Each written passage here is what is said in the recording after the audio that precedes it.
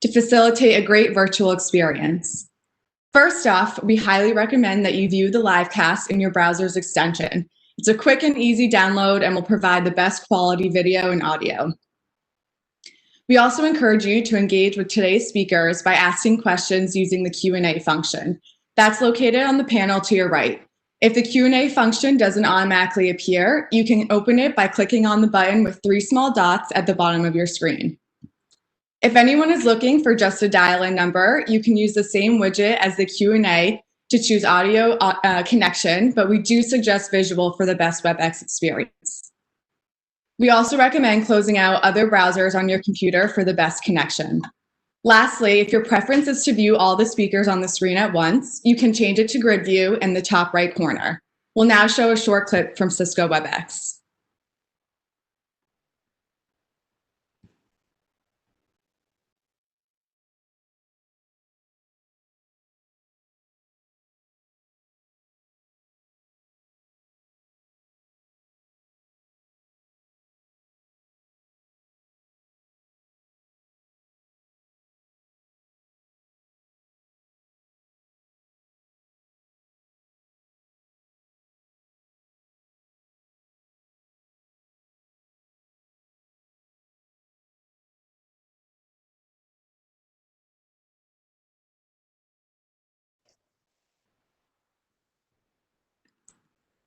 Great. So for anyone not able to tune in today, they'll be able to watch today's series on demand on our website or in the follow-up email that you will all receive.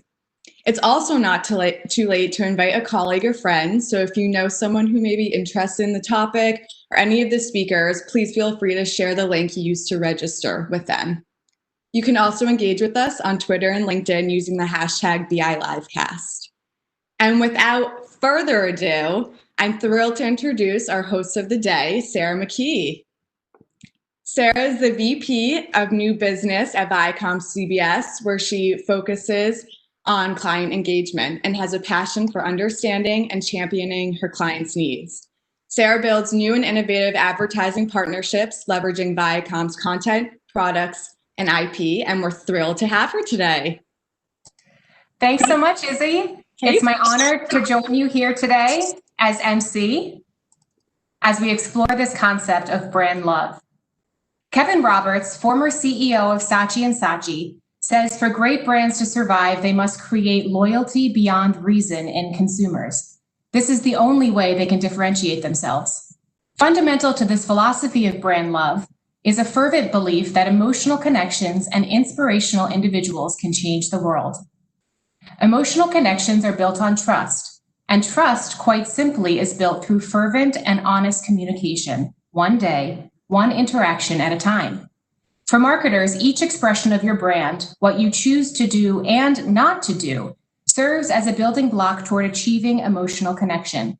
No single element will catapult you to brand love status, but collectively, they should work together to script a beautiful story that consumers find impossible to put down. At Viacom CBS, we are storytellers. Through our content, we create the stories that define culture and ignite conversation. We are the beat of the news, the pulse of pop culture, the future of entertainment. And we have created a super league of internal and external expert creatives and production teams to guide, develop, and critique our work for partners.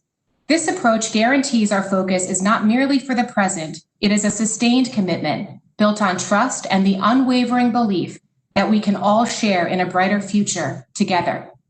Which leaves me with inspirational individuals. Well, you are in luck because today will be chock full of them. Business leaders, creative strategists, cultural experts, all working tirelessly to not only achieve, but maintain brand love through their focused leadership, their marketing innovation, and their tireless pursuit of purpose. To kick us off, I am pleased to introduce my friend and colleague, Lydia Daly. Lydia is the Senior Vice President of Velocity Creative Strategy and Cultural Intelligence at Viacom CBS. Welcome to the virtual stage, Lydia. Hi, Sarah. How are you? So good to see your face. You too. Oh. Here we go. Let's get my camera going.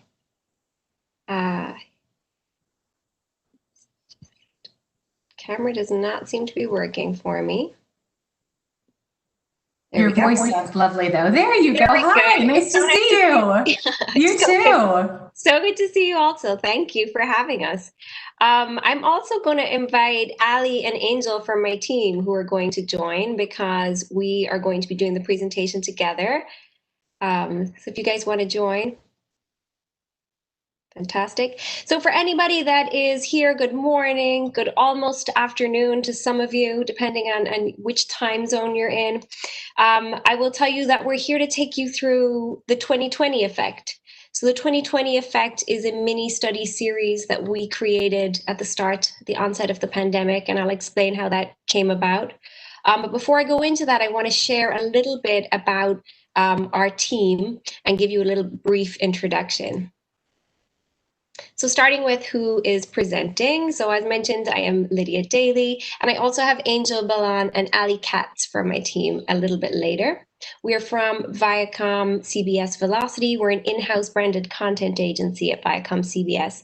But our team in particular are the creative strategy and cultural intelligence team. So when we talk about creative strategy, we're talking about enhancing the work that we do by grounding all of our creative output in consumer research, cultural relevance, and audience expertise. And when it comes to cultural intelligence, we're really focusing on inspiring our partners and advertisers with thought leadership, trend casting, and interactive workshops and presentations such as this one.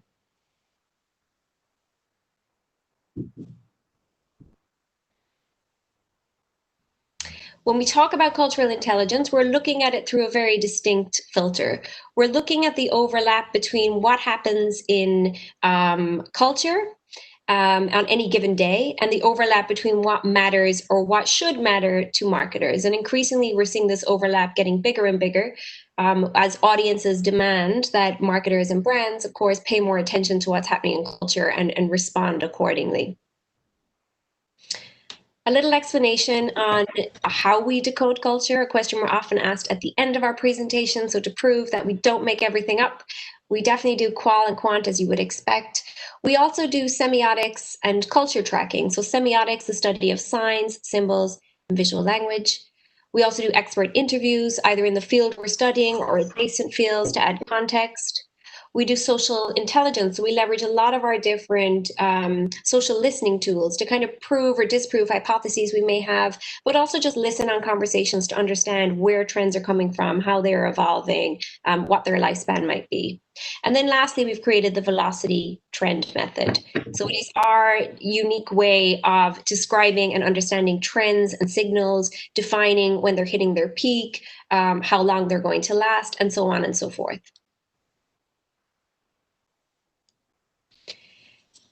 And then next, it's not all science. Culture is our practice and our passion. So if you were to meet all of our team, and you're going to meet quite a few of them over the mornings of this week as we're presenting each day, but we are diverse in every sense of the word, in an obvious sense, but also in our backgrounds and our interests and our passions. And so when we are not studying culture for a living, we are studying it because we are interested in it. We want to see culture in progress. We want to read the things, see the things, go to the things. And even if we are stuck in our homes and we're not allowed out, we can participate in culture on every screen that is available to us.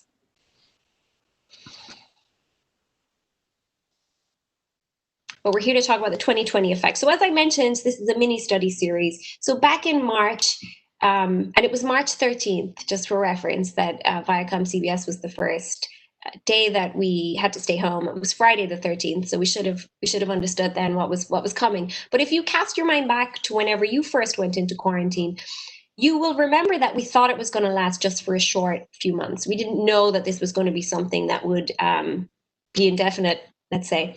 And at the time, even though we thought it was only going to last for a few months, the impact on so many different industries and facets of our lives was huge. So travel, retail, the impact on mental health, the fact that we were talking about COVID divorces and Corona babies, retail, like there's just so many aspects of our lives were affected. And not just were we reading about things that were impacting our lives, but it was also impacting our business. So way back when this happened, RFPs that were after coming in were suddenly paused for us. Marketers and content creators in-house were wondering, well, what do we do now? How do we speak? How do we interact with our audiences? What should we say? And so to help answer those questions, we created a weekly study to track each week's signals, emerging behaviors, and the potential long-term effects. We have created 14 to date, and they're now launched on a monthly basis from here on in. The next one is changing daily because it's focused on the election. So that's a lot of fun. But looking back, you'll see that it really runs the gamut of topics. So again, we looked at self-care, we looked at community, kids and family, news and information, travel. All of these are available to you if you're interested. We're happy to share these mini studies. Over the next few mornings, we're going to be sharing a little bit of a deep dive on a select few. So this morning, we're going to focus on experiences, but tomorrow we'll look at influence, and then we'll look at the Black Lives Matter movement on Thursday. But without further ado, I will hand over to Angel, who's going to kick us off and tell us about the 2020 effect on experiences. Yeah, so as Lydia mentioned, this is our mini study looking at how experiences are evolving post-pandemic.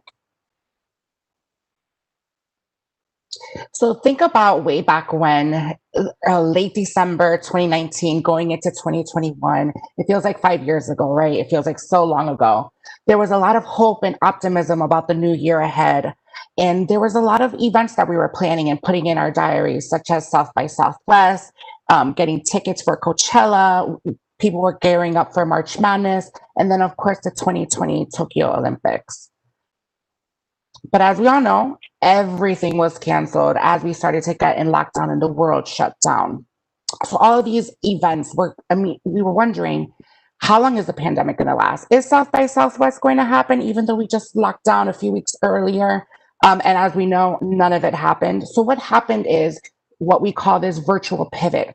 All of these event producers, sports leagues, brands, and every type of cultural institution started to replicate and create digital versions of the IRL experience to create this sort of connection and fill the void of the experiences that we lost. But before we go into the code of experiences that we've identified, let's really operationalize what we mean by experiences. This mini study really focused on live events and content, and it goes from IRL to digital and everywhere in between, blurring both realms. So we found this, as part of our research, we found this great map that identified all of the human drivers and the motivations of experiences. Shout out to the Sound, the qualitative agency that we're sharing this from. No matter how much experiences are evolving, the motivations are still the same. We're still looking for experiences as a form of adventure, as a form of escape, to connect and bond with people, as well as, transform and evolve and learn and discover new things and new points of view. And now we're going to go into the experience codes, and how we define codes is clustering the cultural data. So looking at different behaviors, looking at different data, looking at cultural examples, brand communications, and brand activations, and clustering those together to come up with these themes, identifying emerging evolutions and expressions of experiences. So because experiences is such a broad topic, we wanted to create some sort of framework or an organizing principle to wrap everything nice in a beautifully packaged box. When we look at the x-axis, we wanted to look at those very me-centric experiences all the way to the collective. And then looking at the vertical experiences, thinking about the types of experiences that we talked in the virtual pivot, maintaining those existing experiences, just creating digital copies, all the way to the top and building new entire experiences by upgrading and enhancing, whether through leveraging technology or adding some sensorial component to it. So here are the 6 codes. We are going to, for the sake of time, we're going to take you through 3. Cocooned experiences in the bottom right, on-off storytelling in the top left, and hacking the senses in the top right. But we also wanted to map some examples that you may or may not be familiar with, such as augmented reality restaurants, which was something that is spurring up. Think about the Travis Scott Fortnite concert, and the newer example, the Weekend Experience, where he launched this interactive, AR, VR experience on TikTok, which had 1 billion views live and post live.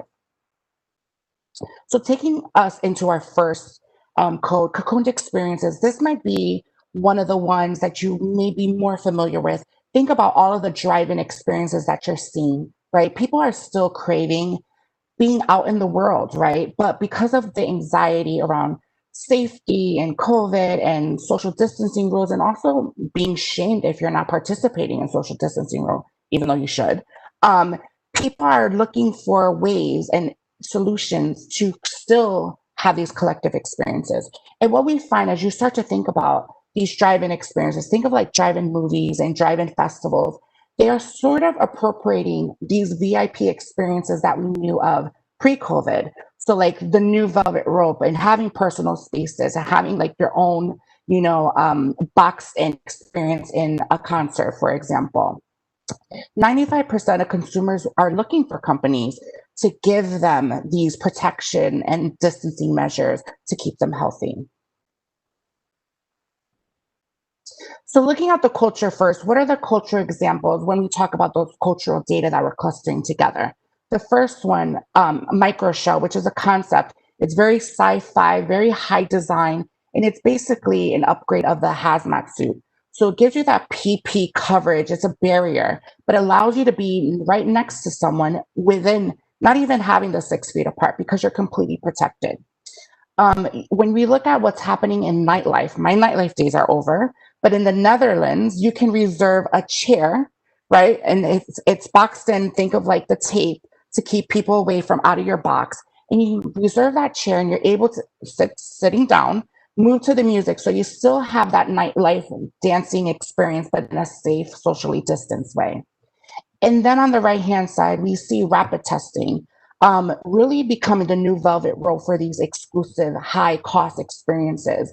Rapid testing is about almost $100 per pop, and that's kind of the entryway. In order to get into that exclusive experience, you have to pay on top of the cost of entry. So we're starting to see these very VIP elements being brought into this cocooned experience. And when we look at brands, the first one, Walmart, again, thinking about the drive-ins, they've converted 160 of their parking lots into a drive-in theater, partnering with Tribeca Film Festival, the parent company, Tribeca Enterprises. And they're giving the full theater experience in addition to popcorn and candy and drink service. And then on the right-hand side, we have hotels that are reevaluating their business models. And this hotel chain, Pasea, partnered with Safe Sound, which usually happens in the comfort of these private spaces or people's homes. And they're having these live performances in their courtyards and having people book their rooms for a few hours, up to 4 guests, and enjoy music in the safety and privacy of their room. So think about the skyboxes that we have in Madison Square Garden. This is the hotel version that is happening now. So some thought starter questions to think about if you want to activate on cocooned experiences. So think of the drive-in experience. That's sort of the low-hanging fruit. That's the easy solution that we're seeing. It's becoming mainstream. This newsletter launched in August, so we're starting to see a lot of these things manifest and accelerate. But if you're going to do like a drive-in experience or something very the low-hanging fruit, think of ways that you can add some multisensorial benefits to it. How can you upgrade it upgrade it through technology? Think of the Walmart example. We have the popcorn and the candy service. What else can you add to supplement and enhance the experience? And as we start to see these VIP elements become mainstream and be offered to the common day consumer, is this going to be the new standard? Are people going to want to be in the mosh pit? Some people are, but some people are really like, I kind of like having this barrier, listening to my favorite musical act. So thinking about like, are there ways that you can still keep these VIP experiences and elements intact in the future? And then we're going to move on to our next code, and I'm going to hand it off to Ali.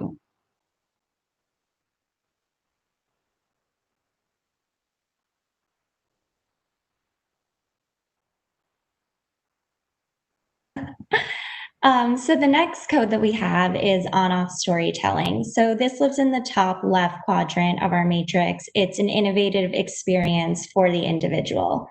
And this code is really about how storytelling is no longer a one-way street or experience for consumers.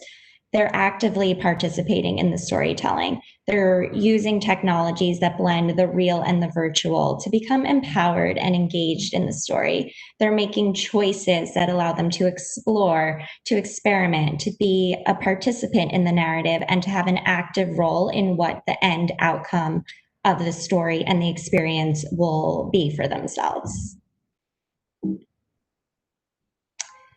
A couple cultural examples that we see really doing a nice job of bringing this code to life. The first is the true crime podcast, The Sneak. This really upgraded the podcast experience beyond just being a listening experience, offering supplementary features like interactive crime scene maps and behind the scenes videos. So it amped up the different aspects of what a traditional podcast might be. Another great example is the partnership between Niantic and Punch Drunk. They teamed up together to explore an experience that incorporated mobile gaming, AR glasses, and real-world gaming experiences. In the end, it centered around outdoor exploration, movement, and even social interaction. So it really took a traditional story or experience and upped it to the next level by adding in these other components. Brands are capitalizing on this too, particularly within the true crime genre. We see Sky TV launched a free digital gaming experience to complement their crime show Bulletproof. This allowed consumers to really join the show's two lead characters and actually interrogate a serial killer using different types of language processing technology and really incorporate themselves into the show. And then Netflix, of course, always a leader in a new trend or experience. But for their reboot of Unsolved Mysteries, Netflix gave viewers access to a full Google Drive of evidence and encouraged them to dive into the evidence to find clues, make connections on their own, and help them solve these open cases. And it actually led to 20 credible tips from true crime enthusiasts who took it upon themselves to make an impact on these stories. So again, a couple of discussion points and thought starters here for how to activate on-off storytelling. The first being, how can brands make every piece of content into a participatory transmedia experience and really blur the lines of what traditional storytelling might be? We also want to pose the question of what new platforms and technologies will emerge to facilitate this code. We're seeing virtual reality, augmented reality really lead the pack in it right now, but we're curious and excited to see what will be the next emerging tech that take it to the next level. And then lastly, how will audiences build community through participatory storytelling? Right now, these stories have elevated from a one-way street to two-way between the storytellers, the creators, and the audience. But we think there's great opportunity to build community and connections among the audience members participating together too. The last code we have for you is hacking the senses. So this lives in the top right quadrant of our matrix. It's an innovative experience designed for the collective. And I'm sure we can all relate to perhaps the cause of it, which is the fact that we're all feeling a little bit isolated during this time. We're missing connecting in person. Virtual experiences can only take us so far without that hug or that fist bump. So we're really existing in a state of skin hunger. And brands and experiences are stepping up to this challenge, finding ways to use technologies to combat this skin starvation and help us connect and achieve this really basic human need of touch as humans.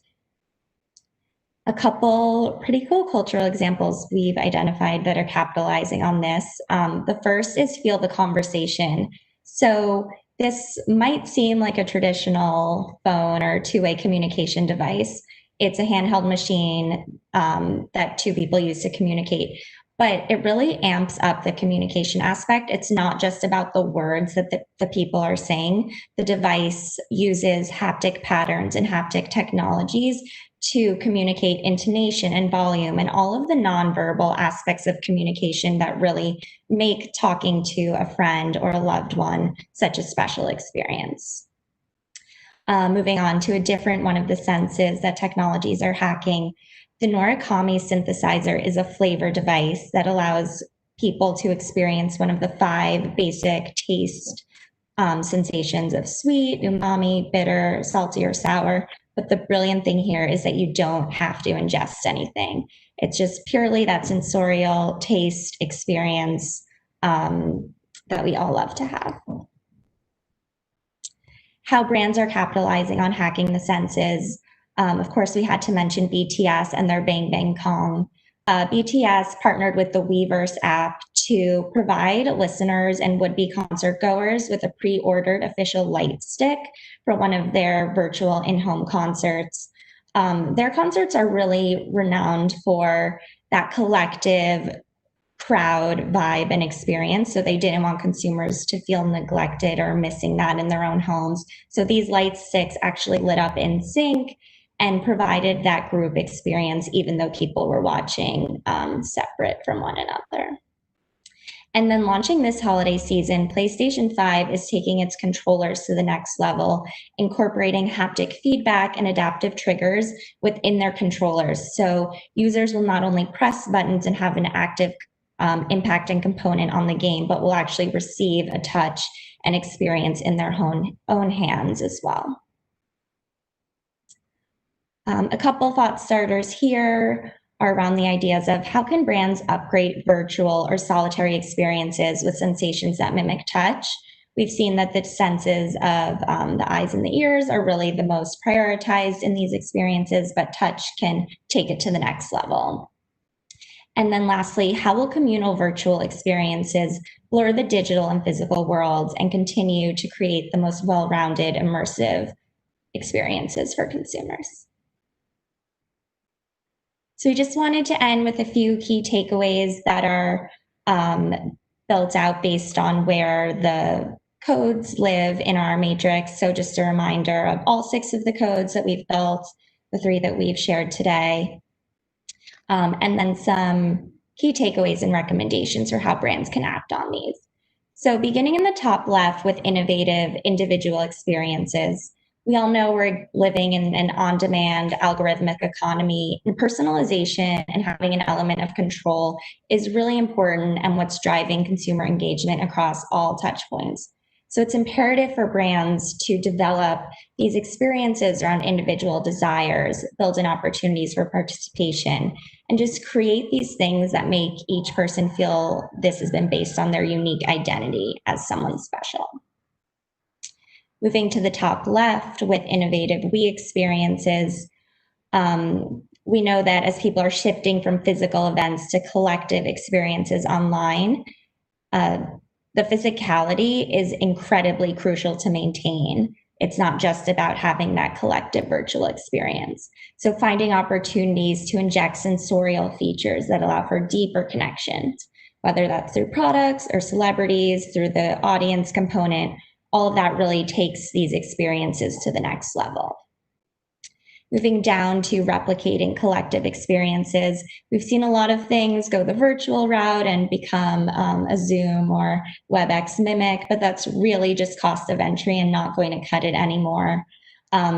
Experiences should be looking to be upgraded, facilitating points of connection among consumers, and really brands should look for ways to find ways to incorporate supplementary products that can unite and amp up an experience from a distance. And then lastly, in terms of replicating individual experiences, consumers are starved for entertainment that's really going to capture their attention and engage them when they're not just looking for what's next and looking for what to add to the queue. So we think a great opportunity here is to turn one-off events into binge-worthy, extended experiences that consumers can come back to and savor and really become a positive, extended thing for them. So that is all that we have for you today. Thank you so much for having us. Thank you, everyone, for your time. It was a pleasure. Thank you so much. Big thank you to Lydia, Allie, and Angel for kicking us off today with such a great presentation. I personally am always so appreciative of how your team is able to really dig into the motivations and mindsets of our customers to create real actionable solutions and ideas for marketers to consider. So thank you so much for that. For our first fireside chat of the day, we are thrilled to welcome Fernando Machado to the stage. Fernando is currently the Global Chief Marketing Officer of RBI, Restaurant Brands International. RBI owns iconic chains such as Burger King, Tim Horton, Popeyes, and more. Fernando's focus is on infusing the brand with purpose, modernizing the design, and inspiring the organization around brand development. Under Fernando's leadership, Burger King became Client of the Year at the DNAD in 2016, Creative Marketer of the Year in Cannes 2017, Client of the Year at the One Show 2018, and Advertiser of the Year at the Clio Awards in 2018. Super impressive work. This session will be moderated by my friend and colleague, Martha Riley, Senior Vice President of Convergent Ad Sales at Viacom CBS. Welcome to the stage, Fernando and Martha. Thanks, Sarah. Hi, Fernando. Great to see you. Hey, good to see you too. It's a pleasure to be here. Thanks, Sarah, for the warm welcome. And I was looking forward to this one. I mean, we've been exchanging emails and talking to each other, so it's finally happening. It's finally happening. And normally we would be in New York City during advertising week, and we would probably be holding this session right in our headquarters at 1515 Broadway. But here we are virtually. So how is working from home going for you? Oh my God, I think that there is two areas to answer this question, right? I mean, one is on the personal side, and one is on the professional side. On the personal side, I'm not very optimistic guy, as most Brazilians are, I would say. And I always try to focus on the silver lining, of everything, and that has been helping me keep my sanity while working from home. We try to be grounded as much as we can, and we were very grounded, especially in the beginning of the pandemic here in Miami. And I have a little guy who is 9-10 months old. I can play with him much more so than if I were coming to the office every day. So that's a positive thing. I can spend time with my wife. I can spend time with my other son, who is always with us on Wednesdays and over the weekend. So there are some positives. I'm a very quiet guy. I like staying at home. So on that sense, it has been good. It's probably driving my wife crazy, to see me doing video calls and phone conferences, walking around. So she helped confine me to a certain environment, and that's kind of helping. So it has been okay, working from home on a personal level. On a professional level, I do miss staying in close contact, personal contact with the teams. We work in a very collaborative way here at Restaurant Brands International, and I used to do a lot of my work by walking around and talking to people. So I feel that today I have to have a much more structured agenda, of meetings and video conference and this and that, to get my work done. So I'm compensating by being more organized, the fact that I tend to have a much more informal style, which doesn't work as well when you're working from home. Yeah, it's hard to stay still on a Zoom, right? I mean, you have to stay still and be seated, right? So you can't walk around. And how have you adapted as a leader? Because it's hard also to connect with people. Yeah, I think that again there are pros and cons. I don't know if that happened to you, Martha, but in my case, we do a lot of global work with other regions and other countries. We do a lot of work with the agency guys who sometimes are not necessarily in Miami, and there was no excuse for not doing video conference before. But today I think meaning the distance was the same before, but I feel that today we do much more video conference with the teams and all that. So to some extent, it helped unlock this habit of doing video conference more often. I never did so many video conferences in my life, and it's not that the distance and the way of working with China has changed. You know what I mean? and I think that on the other hand, like it does help us to like make decisions faster because we know that like we can just reach out and jump on a video conference and jump on a call. So there are some positive things, you know, like I feel that there is always a positive and a negative, you know, like it's very hard to separate personal life from professional life.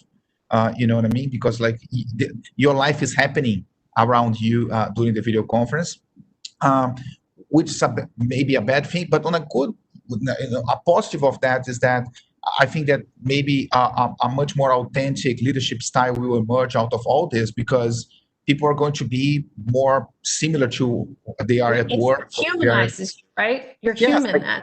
like People just get to see the real you. yeah, I don't know if you've gone through this, but like in the past, like when there was one person, it's usually like one person or two people calling in, or like or joining via video conference, and a dog would bark on the back, and people would be mortified, right? Or a kid would cry, or they would come and grab your shirt, and you'd be mortified. Now we don't even apologize. It's like, you know, that's life, and I think that maybe. People have more empathy because people have different personal circumstances. Companies may become a little bit more flexible in terms of working from home. So there might be some positive things coming out of what has been a very difficult year. Yeah, I definitely agree with you there. There's definitely some positive things that have come out, you know, amongst all the negative. We have to always see the positive. So last week, big week for you. Two real big awards. The first, the Grand FE for Whopper Detour, and second, being number 3 on Forbes, you know, the world's most influential CMO list. So two pretty amazing accomplishments. First, I'd like to just talk a little bit about Whopper Detour and the creativity behind that campaign.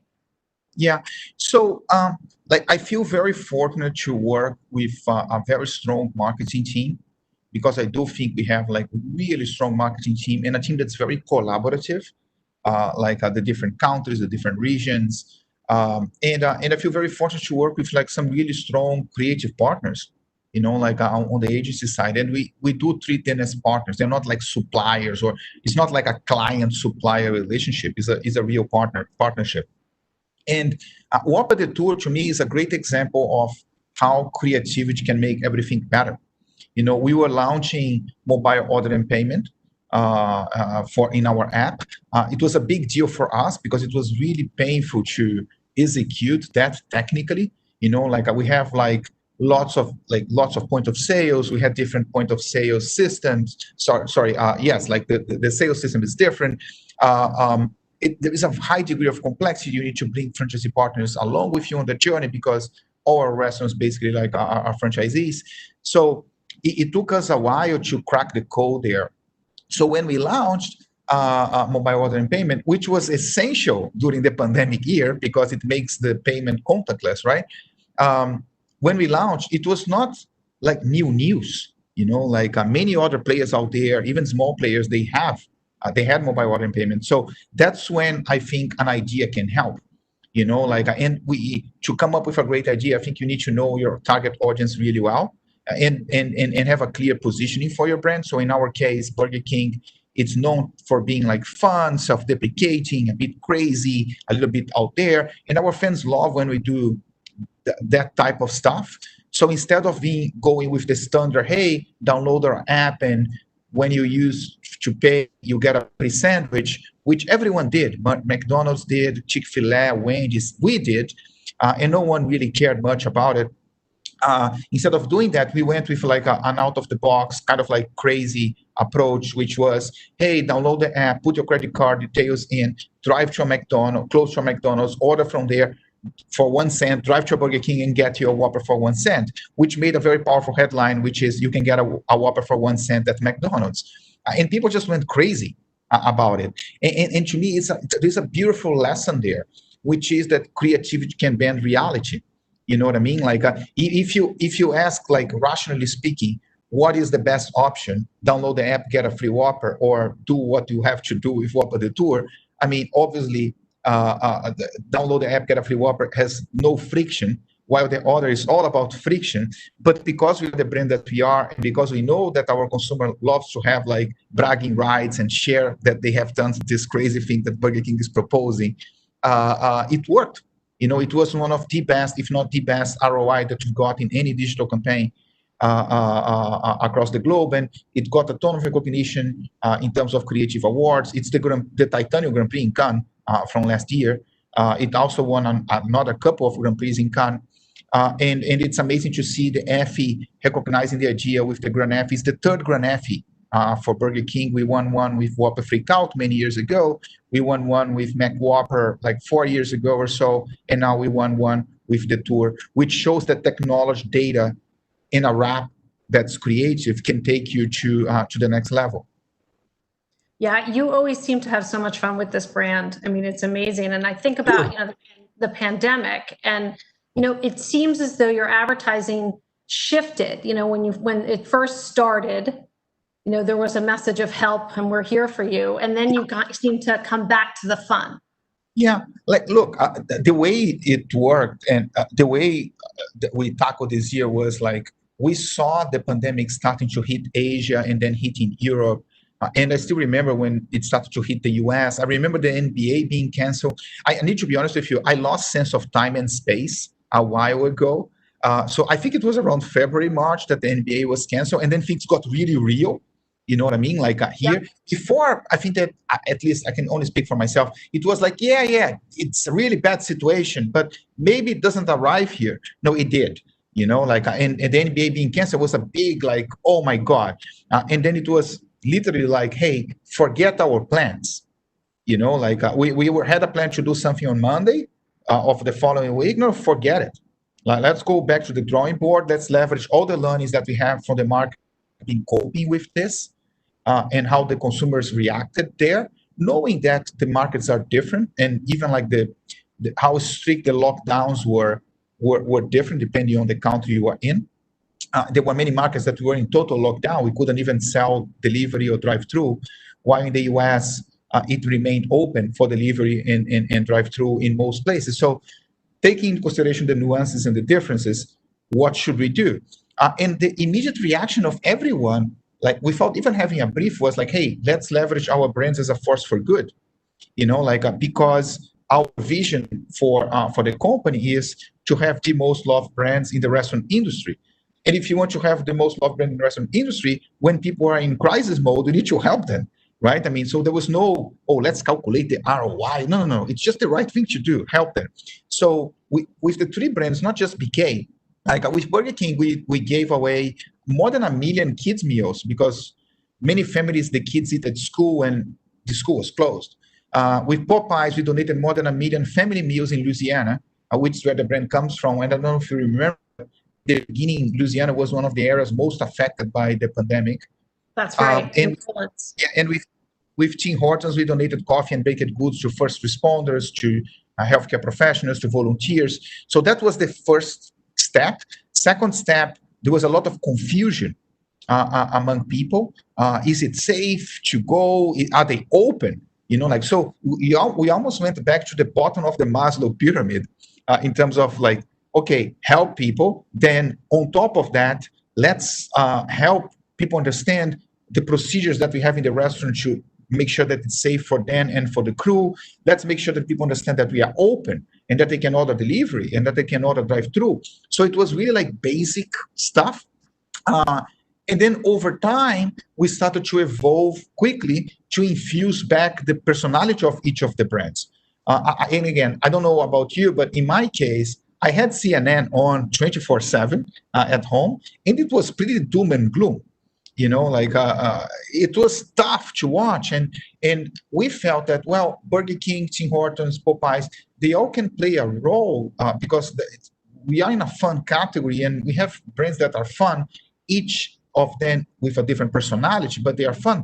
So we started to bring that back a bit because we felt that on top of helping the community with like the way we're doing, on top of making sure that we had a didactic message so that people understand, like to eliminate a bit of the confusion, we could put a smile on people's faces. right? I mean, and that's basically what we did. We started to bring back some of that and do things that took into consideration the context that was around us, but that had more of the personality of the brand embedded into the ideas. Yeah, and I know with the QR Whopper, that was another great example of something that you did that kind of provided us with a little bit of entertainment. Yeah, we did so many. We did the QR code Whopper, which was this crazy ad that you had a QR code like bouncing around, and then if you capture with your phone, because I was very bored at home, at some point. So we tried to do things that were engaging to people. Like we did the social distancing crowns, which was just I love that. Yeah, that came from The Sombreros, correct? Yeah, exactly. So that came from Germany, and we did it in Mexico, we did it in the US, we did like in Asia. I remember when Italy came up with the idea of doing like a social distancing Whopper, which was a Whopper with 3 times more onions, which is just silly. But that was what people needed, a little bit of a comic relief. Like we did like a do-it-yourself Whopper in France because the restaurant was completely closed. So we did a partnership with Uber Eats and Carrefour to deliver like the ingredients so you can prepare it at home. It's not even going to taste the same because people are probably not flame grilling at home, but we try to keep it fun, to keep like having like a little bit of a comic relief for people, and to do what our brands do best, which is like going back to the personality that the brands have.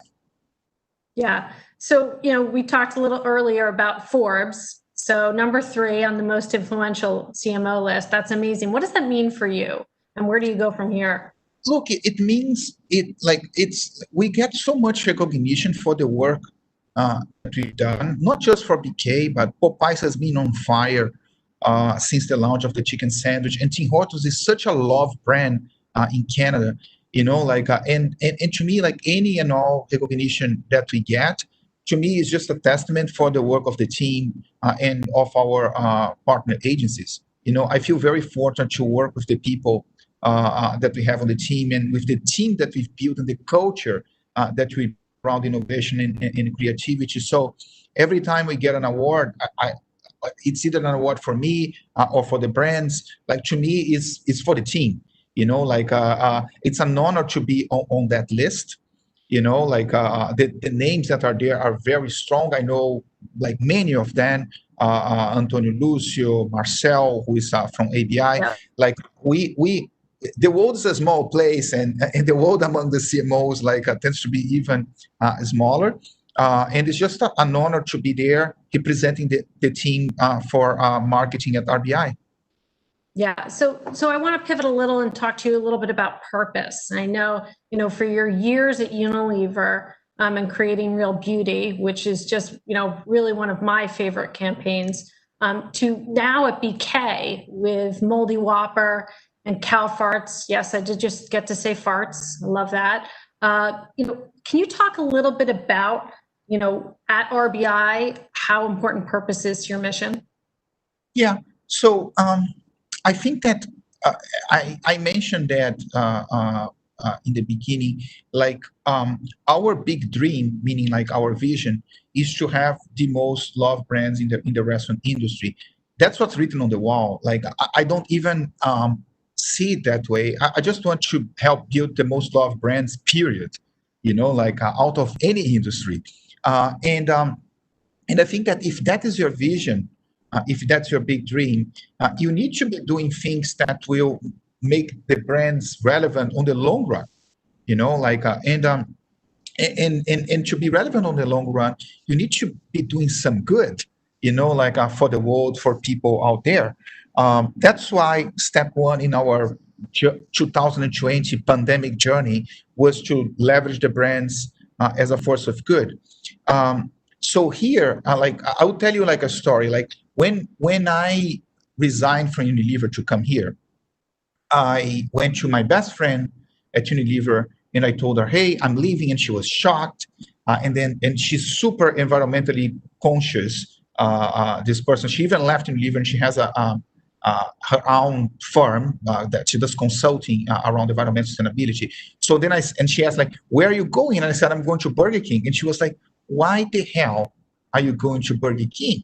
You know what I mean? Like you work for Unilever for 18 years, and we've been doing like some amazing work for Dove. Campaign for Real Beauty was already there, but I think we did some really good evolution of that work. And you're going to Burger King, which is like a fast food. It's not a good industry. Like if you like food, like why don't you go and work for a startup or for a company that's already doing good? And my answer to her was like, look, I mean, I went to Miami, I met the guys in the office. I felt that it was a group of people that really want to had a big ambition for the brand. It was just Burger King back then. We didn't have Tim Hortons and Popeyes yet, but had a big ambition for the brand and big ambitions for the industry. And people are actually trying to do some good, and it's a big platform, and it can have a massive impact. We have billions of people that come. So if I can make a little bit better, it will have or if we can make a little bit better, it can have a massive impact for people out there. Rather than if I'm like nothing against working on a startup, but like it's just a different it's just a different way to cause an impact. So coming here has been a journey in terms of creating the right projects and unlocking the right resources to evolve the brand and the company. Like today, we do have, as part of our strategy, a plan that's called Restaurant Brands for Good, which has 3 pillars: food, planet, and people and communities, all linking to the United Nations Sustainable Development Goals. And we have really ambitious plans in terms of removing artificial ingredients from our products, improving the nutritional profile of all the products, or diminishing the carbon footprint that we have in the whole supply chain, improving transparency, improving traceability. People and communities, there is a lot of work going on diversity and inclusion and supporting communities through our foundations. So it's a really serious plan, which is at the center of our strategy. So projects like Moldy Whopper, which get a ton of recognition in terms of creative awards and really drove results for us, they are linked to that plan, in terms of removing ingredients from artificial sources.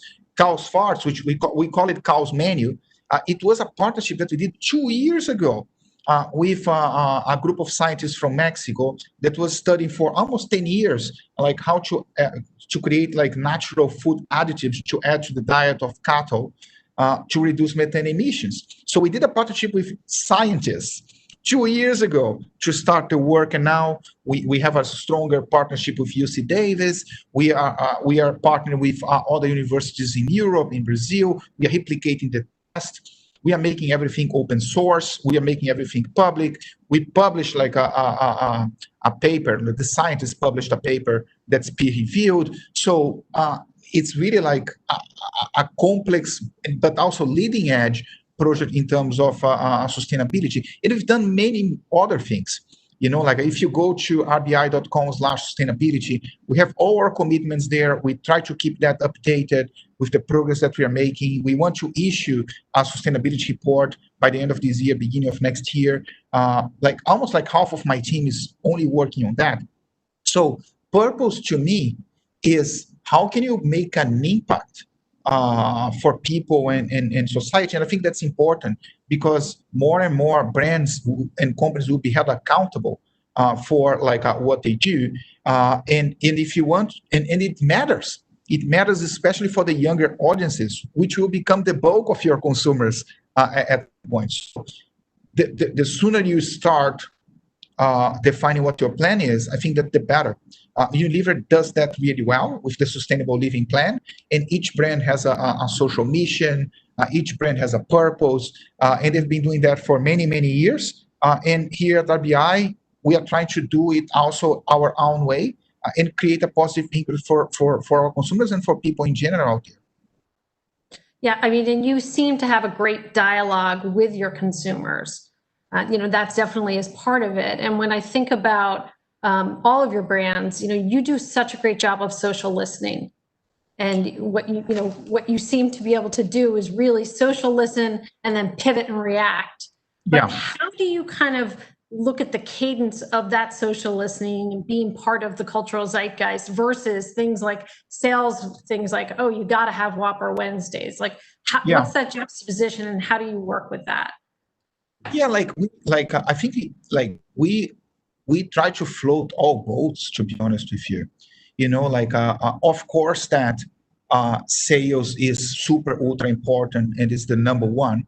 I mean, I think it's very difficult for me to even entertain having a conversation about a tweet that is real time answering to someone if my sales are negative and going down.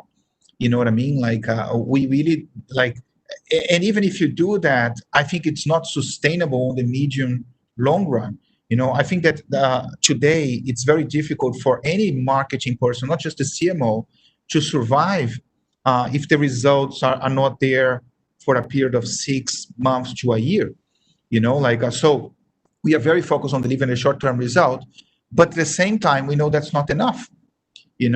So we try to do that in a very efficient way and have the numbers coming in, and we do have the pulse on the finger of results. I get global results for all our key markets on my cell phone twice a day for the day.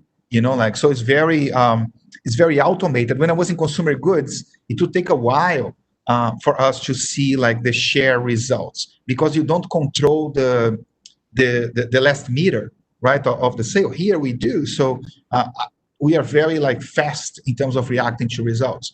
And then on top of that, we layer what you described. We layer activities that are cultural shaping, that are brand shaping for the future. We layer a real-time engagement. We have a social media team for all the brands that has their finger in the pulse of the zeitgeist, and even the profile of the marketing team in general are people who are very in tune with trends and that are looking what people are talking about the brand all the time.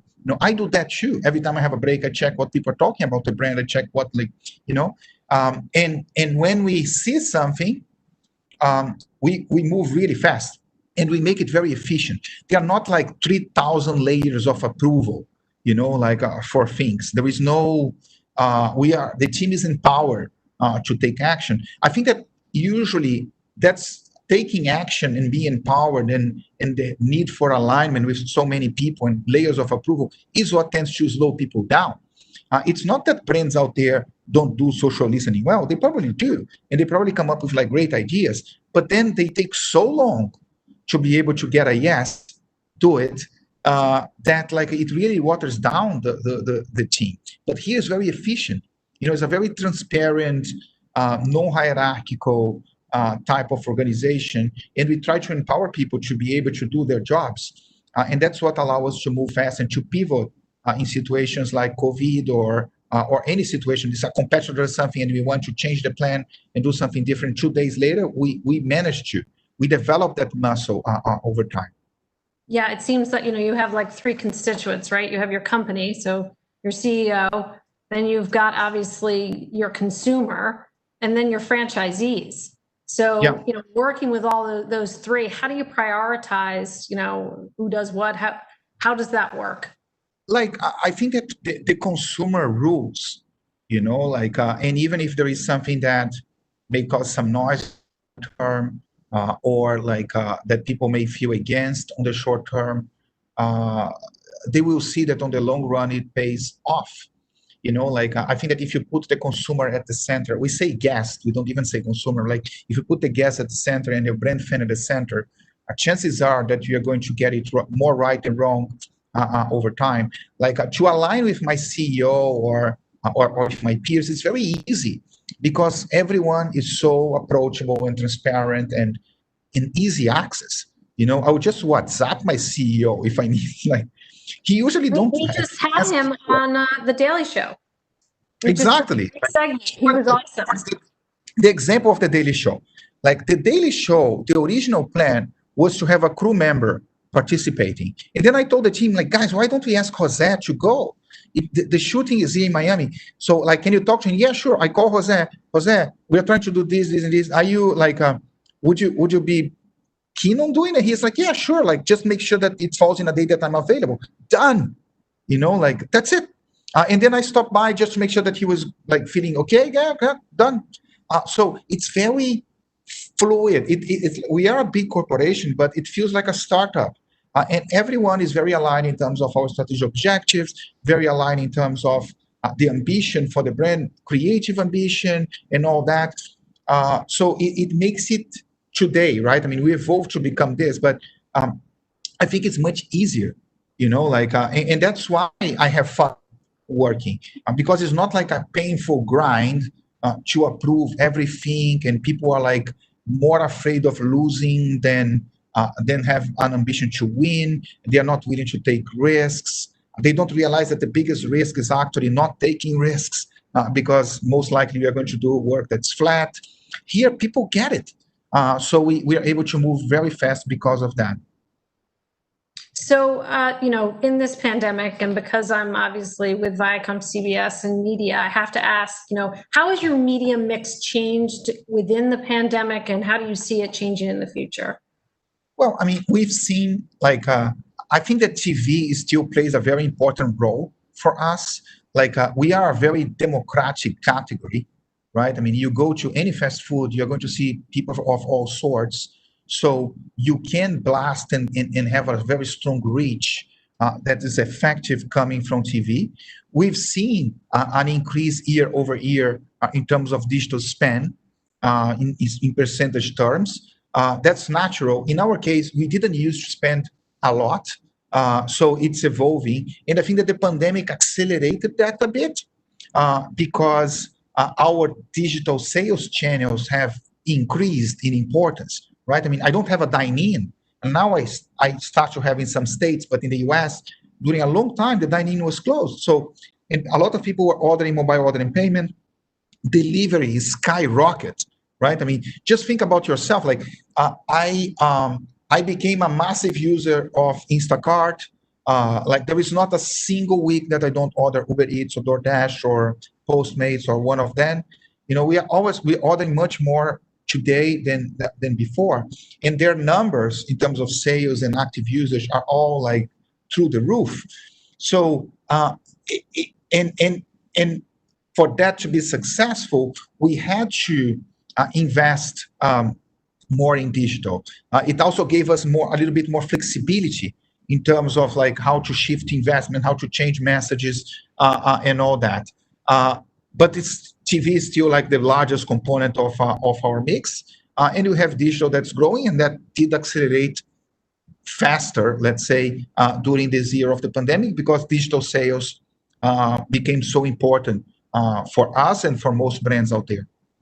So if you had a crystal ball and you could kind of look 2 to 3 years down the line, how does that, guest, as you refer to it, that guest experience transform and change? I think that delivery will continue to grow. I think off-premise will continue to grow very fast. When I say off-premise, is like takeout, delivery, is anything that's not in the restaurant. People will go back to go into the restaurant often, but it will be a bit of a new type of experience, right? I mean, I don't know if you've been to a restaurant in the recent time, but it feels different, right? I mean, totally. Yeah, when you go, you have a QR code for the menu. It's like, what is that again? Okay, I get it. They've been around for a long time, but all of a sudden now we're using them constantly. Now we are finally using them. So I think that off-premise will continue to grow. I think that health and wellness will become even more important, and hygiene. Some of the things that were already important and gaining importance. And I think that was what the pandemic did. The pandemic took some things that were already happening and accelerated, digital sales, health and wellness. I think even sustainability, will come back in full force. We are looking at how that impacts the layout of the restaurant. Maybe my dining should be smaller. Maybe I should have more lanes of drive-through. Maybe I should have an automated locker where people that order takeout, they don't even interact with people. They just take it from the locker. So we are looking into all that, and I'm a firm believer that the pandemic accelerated some of the trends and change that were already happening. I'm a firm believer that the future is already here. It's not just evenly distributed. So you need to look at what's happening on the edges and try, like, and learn from. I think that you are going to lose if you just sit back, lean back, and wait to see what's going to happen. I think we need to write the future, and that will require some experimentation. And that's the type of thing that's how we approach things here. Will we get everything right? Probably not. But we are going to learn a lot and definitely get it right after we experiment a little bit. Awesome. All right. Well, we're going to shift now to Q&A. We have a bunch of questions. Awesome. So the first question is, what advice do you have for those of us starting in branding? What are some of the skills that we should have to be successful long-term? Yeah, look, I think my advice for anyone starting on anything is like, find something that you are completely passionate about and become obsessed about it. You know what I mean? Like, at very early stage of my career, I knew I was passionate about creativity, design, and brand development. I knew that I wanted to be a global marketeer because I love the nuances of the different cultures and different countries. And I became completely obsessed about it, like, especially when it comes to advertising and design. So I consumed like VHS tapes with reels from advertising. I would go out after work with a bunch of friends that were also obsessed about that, and we would buy some beers and watch ads.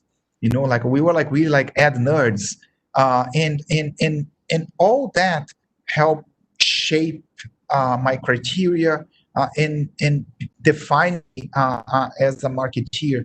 And it was, I always like work very hard, but it never felt that way. You know what I mean? Like, it felt that I was having fun because I love what I do. And life is too short, I think, for you to work on something that you feel is like a constant grinding, and like there is grinding. I'm sorry to break it for you, but if you really love what you do, I think in the balance of overall, it will be positive and you will have more fun than not. So find something that you love. Like, life is too short for you to not be working on something that you really love. I think that the second advice is, like, if you are starting your career, I would, and I know it sounds easier said than done, but I wouldn't necessarily focus on money as the main driver. Like, my main driver would be, where can I go that I can learn a lot?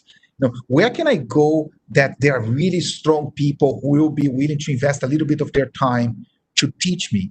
Like, I went to Unilever, and that was a great choice because I was a mechanical engineer.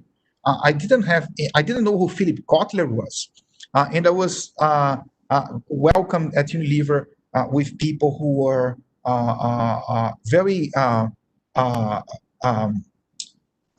they invested time on me, you know what I mean? Training and coaching and taking me to meetings and all that. And that is much more valuable than the salary I was getting, like, so find a place where you can learn. Like, have that as your main driver. And I'm sure that there are people who like will need to make money. So I'm not saying like, hey, work for free, be a slave of that. No, that's not what I'm saying. But like, have as the number one driver, where can you learn? Because that will be the best investment that you're going to make on the long run. And then, like, yes, do they treat you well? Do they pay properly? Like, the other things are also important, but I would put as number one the learning experience that you will get. Yeah, definitely. Finding those mentors is always so important too. Okay, so moving on.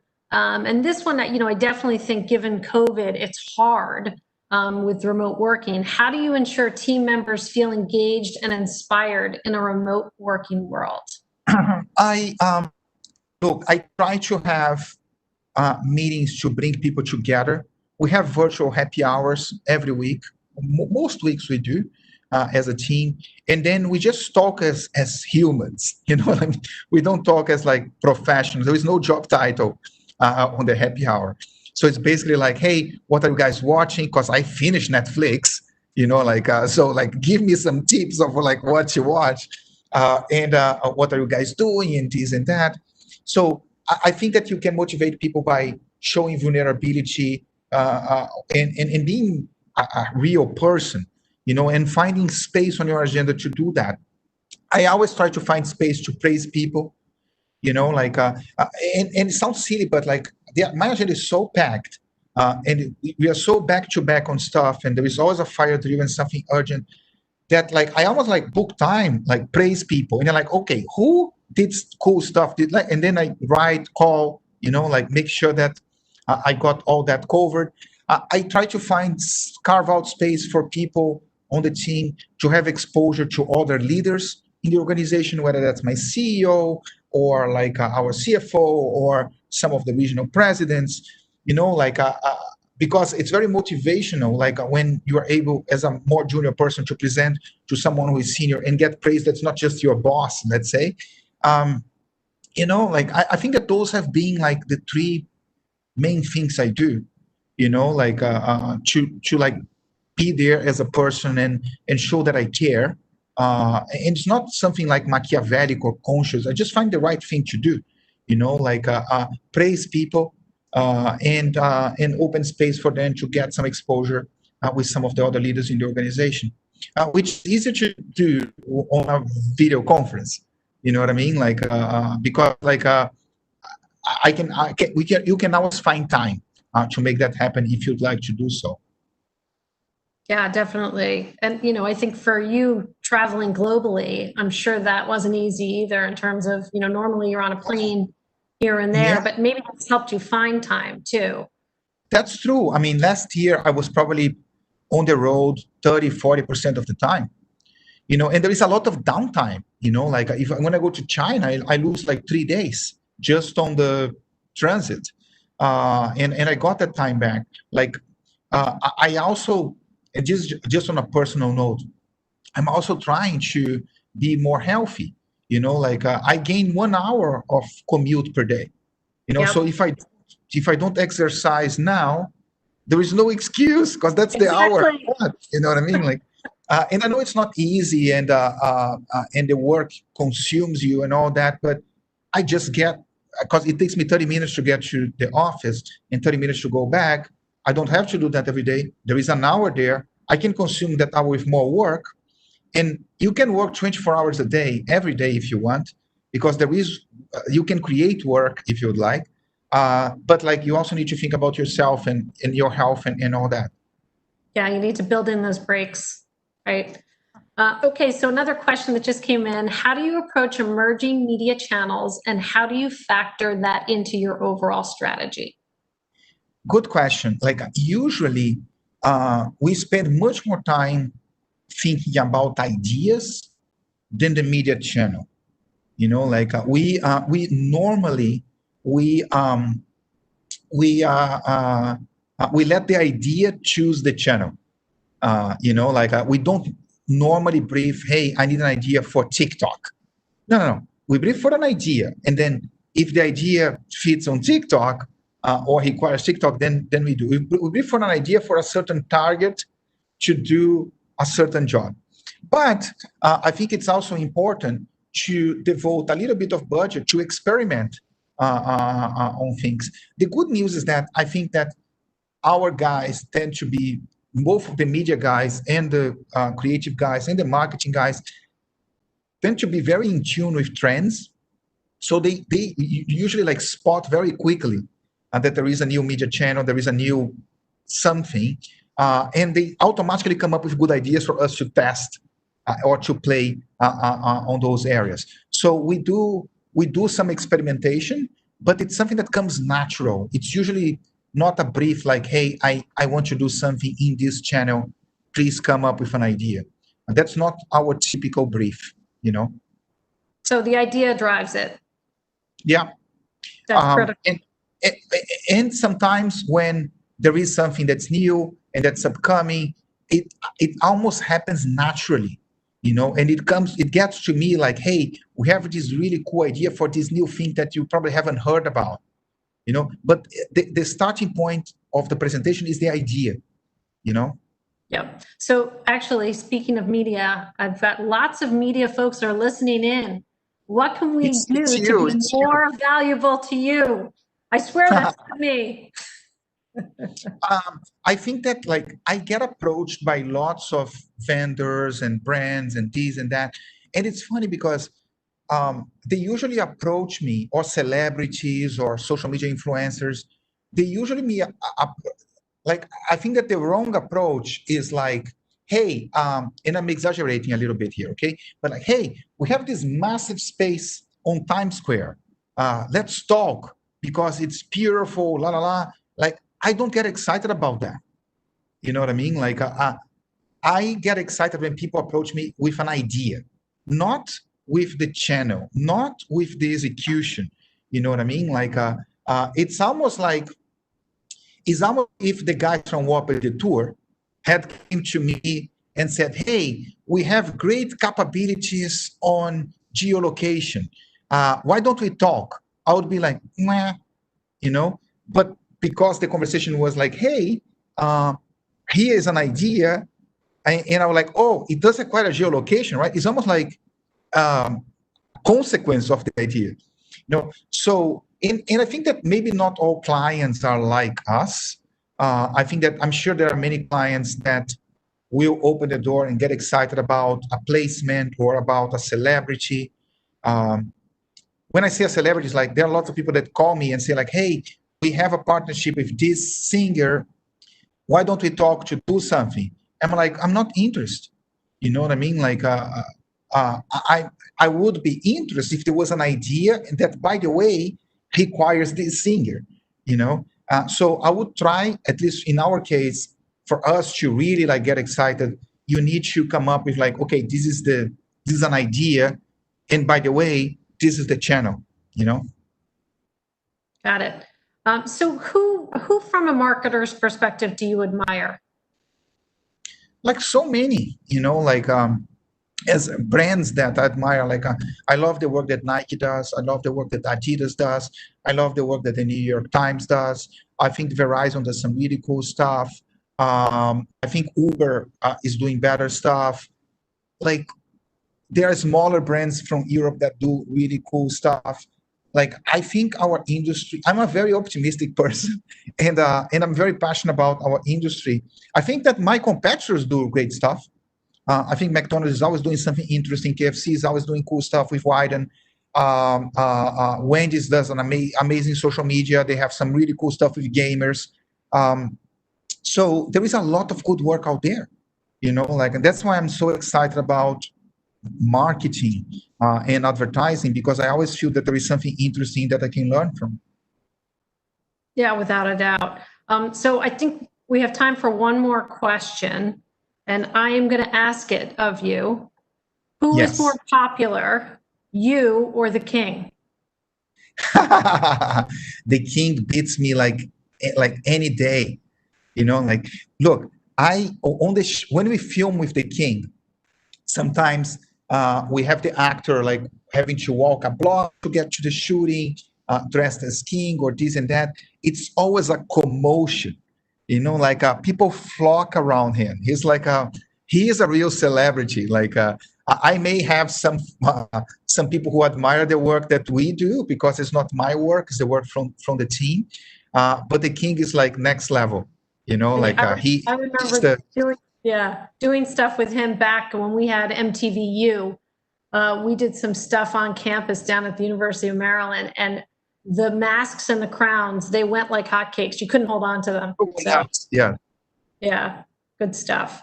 Good stuff. Well, thank you so much for this conversation. It's really been awesome. So thanks. It was my pleasure. I can't believe we were already on time here. I could keep going. We can schedule for one more. And hopefully we can see each other in New York soon enough. Or Miami. Yes, or Miami. Like when it's cold in New York, here is pretty good, you know. I've got a son in Florida, so I'll be headed down. Thank you, Fernando and Martha, so much for that really wonderful discussion. I think there was so much positivity infused throughout the entire thing. You know, Fernando, you started out talking about silver linings and positive outcomes of this tricky situation that we're all in right now. But then you said something that really stuck with me, and I think will stick with me for a long time, because I truly believe it. And I think if everybody can think about this when they're stuck in a tough time, it will make things better. And that is creativity can make everything better. That is such a great thought and a great line for all of us to live by. So thank you so much. And your positive energy, quite frankly, is infectious. So I really appreciate that. Thank you guys for being here today. Thank you. My pleasure. We are now going to shift gears a bit and get a glimpse of what's in store for us this holiday season with the Viacom CBS Creative Strategy and Cultural Intelligence team. As the holiday season quickly approaches, the traditions we've come to associate with holiday cheer will be met with travel restrictions, health concerns, and economic challenges. This presentation will dive deep into how consumer behaviors are shifting with the new emerging rituals and how iconic holiday celebrations are being reimagined. To tell us more, please welcome Karen Vega, the Senior Director, and David Pangilinan, the Coordinator, both of Velocity Creative Strategy and Cultural Intelligence at Viacom CBS. Karen and David? Thank you, Sarah. So nice to see you, by the way. Nice to see you too. It has to be done this way, but looking very much forward to seeing you in that 1515 Broadway. Thank you. Thank you for having us today. We're really excited to bring you this presentation today as we are all collectively gearing up for what will be a very different holiday season, needless to say, as we're going to have to really navigate travel restrictions, health concerns, and economic challenges as well. Today, David and I will take you through how consumer behaviors are changing and adapting to celebrate this year with new rituals, how they're being reimagined, and how all of us as marketers and brands can do a great job at activating in this unprecedented season. One quick note here before we get started is that we developed this presentation in late August, and so there will be nods to making sure that you get an early start, but really that early starts begins now. The reality is that starting this weekend, it's really when all of the sales will begin. 10/10, and David will actually take you a little bit more through what that 10/10 date means. But first, let me dive in and introduce you as to who we are. If you were able to tune into this morning's keynote session on the experience economy, we are part of that gang. We're part of that smart group of the Creative Strategy and Cultural Intelligence team. And so I'll just do a high-level intro for those of you who were not and are just tuning in. But we are a diverse set of strategists. We're using cultural intelligence, audience insights, industry insights to solve business challenges and really help inspire ideas that collect our clients to culture. And so our capabilities are sort of twofold here. We have on the creative strategy side, making sure that we are enhancing the insights and creativity as we answer clients' RFPs, but also making sure that our work is grounded in solid research and cultural knowledge. And then on the cultural intelligence side, we are also inspiring our partners with thought leadership work, interactive workshops, trend casting. Needless to say, we are obsessed with culture. We track all aspects of it. We text each other about it. We have Slack channels covering a bunch of different trends and themes. And so we are excited to bring you this presentation. On the next slide, we often say that our work sits at the intersection of what matters in culture and what matters in marketing. And increasingly, we are seeing that overlap getting bigger, right? Particularly because of the evolution of social media, new technologies coming to the forefront, and because consumers are asking for it, and the appetite is completely there. And really, everything that is happening in culture is something that marketers and brands should care about.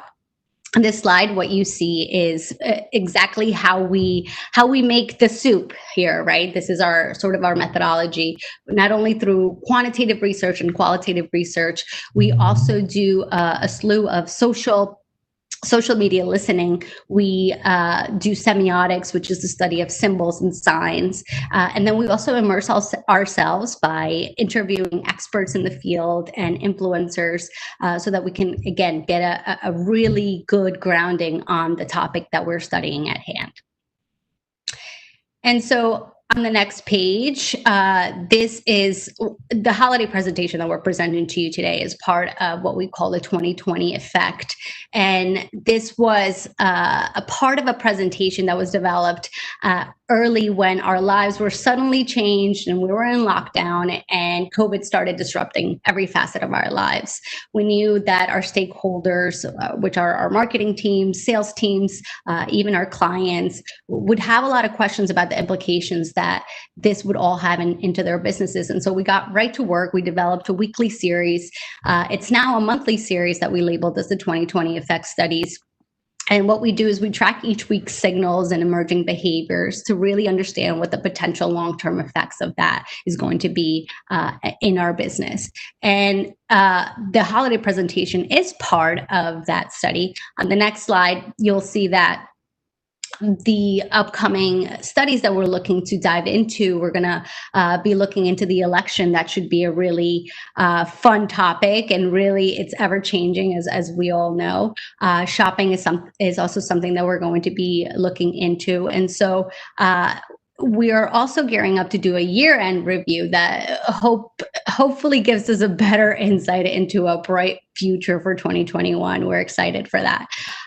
So now that you know a little bit about us, we're going to get the presentation started. I'll hand it off to David to drop the knowledge about what will be in store for this year's holiday season. David, take it away. Thank you, Karen. Hi, everybody. Thank you so much again for coming to our presentation. This presentation is going to talk about holiday 2020. And as Karen has just walked you through, we have developed a bunch of mini studies. But this time in particular, we wanted to look at how, with the 2020 effect, how it's affecting how consumers are shopping, feeling, and how they're going to be celebrating during this holiday season. And what we came up with is that they're anticipating holiday 2020 to be the coup de grace, right, to such a crazy year, and also serve as an escape and hope for a better year to come. And so we named it "'Tis the Season." But first, we know that as the holidays come, it's October, so does stress. And so there's a reality here that the traditions that we associate with the holiday season are going to be affected, right? That holiday rush that we all think about, the shopping, the getting to see your family and friends, that's all going to be affected. And also the research that we found with consumers also agrees that the majority of them think that this holiday season will look very different. But before I paint you too bleak of a picture, there's been a reimagining of experiences. I'm based here in New York City along with Karen, and our iconic Macy's Thanksgiving Day Parade is being reimagined, right? The Rockefeller Christmas tree lighting is being reimagined. So there's that magic of the holiday season, but just this year, we're gonna have to see it a little more differently. So now, where can brands and marketers really tap into this consumer behavior and their new sentiments when it comes to the holiday? Well, we're gonna be breaking up this presentation into 4 parts. The first is, how is this season different? The second is, how will people celebrate? How will people shop? And then finally, how can you as a brand or marketer activate against these new behaviors and feelings? Let's talk about how people are feeling and get into the emotions, right? So we call it riding the Corona coaster. And that's not just because I wasn't able to place my pre-order for the PlayStation 5. It's also because people are feeling a bit cautious and nervous when it comes to the holiday season. So we tapped into our own consumer panel, and as Karen was talking to you before, we do expert interviews as well as consumer panels. And we asked the question, if you had to pick one of the following emotions to describe your attitude towards the upcoming holiday season, which would you choose? What's really interesting is that while the #1 emotion ranked was hopeful, people were also saying that they were cautious and anxious. Now, this can be led to being cautious about health and also being anxious about their financial safety. To talk about their financial safety, we have to talk about them being financially strapped, right? So the majority of Americans will be cutting back on gifts. And so it's no surprise that only 1 in 10 people over 40 intend to increase their holiday spending this year. And of course, as job uncertainty and unemployment levels remain high, we know that over half of consumers agree that they're not sure how they're going to be able to afford this holiday season. And so next, we call it giving up gatherings, right? So as people are being more cautious about how much they're spending, they're also embracing caution when it comes to who they're celebrating with. The holiday season is typically with people who are older and younger, right? So the people who are older are more at risk. So we found that 66% of people will be more mindful about who they're going to be celebrating with this year. And also just to spotlight a quote from our consumer panel on this, the second quote at the bottom, a parent between the age of 41 and 50 said, "We're not going to be able to have a large gathering with all of our family. It's very sad because my dad is 81 years old and I would like to have made this a very special Christmas for him. So again, there's that aspect of people wanting to celebrate, but also understanding the new repercussions that it might have by breaking any quarantine rules. And now we're going to look at how people will be celebrating now that we know how they feel during the holiday season. The first is that holidays are going to be on overdrive. Parents in particular, we found, will be spending more for their children this holiday season because of the feeling of needing to overcompensate because their kids have had such a terrible year. And deeper into that, we also know that dads in particular are going to spend more than moms when it comes to spending gifts for their children. Next is this aspect of holiday pods, bubbles, circles, and groups. So we've been hearing a lot about the learning pods from students and children being at home and being virtually schooled. This isn't different when it comes to how they're going to be celebrating the holiday season, right? So instead of you being able to fly and see your family that might be far away, you might be spending time with people who you may not know. This includes everyone from your neighbors to your close friends who might live closer to you. And so we found that these consumers also understand that they're going to be celebrating virtually as well. And then finally, they're also going to be doing traditions, but hacking them in a certain way. We want to bring it back to how they're going to be a little bit more financially strapped this year. So that means you need to be upgrading your rituals of gift giving, cooking, and all of that holiday cheer. And so consumers will be more crafty this season, a nod to being fiscally responsible. But then also they're going to be creative about the gifts. So we found this research from Pinterest that says there's been an increase in the way people have been searching how to do their holiday or Christmas picture ideas, and that over half of those consumers are also looking for brands to help them make holiday 2020 the next level. So again, there's a magic to this holiday season. And to pull another quote from our panel, we found that a parent said, "If we can't go do the traditional events, I want to make some of my own. Christmas is very important to me, and I want my kids to still get to experience that magic." So now that we know how they feel and how they're going to celebrate, we wanted to break it down even further with how they're going to be shopping this holiday season. And again, like Karen mentioned, we had launched this study back in August when we were trying to forecast what was going to happen for holiday 2020. And since then, a lot of brands have been able to tap into it already. So shop early is really shop now. And the second is they're going to be shopping safely. They're going to be shopping inspired. And my personal favorite, they're going to be treating themselves this holiday season. So the first is shopping early. So a lot of you know that there are so many benefits for consumers when you shop early, right? Allowing yourself to be able to spread out your expenses over a period of time, but also ensure that gifts are going to be arriving on time and also be in stock, right? This is particularly helpful for any of those consumers who are a little spooked and shocked at the way there were so many shipping delays and also empty supermarket shelves earlier this year.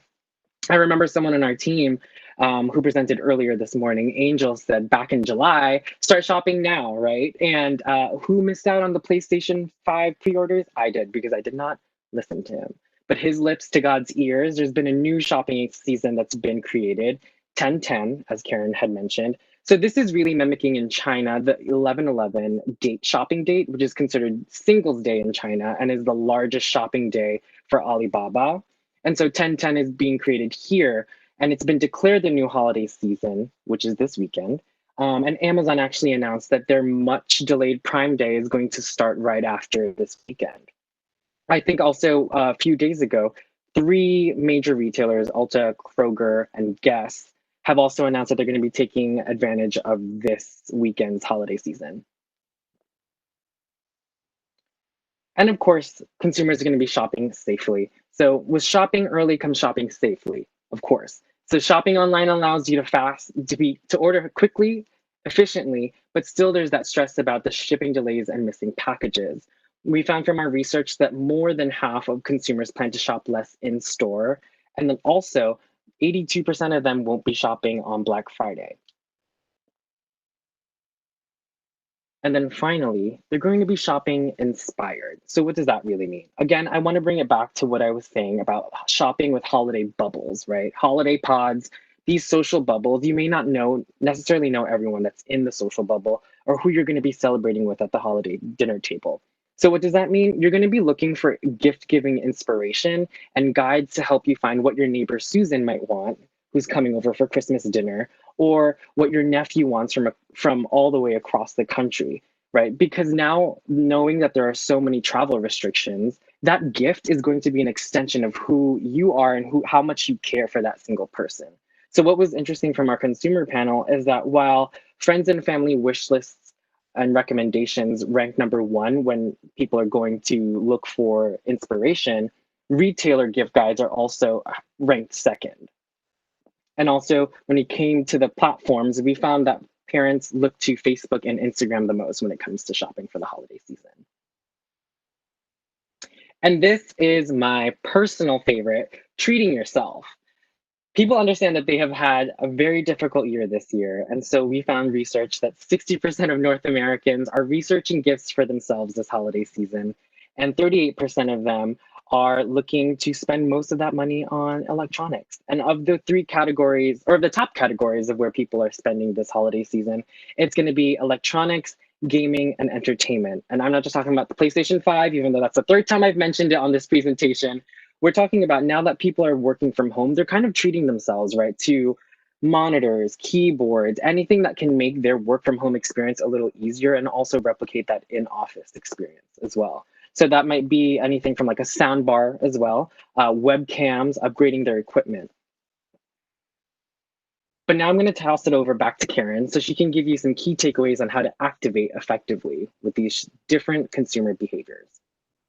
Thank you, David. So for key takeaways, what we've done is we've taken a look at, now that we've learned how behaviors are really changing, what to expect, how consumers are going to shop, we're going to take a look at how you can actually take these insights and apply them to your content strategy, your activation strategies, influencer or shop and marketing strategies as they may apply. And so diving into content, we want to make sure that if you are creating content, think about how it can be immersive. Look to technologies like AR, VR to really help people relieve the stresses and anxieties that are caused by this pandemic or the pressures of the holidays. And it's important too that your content provides consumers with an uplifting and upbeat tone. Think about how you can spark joy by way of your graphics or your visuals, and how you can also give consumers a sense of hope. Recognizing that there are new traditions that are at play, like the quarantine pods. Also make sure that you are looking to portray these non-traditional clusters of families that are going to be getting together during the holidays. So whether that be your roommates, neighbors, or as David mentioned, close friends, make sure that your creative is reflective of that. And then leveraging influencers. So how can we make sure that we're leveraging content creators to inspire holiday DIY or teach new holiday hacks? Really think about how they can create new ways for people to celebrate and get right into the spirit. And lastly, people are going to be getting very creative this year and look for inspiration to get creative. So showcase and champion creative ways in which people are celebrating, whether they choose to carol in masks or share gifts via Zoom or making up their own mini holidays. Really share that creativity, and that will also inspire joy. And so it'll be effective content that'll go a long way for you. On the activation side, don't wait for the season to launch. As we said it, we're here now. If we can learn anything from the new shopping season, is that the earlier is the better. And as we said it, we're here. It is going to happen this weekend. Take some cues from our enlightening friend, Fernando Machado, which you just saw from Burger King. Here we see an example of how they had a BK in celebrating Christmas in July as they launched a special of a 2 for $5 unwrapping deal. So really take cues from that. Ideate on holiday hacks that are really unique, they're practical, highlight intergenerational connections, and really find ways how people are celebrating virtually. For your influencer strategy, as you know, there is a wealth of creativity that creators can bring to the mix. And so look to them to build ideas, build hacks, start new traditions perhaps, and also provide useful recommendations, and all to ensure not only that they're providing a good content strategy, but that they themselves are also representative of being diverse in the content and of who they are. Remember that everyone celebrates the holidays a bit differently, and so that also includes multicultural and diverse audiences. And think of traditions that may take a beat this year, right? There may not be multiple New Year hugs this year, New Year kisses. How can brands reimagine what that may be, and how people can think about that, the new ways into people and how people are going to connect? For shopper marketing, we know that dads, as David mentioned, are the big plug here. They're willing to spend more on their kids, and that it really runs true in my household, as every time my husband runs out to Target, he is certainly coming back with a bunch of new things for my son. And so retailers really can now offer this new wish list experiences. Look to them, but also look to new wish list experiences. And online shopping is really going to become reimagined. And look to the curbside pickup to be more than just a one-sided relationship. How can you make it into a fun-filled experience? How can you offer perhaps hot cocoa, some cheerful freebies? How can you play holiday music when people are, experiencing the drive-in?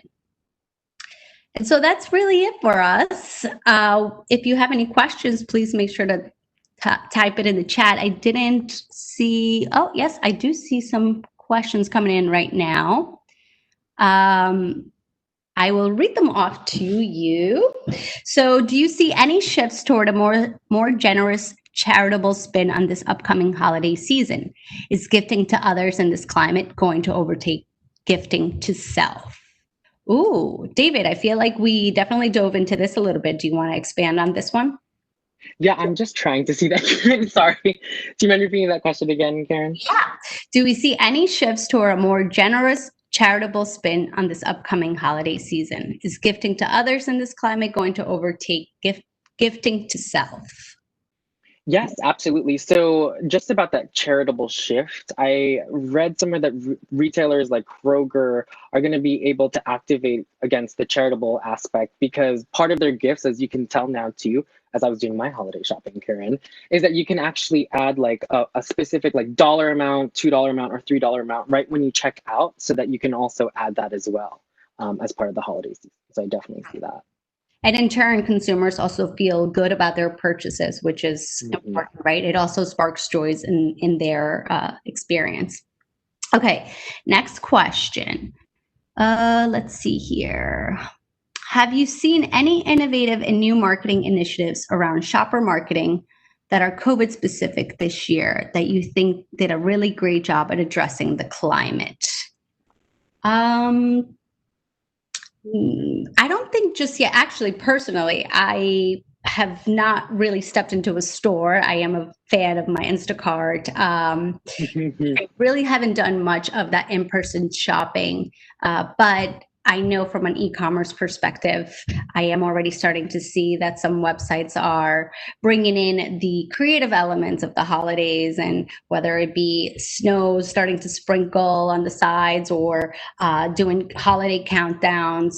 I've started to notice a little bit more of that feeling and getting me prepared and mentally ready for shopping for the holiday season. I don't know about you, David. If you had any to explain. Yeah, I've seen a few. So there are some companies that are using AR and VR technology, integrating it into their mobile apps. So you can actually use the augmented reality to try certain products on, right? So that you're not going into store. And unlike Karen, I have been going into stores safely, but I have seen where you can't really try on certain products in store. You can't go to the fitting room with things that might touch your skin, like shirts or anything like that, but you can actually try it on their website or on their app. You can point your phone towards a specific product and you can see what it might look like on a potential, on a bodice. That's great. Yeah, and I am a fan of that because I actually hate trying stuff on. That's true story. I always find it as an excuse to go back, and then I end up spending more money. But now that I can try stuff on virtually, that's a little bit of a different story. How can retailers control in-store shopping with lines and wait times? David, any insight on that one? Yeah, I love that question because I don't like waiting in lines. I'm from New York, so I want everything quick and fast.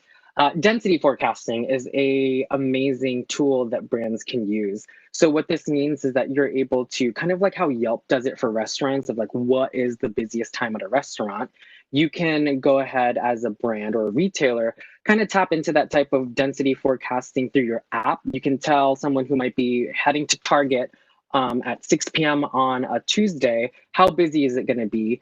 And also try to find ways to bypass point of sales, whether it's using like your phone to be able to do self-checkout and check out really quickly while you're standing in line and paying it right there. So that's a way that you can appease people who may not want to wait in line.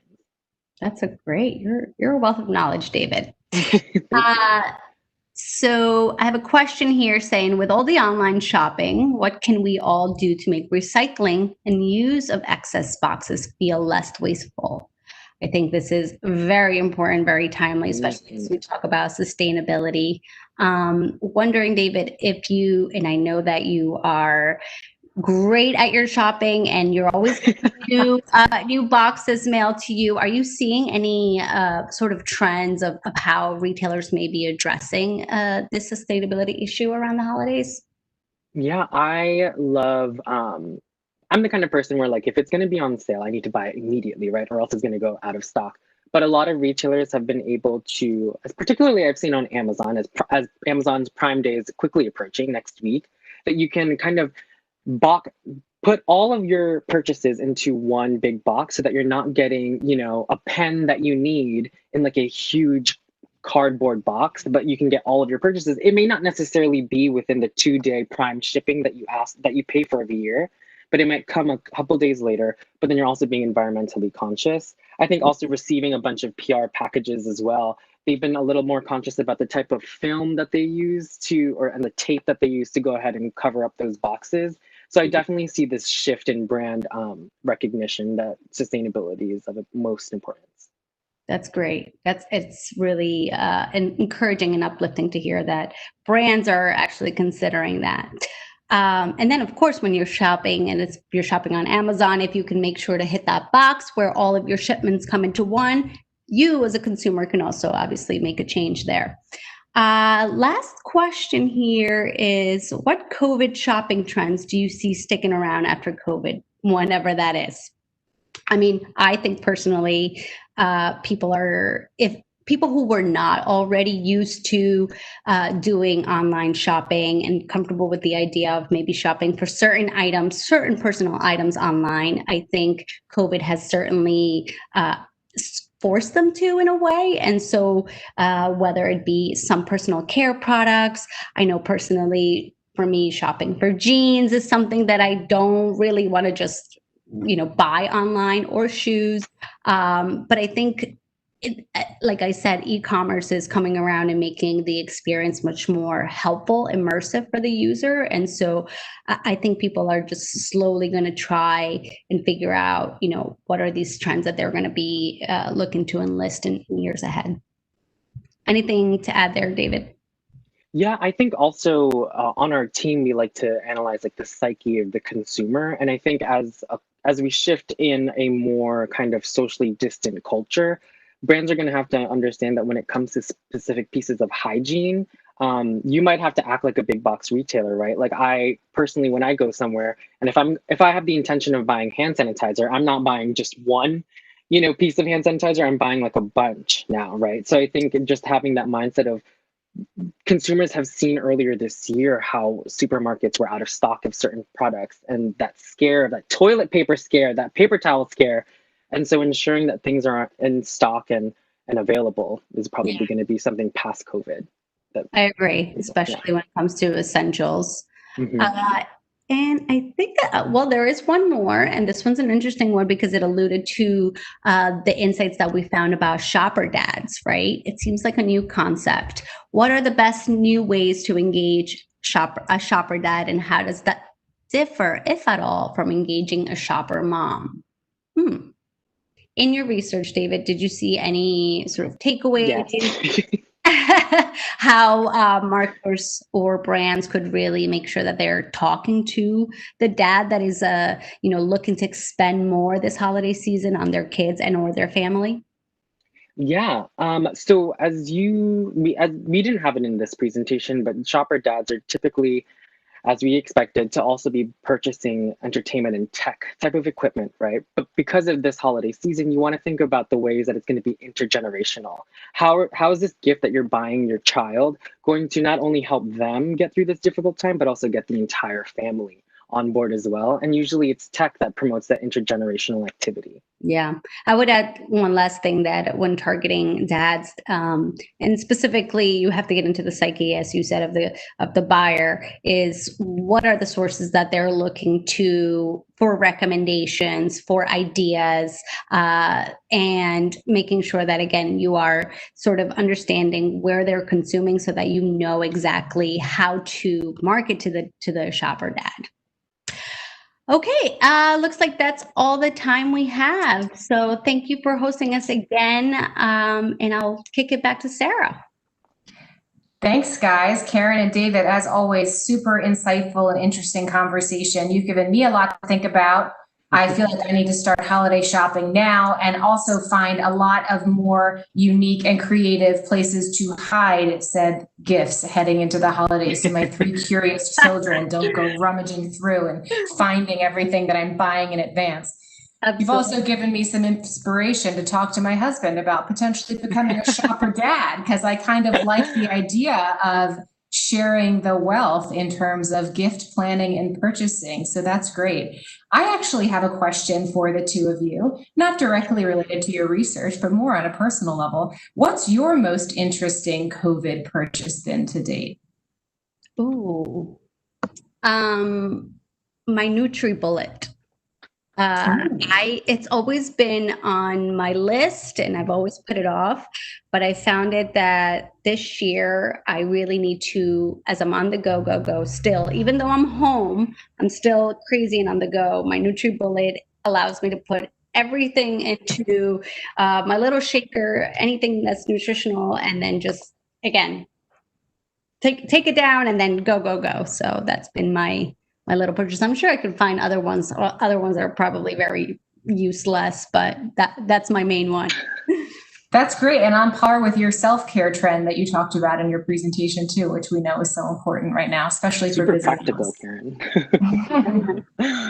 And for me, I have been just indulging myself in my obsession with hedgehogs. So I bought laptop hedgehog stickers, because I love just being able to look at my laptop and getting happy whenever I see something like that. So that is my most interesting. I've always loved hedgehogs too. Mrs. Tiggywinkle was always my favorite Beatrix Potter character. Do you know Mrs. Tiggywinkle? I do. She's great. And then one other follow-up question I had for you guys, particularly for millennial consumers, as we see them sort of moving away from urban areas and living at home with their parents in big quantities. I think I read somewhere that millennials are living at home with their parents more than has happened since the Great Depression. How do you think that's impacting holiday shopping as it relates to that millennial consumer, and even where their gifts are coming from and being delivered to? That's a good question. I feel like for those who are either have had to go back home, right, or are still home, I think they're trying to find ways again to purchase items that really either help them gain more knowledge or in education, right? Subscriptions to new media and technologies and entertainment. To again pass the time, but also maybe even some electronics like noise canceling headphones, right? Because mom and dad could be loud and maybe you just want to tune them out. So I'm thinking on the electronic side is something that I think that those particular consumers on the millennial sides are looking to. Mm-hmm. It's gifts definitely for sure that have multiple uses. So as Karen was saying, it's a bunch of technology, whether it's asking for a second monitor or those noise canceling headphones, because it's not only going to tune out mom and dad, but also really help you focus on your schoolwork, hopefully, and really focus that way. So it's definitely going to be gifts when it comes to technology of things that can not only work for you personally, but also help you be more efficient. Mm-hmm. Well, I guess a good thing about living home with parents is that a lot of people are saving on rent. So maybe they'll have some more disposable income to help boost the holiday spending economy. Yeah. So the last question I'll ask you guys is, in your research, what was the one thing that really stuck out as the biggest surprise to you?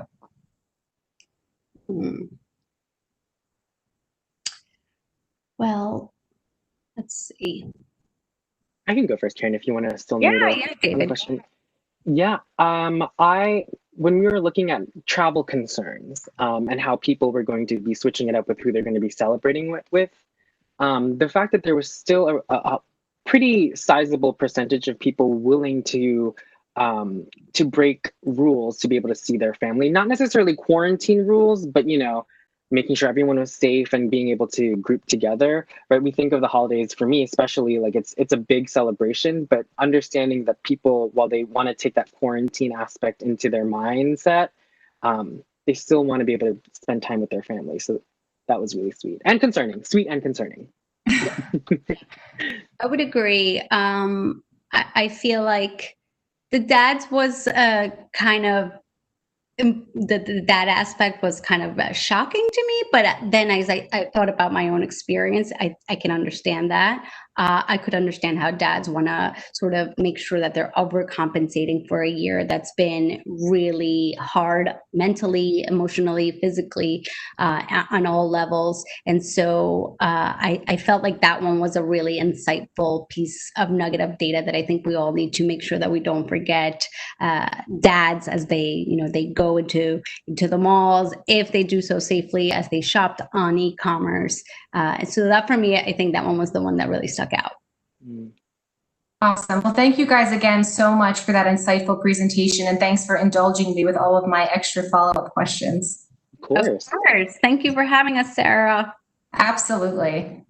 So before we welcome our next speaker, I just want to take a minute to remind our audience that we have a really strong lineup of speakers this afternoon. So please be sure to stay tuned and feel free to share today's link with friends and colleagues so that they can tune in. It is free and they can feel free to tune in at any time. So for our next fireside chat, I am pleased to introduce Alyssa Rain. Alyssa is the Group Vice President of Consumer Marketing Platforms at Walgreens. She has led marketing at a variety of organizations, from startups to 100-year-old brands, launched innovative, award-winning campaigns, and has a passion for unlocking business growth through delighting customers and making a meaningful impact in their lives. This session will be moderated by Catherine Fanone, Vice President of Ad Sales for the Central and West Coast for Ground Truth. Welcome to the virtual stage, Alyssa and Catherine. Thank you for having us. Yes, and the one thing that wasn't included on that wonderful intro was hot off the press, ad ages 40, under 40. So congratulations on that. Thank you. No, I have a rock star team. Love my agency partners and our leadership. So it was a very fun way to start the week, without question. Yeah, definitely.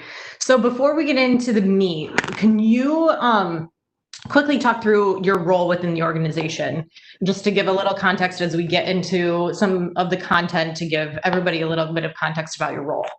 Yep, absolutely. So started a few months as the GVP of Customer Marketing Platforms. And what we really look at is, how do we look at all of our own platforms in conjunction with our paid platforms and the customer experiences that we are architecting across that platform. So I'm very focused on the implementation of our Adobe Stack, as well as our Microsoft Azure data, and how we leverage those to create just exceptional customer experiences that help drive the business forward.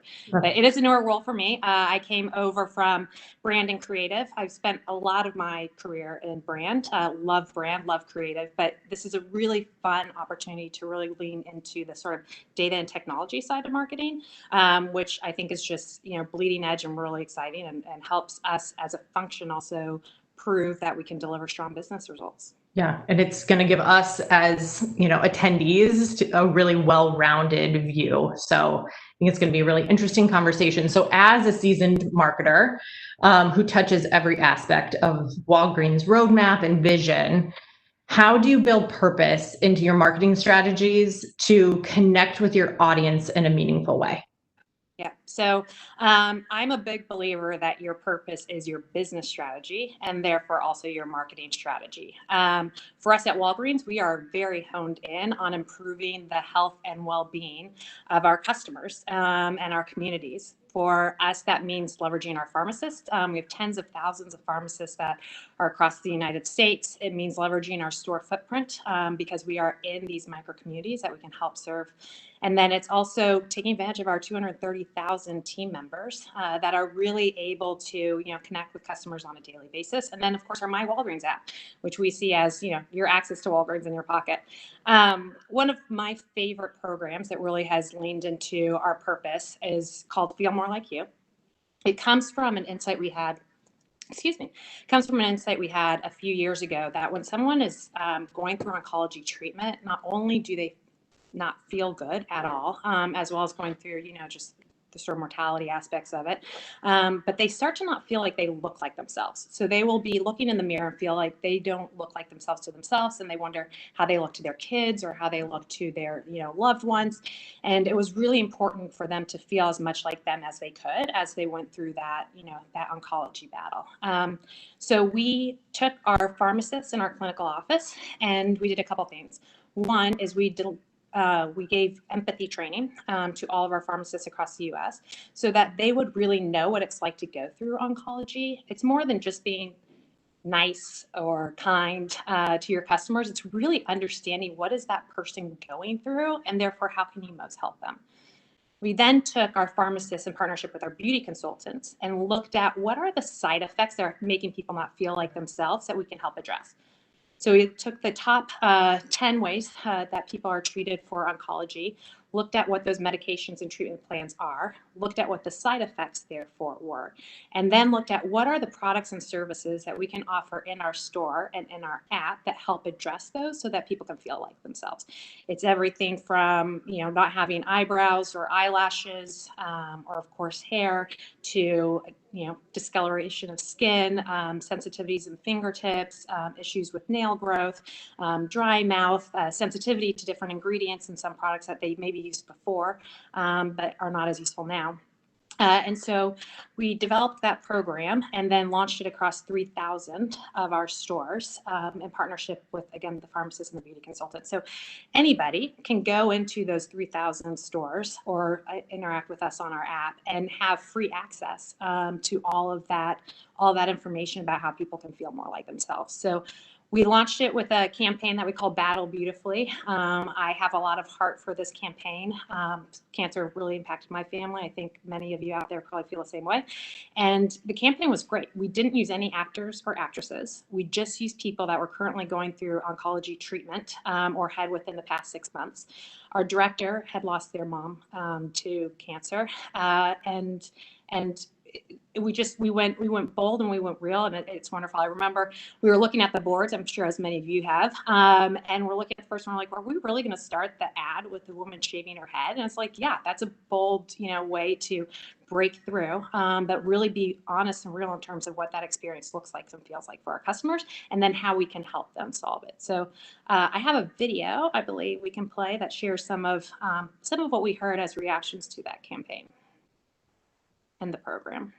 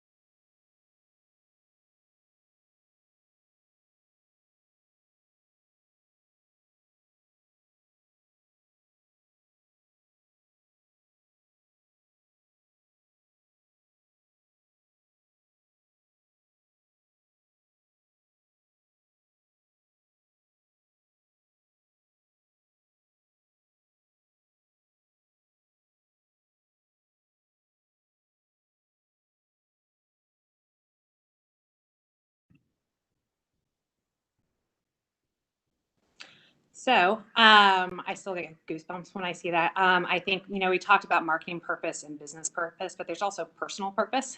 We all have one life to live, and how you spend your hours in the day is really important. I'm a dual career household and have 3 kids, so I want to make sure that how I'm spending my day, I feel good about, and being able to feel that you are helping improve the health and well-being and how people feel it helps me sleep better at night. So I appreciate that quite a bit. And done in such like a naturally empathetic way, like it doesn't feel forced, like it makes a lot of sense. So thank you for sharing that video. Within, Feel More Like You, what were some of the successful channels in reaching that audience? I mean, obviously for an oncology audience, but also the broader audience that makes people feel good. Yeah, I'm a big fan of looking at the total ecosystem. So not just paid media or owned media or earned media. And we're retailers, so some of your own media is your actual stores and your team members. But how do you look at it holistically and look at orchestrating experiences for the customer across owned, paid, earned, and internal, because your team members, for me, are some of the most interactions I have with my customer. So I'm a big fan at looking at it holistically. And when you do look at holistically and audience first versus channel first, I think you're able to deliver just better experiences and better business results. Absolutely. Kind of switching gears a little bit into this wacky year that we've had. It's a little bit weird. Just a little.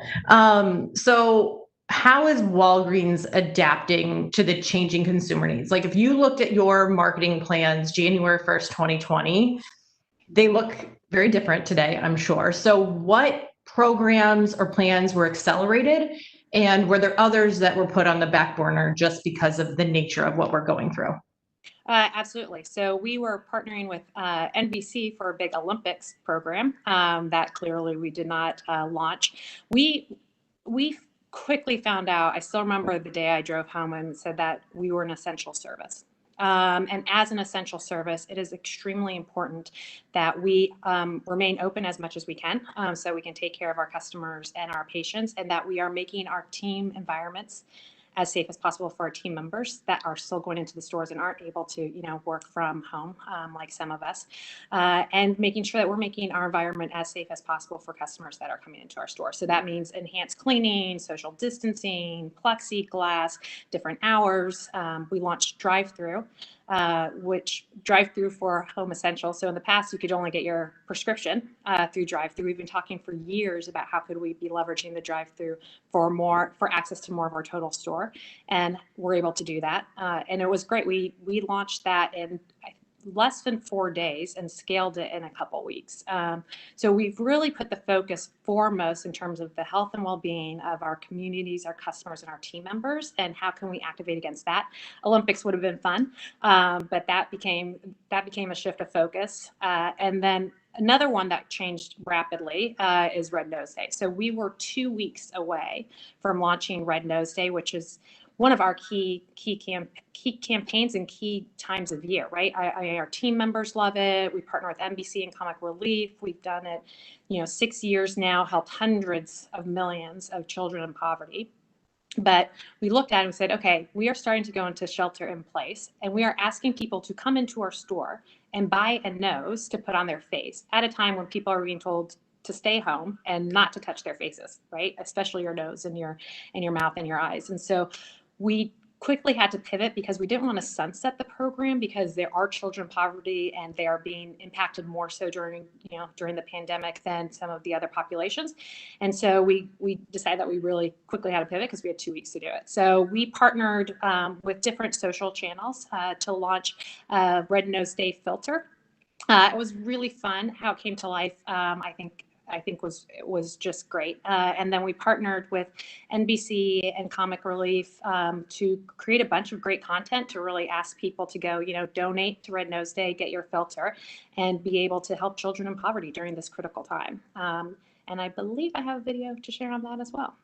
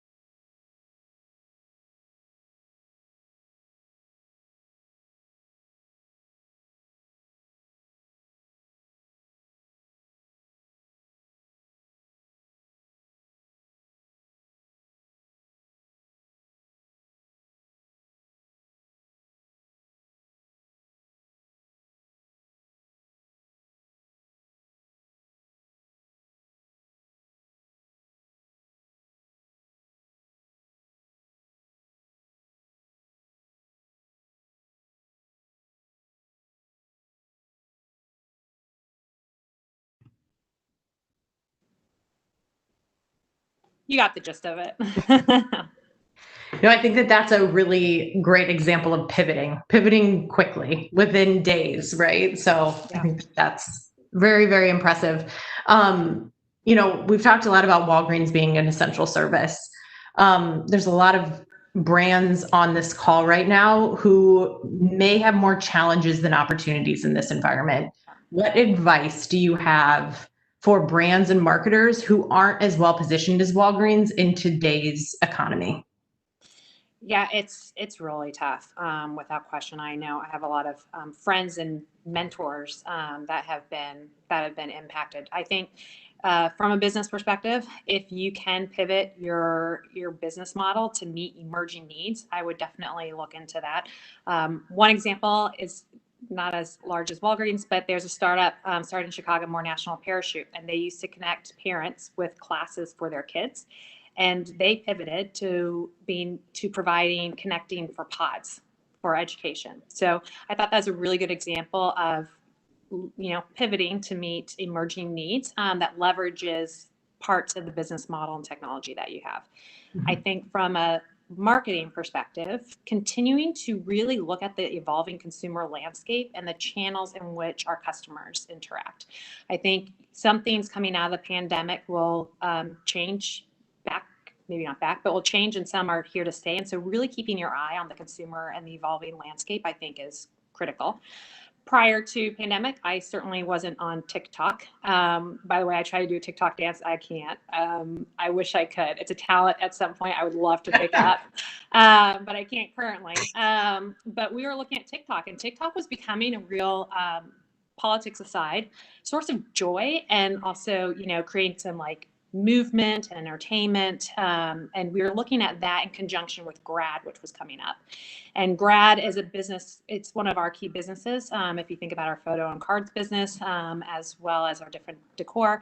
And it was the first national occasion that we were going through under the pandemic where I was like, wow, this is really different. Easter had come before, but Easter's a religious holiday. So it wasn't, to the same extent as national. And so we want to say, okay, how can we leverage where the customer is now to drive our business, but also be relevant in culture and drive culture forward in a way that we feel proud of? So we partnered with BB Rexa to do a modern take on Pomp and Circumstance, which was amazing. By the way, she did V1 overnight and V2, which was the final, the second night. She was a dream to work with.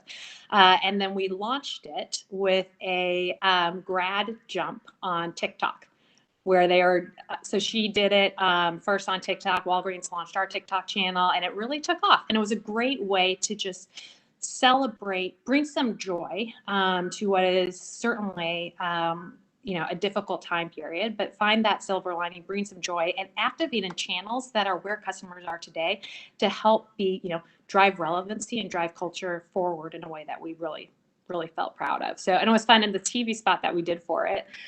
We included some of our team members who had graduated from pharmacy school were using our aisles, the seasonal aisle, to walk down instead of the stage. And so we used some of that content in the TV spot, and team members loved it. They loved that we were highlighting them and our stores in conjunction with BB Rexa and Modern Take on Pop and Circumstance. So from a marketing perspective, there's just an opportunity to continue to learn and look for opportunities. And then I'll say from a personal perspective, I look at my life as a multivariate equation. And if I try to optimize to any of those individual variables, the overall equation won't be as high.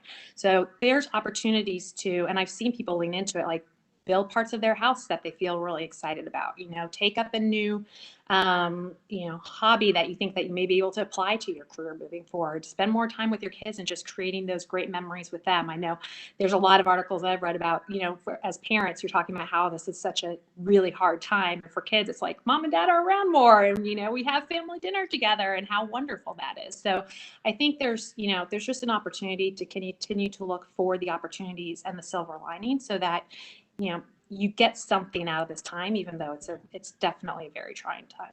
Right. And we might be in it for a little while. So maybe. Yep. So you talked a little bit about finding your consumer where they are. So talk to us a little bit about the Walgreens app and how that has played into communicating with your consumers during this time? Our app has become incredibly important, and we really look at it as like the Walgreens in your pocket or the Walgreens in your hand. So how can we give you access to maximize your health and well-being through the Walgreens app?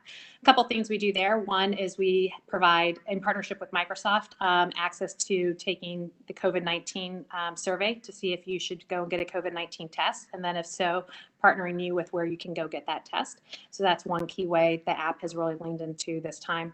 Another one is Find Care. So Find Care we had before going into the pandemic, but it's scaled massively.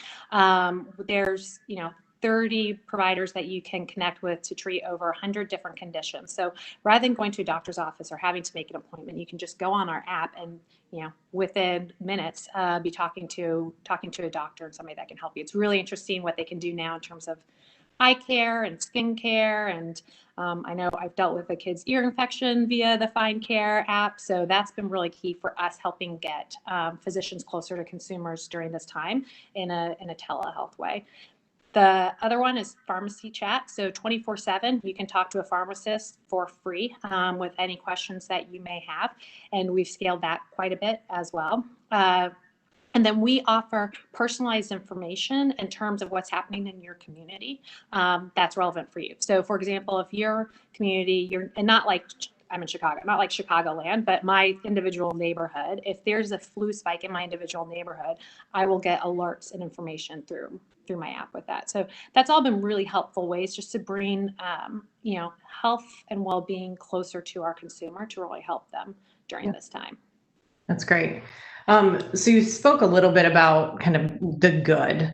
So I think everybody wants to hear these stories of companies doing good.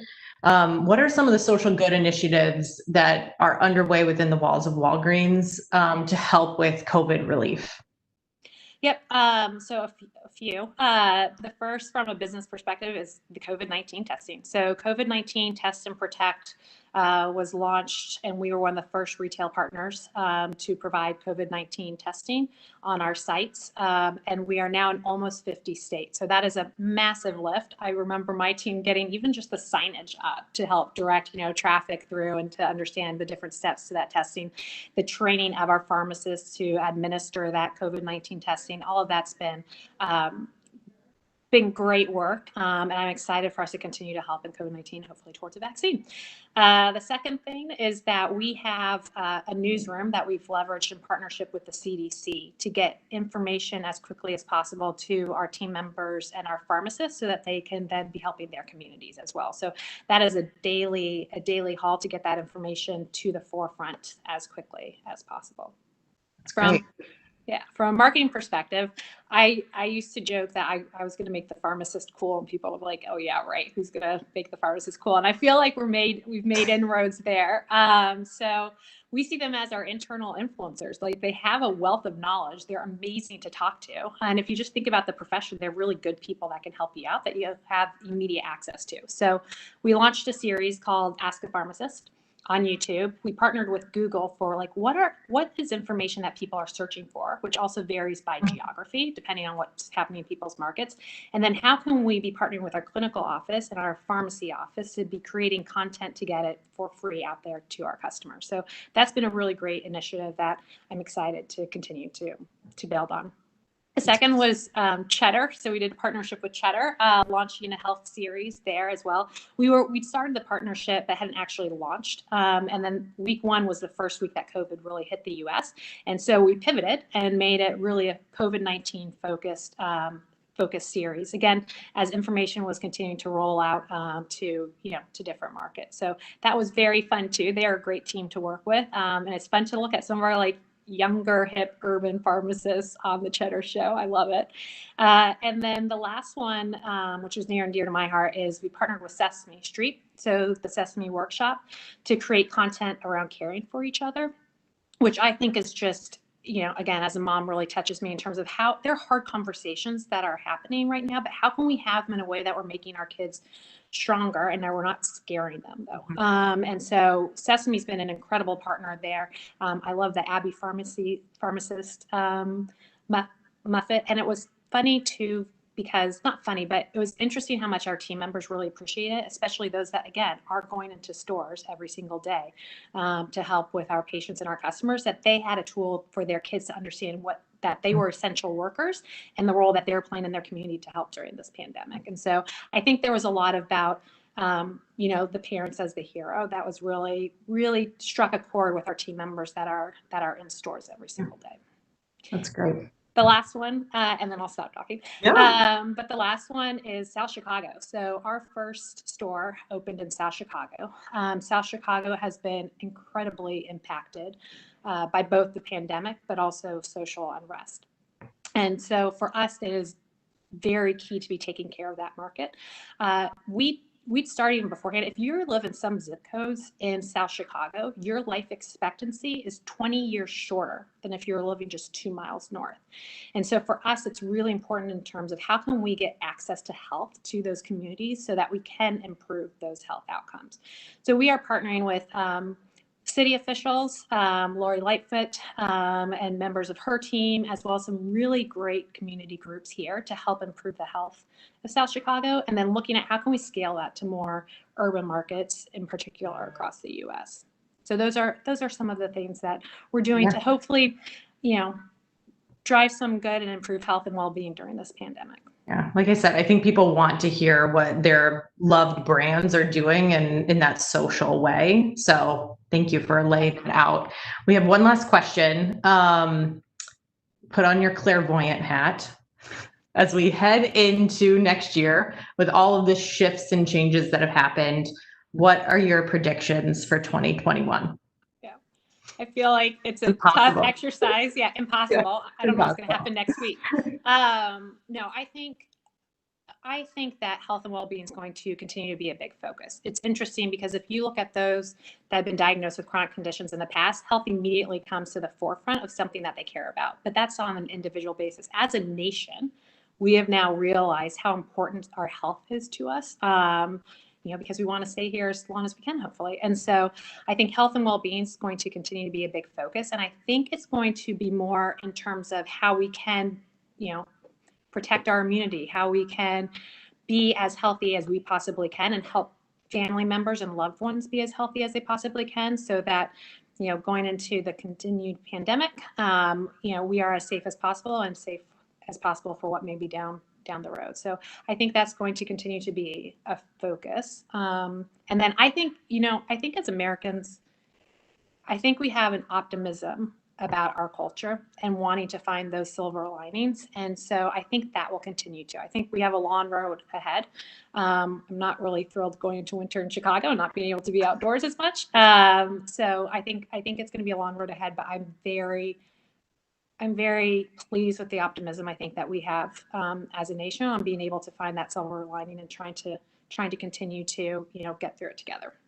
That's great. So I think we have a few questions in the chat. So as leaders, you're always developing your abilities. What skills would you like your marketing team to develop this year and maybe even going into next year? Yep, I think there is a ton in terms of data and technology that I want the teams to be leaning into, and how you look at, I'm a big fan of bringing performance channels together with brand. And so how you look at, okay, what skill sets do you need to be leaning into that you may not have, I think is critical. I'm a big fan of, we have My Way internally, which is customized training to help be a more digitally led organization versus a more traditional marketing organization. Big fan of spending considerable time on trainings and educating yourself. I think the data, tech, analytics, being willing to try new things and test them in a small way, see if they work or not, and then scale it. I think historically, organizations and marketers used to work on let's get the thing perfect and then launch it versus how can we test and learn and scale, as well as look for new partners to be working on some of those tests, like your organization, Catherine. Yeah, I think that you also, this year, you haven't had the luxury of time, right? Like so many of the examples you gave during this chat, like you've had to pivot on a dime. Yeah. So many brands have drastically reduced budgets over the past few months. How has your media plan adjusted? If your budgets were reduced, have you gotten creative and efficient with your strategies? So our budgets thankfully have not been reduced. If anything, because of the investment that we're making in the customer marketing platforms, we have a slightly larger budget than we have in years past in order to be growing that platform and that owned ecosystem. I do think that there are opportunities continue to, as you have budget cuts, to continue to optimize. I'll say a shout out for my friend Luke Heigl, who leads our media. I'm very, very, I love working hip to hip with my media partners in terms of, okay, this is what we need to drive. What's the best way to do it? Mm-hmm. That's great. How do you ensure your team members feel engaged and inspired when working remote? Yes, that is a big one. My team, I have the role for my current role is about 160 people. Now I think I'm around 80 to 100. So it's a big team to have working remote. I'm also very sensitive to the fact that some of my team members may be 20 somethings living in an apartment downtown, and some of them have now kids at home that they have to be helping with their education. So I think for me, what's really critical is a lot of communication and a lot of just transparency and support. So I have Monday all team meetings where we all get on Zoom and more junior members of my team present, which I absolutely love because then I get to know them better. Friday we have, we sort of summarize the week and highlights and wins and what's coming up. So I'm a big fan of that communication, just keeping an eye on people. You can start to feel when, okay, a team member may not feel like they were before. How do you help make sure that they're getting their support and just keep an eye on them? I think is absolutely critical during this time, and letting people know, like, hey, let me know if you need to set up art class now at, making it up, 10 a.m. Like, fine, just let me know and we'll work around it. But just being transparent about it, yeah. I think is key. That's great. And we have one last question. What COVID shopping trends do you see sticking around after COVID, whenever that is? Yeah, I have, COVID shopping trends. So from a Walgreens perspective, and then I can share my personal perspective. From a Walgreens perspective, we see a lot in terms of how can, the health and well-being as well as taking care of family. We see that going quite a bit. So we sell a ton of face masks, a ton of cleaning supplies, a ton of personal health supplies, as well as, how can you be driving family engagement during this time? I think there's a lot in terms of home and family that will stick around for quite a bit. And then I know myself, I probably played the trend that many of you have, that at first I didn't buy any new clothes, and then I got tired of everything and bought a bunch of new clothes, but no pants, all tops. So I put on real pants today, just for the record. Yes. I do that. I also put on perfume for some reason. Nobody can smell me, but there's something about it that I just feel like, okay, I'm trying to create a little bit of normalcy here. That's right. So actually a couple more have just rolled in. So how are you leveraging your owned media to help your suppliers connect with Walgreens consumers? That is an awesome question. So we work really closely with a lot of our suppliers like L'Oreal and P&G. Our key partners, we have a bunch of them, in terms of how do we look at what our suppliers are trying to do in terms of connecting with their customers, and then how do we help that happen across our own channels, and then link it back to actually making the sale, right? Because we have our loyalty program, so we can see, okay, how are our customers interacting across our own channels, and then what is our conversion rate for that? That's great. How can retailers control store shoppings with lines and wait times? If you know, let me know. We try to do it a few different ways. So for the flu shot, for example, scheduling a flu appointment to go get your shot then helps us manage not having lines in store and making sure that there's not a long wait time. So we are trying to leverage technology as much as possible. You can do that in your own channels, again, like with appointment scheduler. And then you can also do it in terms of how are you looking at how you leverage some of your partners for more of the paid access. So like working with Google in terms of times of day that we may want to be targeting or not, markets that we may want to be targeting or not, in conjunction with our friends at Epsilon and Conversant. That's great.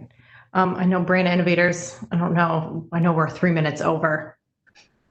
That's a great conversation. I don't know if you're kicking us out.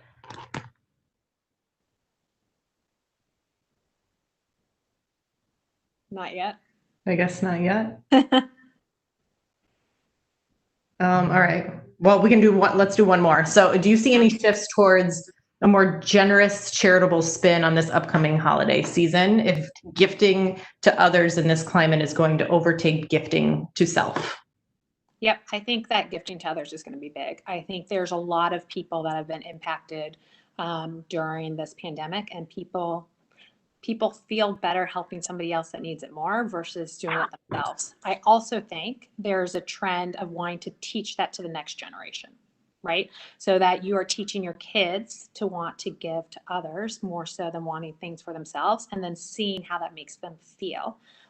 Because I think that I see that as, without question, a growing trend. Wanting to pass that, do those actions yourself, and then pass it on to the next generation.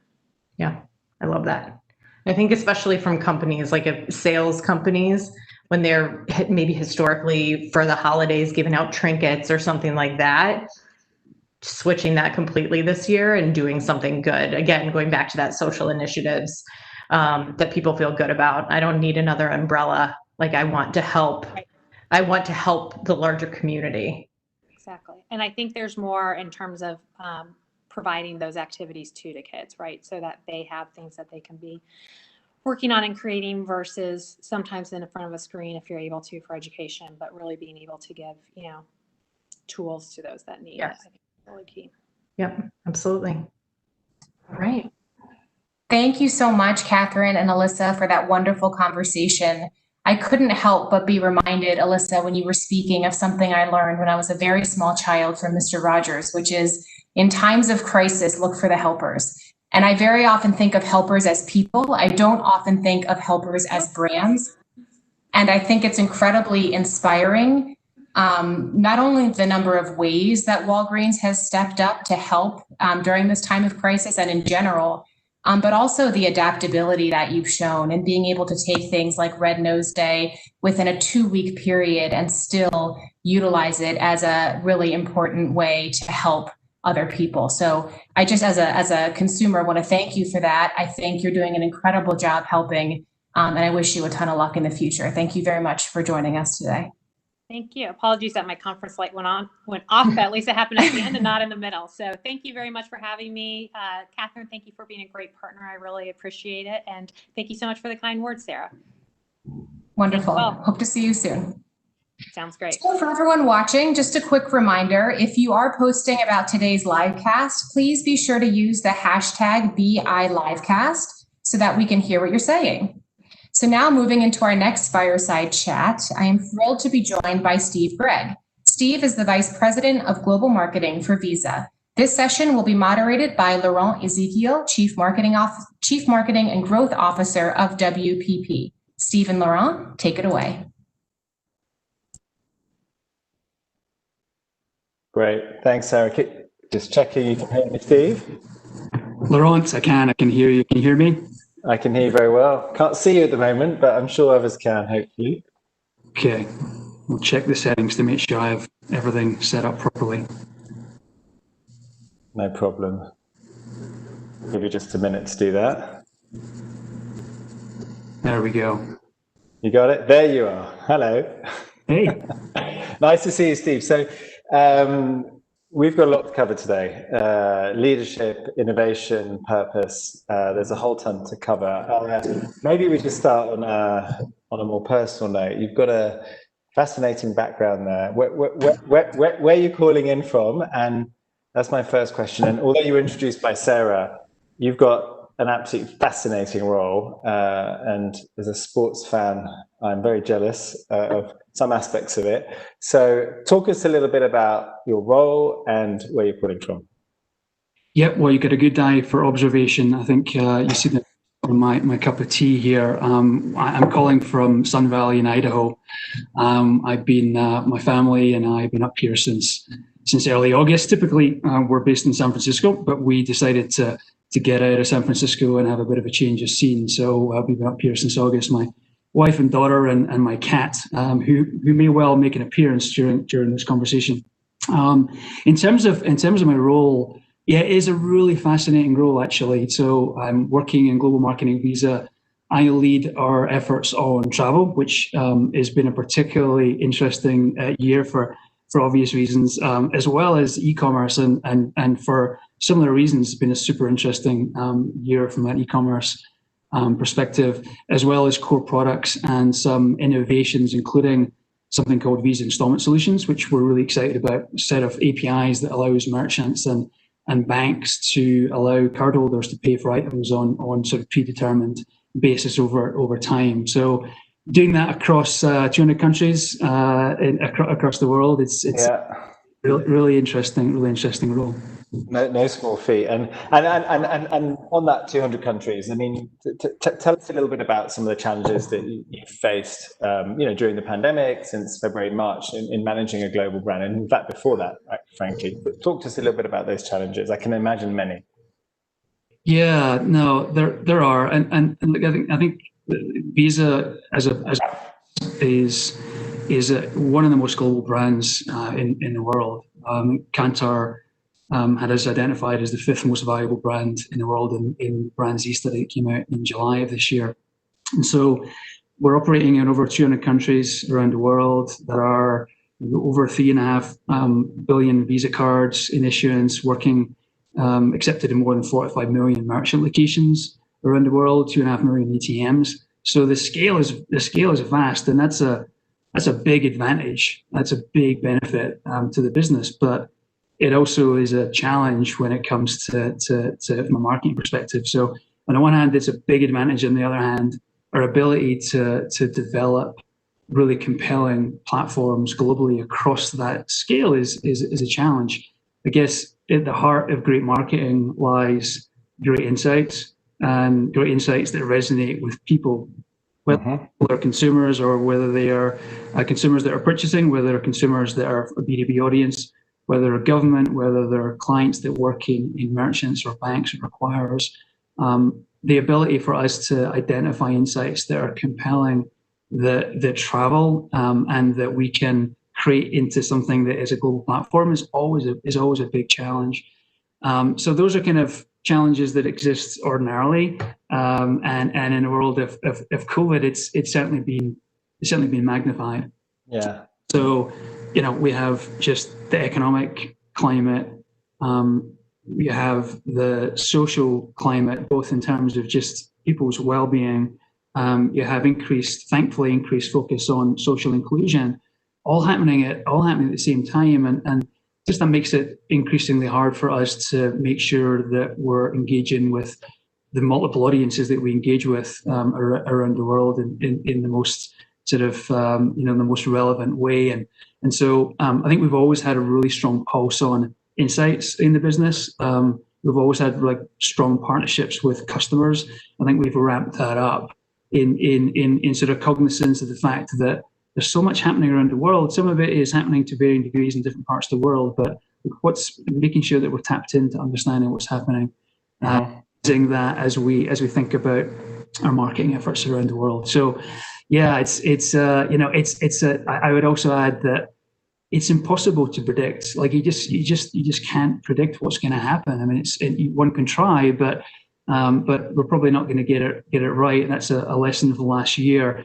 But you can plan for it, and we have just a whole raft of different scenarios underpinning our major initiatives and investments that allow us to hopefully quite agilely pivot depending upon how things shift. In absence of the crystal ball, that's kind of the best solution, I think.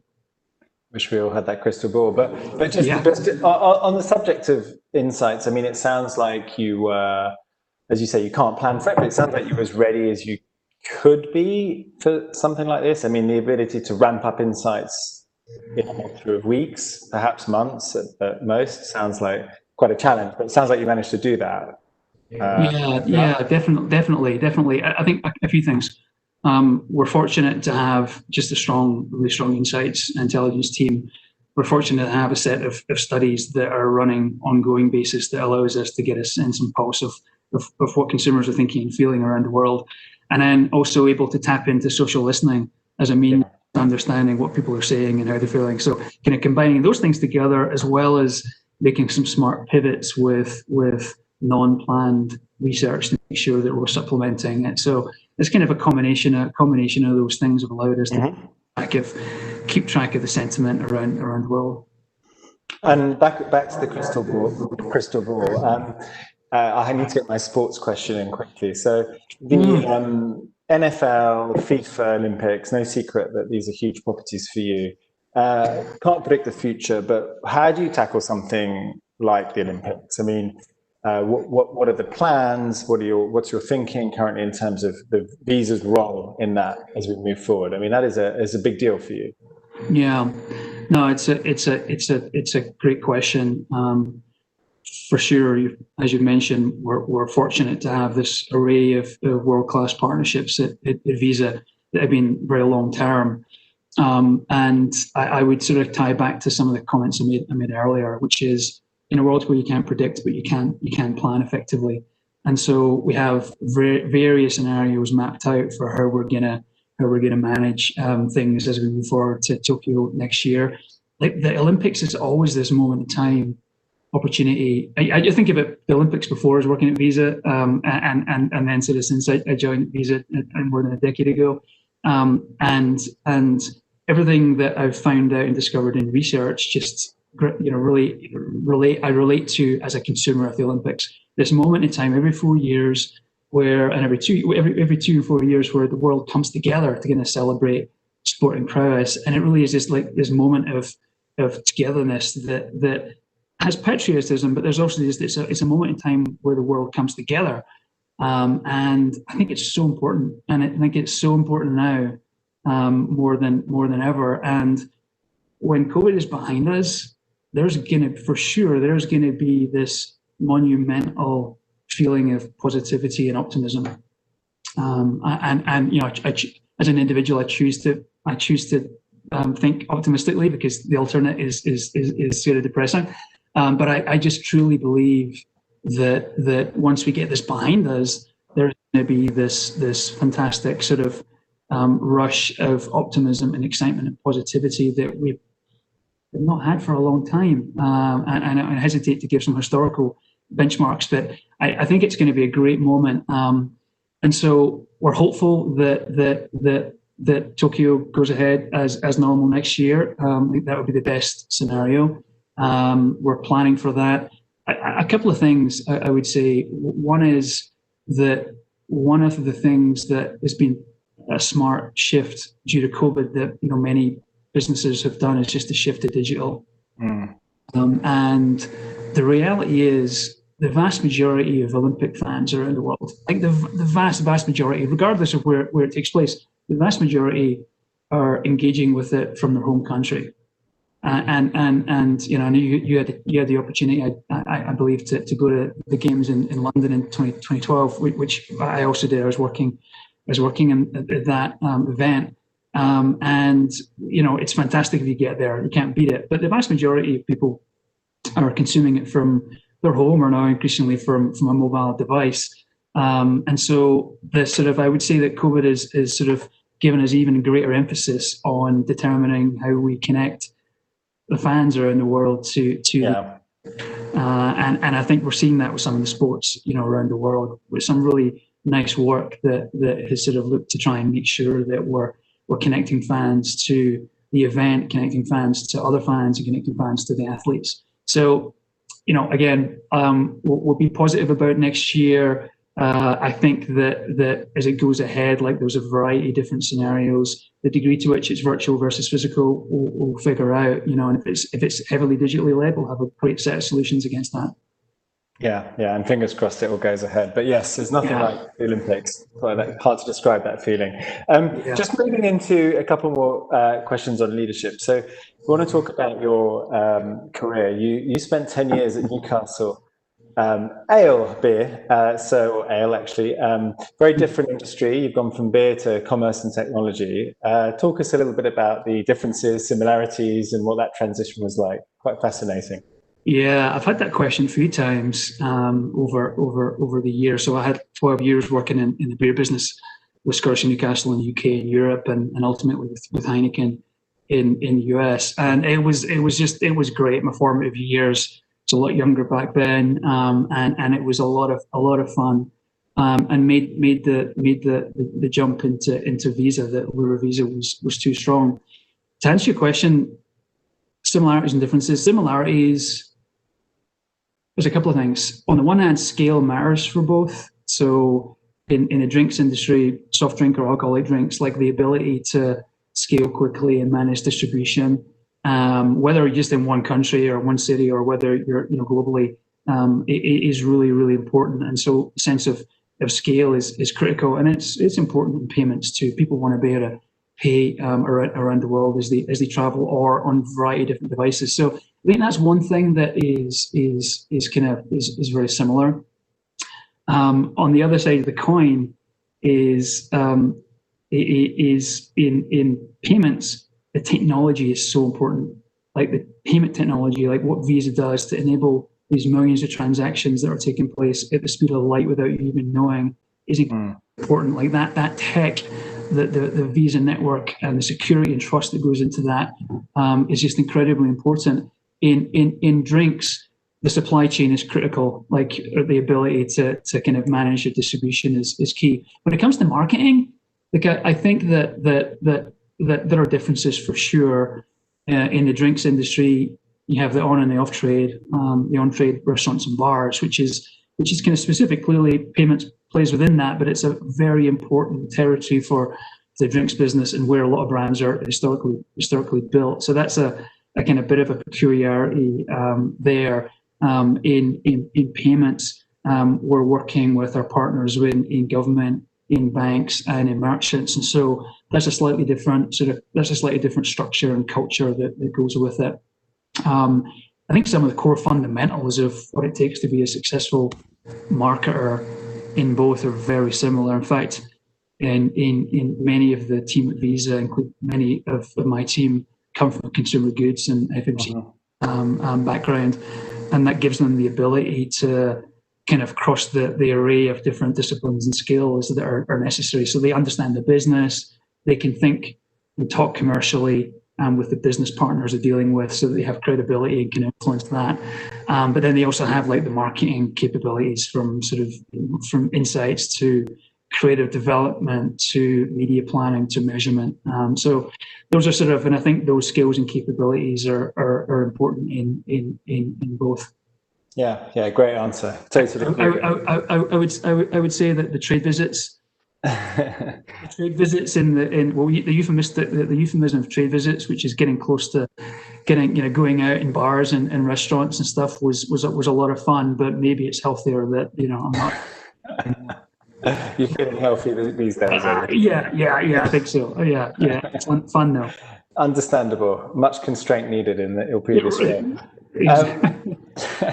Okay, so I want to move into just a little bit about you and leadership in the last 6 months. I mean, I've certainly learned a lot about myself as a leader. What I need to work on, what I've focused on. What about you? What have you learned in terms of leadership over the last few months? And then my second part of the question is, what still, it's a bit cliche, but what still keeps you up at night? Yeah. Well, the first one, I've learned that it's way too easy for me just to get too consumed and spend too much time in front of the screen. That's one thing. And I found it because I've been working remotely, whether in San Francisco or in Idaho. One can spend too much time just sitting in front of the screen and meeting after meeting. And quickly kind of drain your energy. And so I knew that before, but I kind of got into a trap of that happening too much. And so I've got into a better habit of protecting my time. And Fernando mentioned this a little bit this morning around just, you can work all day and all night, still going to be there. And with myself and my team, trying to make sure that we have discipline to, number one, figure out when's the best time in your day to work. And it's clearly, you can't dictate your schedule. Like we have to be on calls and various times. So but you can't dictate it, but you can influence it. And so trying to advocate for my team to kind of understand when are they most efficient and effective, and try and build it into their schedules and try and hold to that, try and hold to it where you can. Yeah. I think that's one thing, and I kind of connected to that is just the ability to have to switch off, like the ability to switch off and say, okay, I have some time that's protected for work, and I also have time that is time for myself, and just that managing my energy and managing my engagement has helped me feel better, and I think it's helped me kind of maintain an even keel emotionally when I'm sort of working with a team and others. So that's probably one thing. The other thing is, and it kind of runs a little bit contrary to it to some extent, is just I need connection, and the screen is good. The screen helps. You don't always need to have a fixed agenda when speaking to people, and sometimes just picking up a conversation with someone. You spend ages trying to find time in calendars, right? And people spend a lot of time trying to find time, and there's an industry, people trying to find time. Sometimes just picking up the phone and having a conversation can be really quite liberating. So taking time to kind of re-energize myself, but also to connect with others at work and outside. I think the third thing is just making sure that I really adopted servant leadership style. And it's probably one of the biggest shifts I've seen in my 20 years or 25 years in business, is the shift from sort of top down to bottom up. And we're in a situation where everyone is dealing with challenges. Everyone's dealing with different working situations, whether you're living on your own, whether you're living with flatmates, and whether you're isolated, where you have kids at home, whether you're homeschooling. Like, everyone has their own challenges. And you have to number one, understand that you have to trust your team to do the work, and be flexible. And I'm really increasingly, and this is something at Visa, we have a really strong set of leadership principles. Our CEO Al is really good at this, as is our CMO. Is every meeting you have with them, they will ask you, "What can I do for you?" And I've been trying to really embrace that as a means of just reinforcing that the work that my team is doing is against the set of goals that we have determined and the business has determined is important. To try and facilitate that with them, and so I think that's something that I've been doing for the last couple of years, but with COVID has sort of really forced me to think about that even more closely. So that's probably the third thing that I would highlight. Got it. What is keeping you up? What's worrying you? Oh, I forgot about that one. That's okay. Yeah. I won't let you off. Yeah. It is. I typically sleep pretty well, to be honest. But since February or March, there have been some random periods of just waking up super, just not being able to get back to sleep, and so that's been interesting. Like, I think on the professional front, we're fortunate to be such a strong business at Visa. But you can't help but wonder how long this is going to last, and the implication of it, economically or societally. So I think that's just one thing.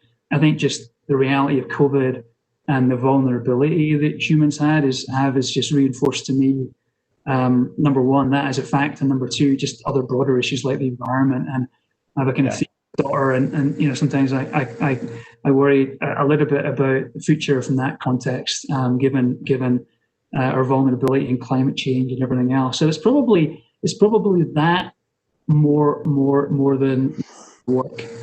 Yeah, well, we share the same worries. Can I ask a question with a question and ask you the same question? Yeah, I mean, in terms of leadership, I think that empathy has been promoted even higher up. It's a word that I used a lot. It's a word that I think about a lot. But I think it's something that's absolutely critical at the moment. So certainly from my perspective, our team meetings happen more regularly. We ask each other how we are. We don't need a strong agenda, actually. And I think that that's been a huge thing. I found it quite challenging to delineate work and home, and probably everyone. And that's been difficult to do, but being quite strict. In terms of what keeps me up at night, similar things. I've got kids, they're having to operate differently. It's a little bit better now here. I'm in London at the moment. But it's difficult when you're moving into secondary school, so on and so forth, climate and so on. So very similar issues, to be honest.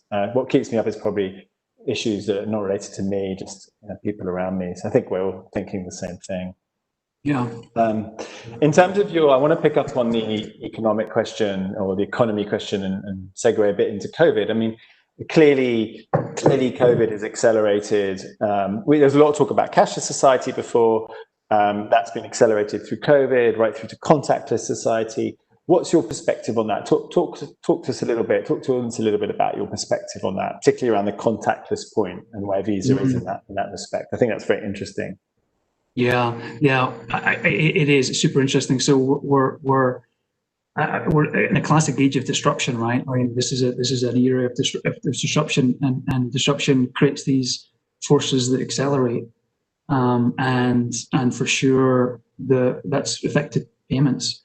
And so the reality is that you think about it in two simple ways. Those situations where you pay face to face, so you go into a store and you're paying sort of physically face to face.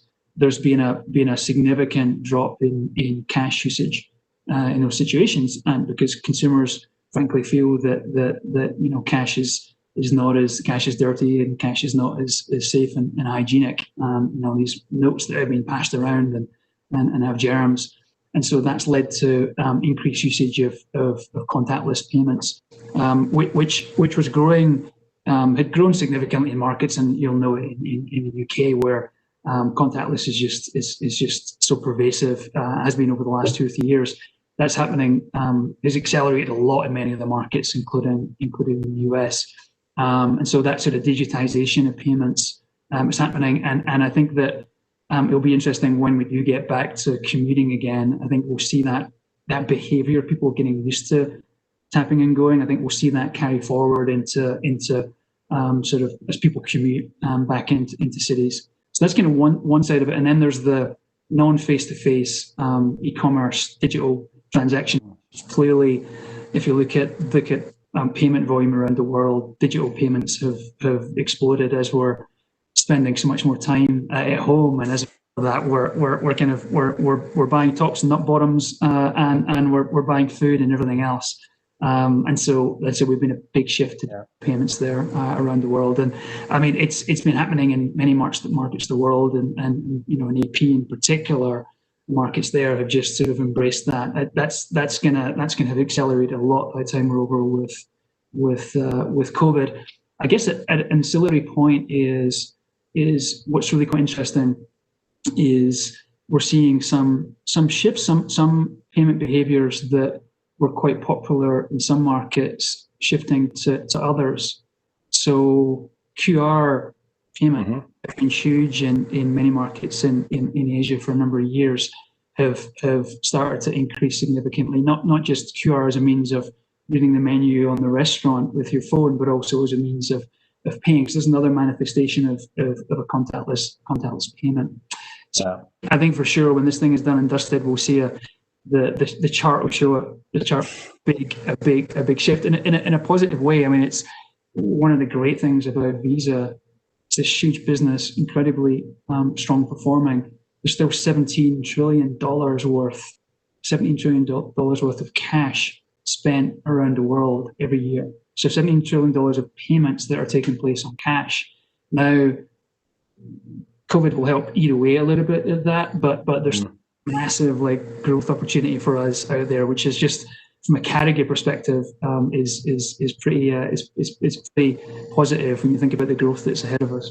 Yeah. I probably scanned more QR codes in a month than I had in the last 5 years, I think, or something like that. But it is so true. I'm going to ask you a lofty question. Before I do, I just want to remind everyone they can post a question, which we'll come to if there are any in a few minutes. So post it in the chat. Meanwhile, the lofty question is 2025, 2026, 2027, 5, 6, 7 years from now.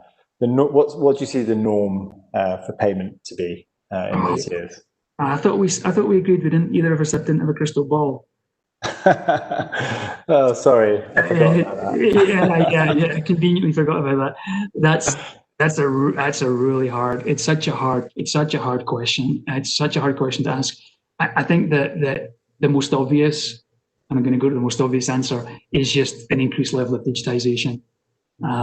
just building on what we talked about, I can't help but think that $17 trillion worth of cash is gonna go down as we migrate to increasingly using digital payments. I think that at the same time we'll definitely see increased usage of contactless payments, and I think more fundamentally, it's already started, but more fundamentally, you're going to see some of the innovations that Visa and others are driving coming to play and being integrated in our everyday lives. So the interplay between payments and the Internet of Things as we move to an ever increasingly connected world, you're going to start to see that. I mean, I can already do things with my car that I'm surprised that I certainly couldn't do with my last car, and you're going to see much more of that. So I think payments being embedded seamlessly into more and more aspects of your life. It's already started with smart fridges, with smart TVs. I think that's the next 5 years, and that's just going to take a significant jump in ways that we'll probably look back now and think, blimey, we used to pay like that.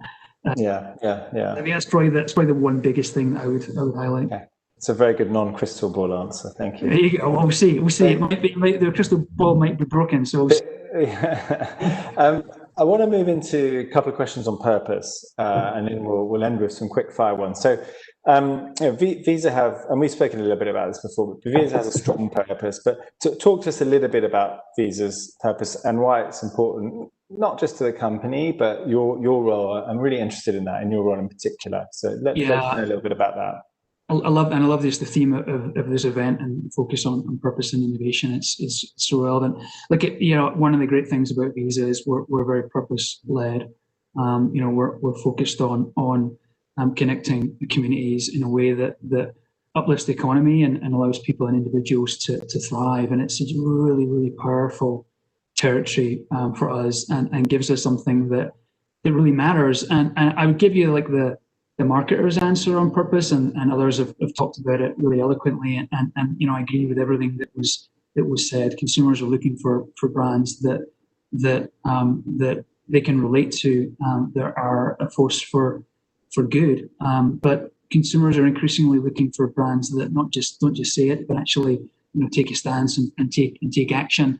And that's just really important that we do that. It's the non-marketer's answer is that I want all the work I do every day to matter for something, and I want to count for something. And Visa's got a really strong track record of purpose-led efforts, not just marketing, but business-wide.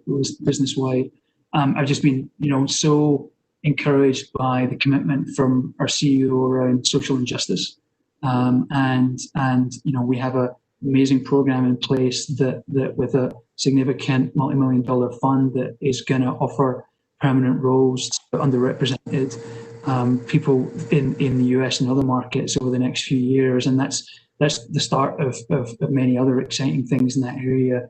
It's borne out even in our sponsorships that I was going to mention earlier. With Olympics in Tokyo being postponed by a year, Visa renewed all of the contracts with its 90+ athletes, and that's just honestly the kind of thing that it's not even a discussion. It's the kind of thing that one expects Visa to do. So, very purpose-led organization, strong set of principles that govern what we do and also how we do it. And that's really super meaningful for me. It's one of those things that at the end of the day, when you're completing engagement surveys and you can answer the question, are you proud to work for the company? And those are the sorts of things that just make a big difference. Do you think, because to some extent, I think this last 6 months its creativity has been put to the test, purpose has been put to the test in companies. We can talk a bit more about that perhaps, but do you think that your purpose or Visa's purpose at its core will evolve after this? Or do you look back over the last few months and think, we really had it, not maybe perfect, but we had it quite right. So what's your view on that? I'm really interested in that. Really close. I think really, really close. That's actually one of the things we've talked about internally in the team. Is this mission really stands up well in the world, and that's really important because the purpose needs to be authentic. And different organizations and companies and brands are at different places on this. and going to play a different role. And sometimes purpose can be quite functional and it can be quite emotional. And it doesn't make sense for all companies to have necessarily an emotional purpose. In some cases, it may make sense to be very, very functional. And I'm sure you've got some good examples of that, some of the brands that you've been working with. So I think that's really, really encouraging for me. I think the piece that is really interesting from COVID is that the fact that we've become more remote has reinforced the need for us to become more together and brands to talk in more human ways in a way that's still authentic is increasingly important. So like I'm really, really, really excited about the year ahead because I think there are so many, despite the challenges, I think we have this incredibly strong business strategy, incredibly strong marketing strategy and platform that we're going to be able to start to talk about in a way that I think is going to be super engaging and relevant to all the audiences that we speak with. But I also, I know from our conversation before that you had some kind of perspective on this. I wanted just to make sure a couple of minutes to give any ads from your side of things. Turning the tables.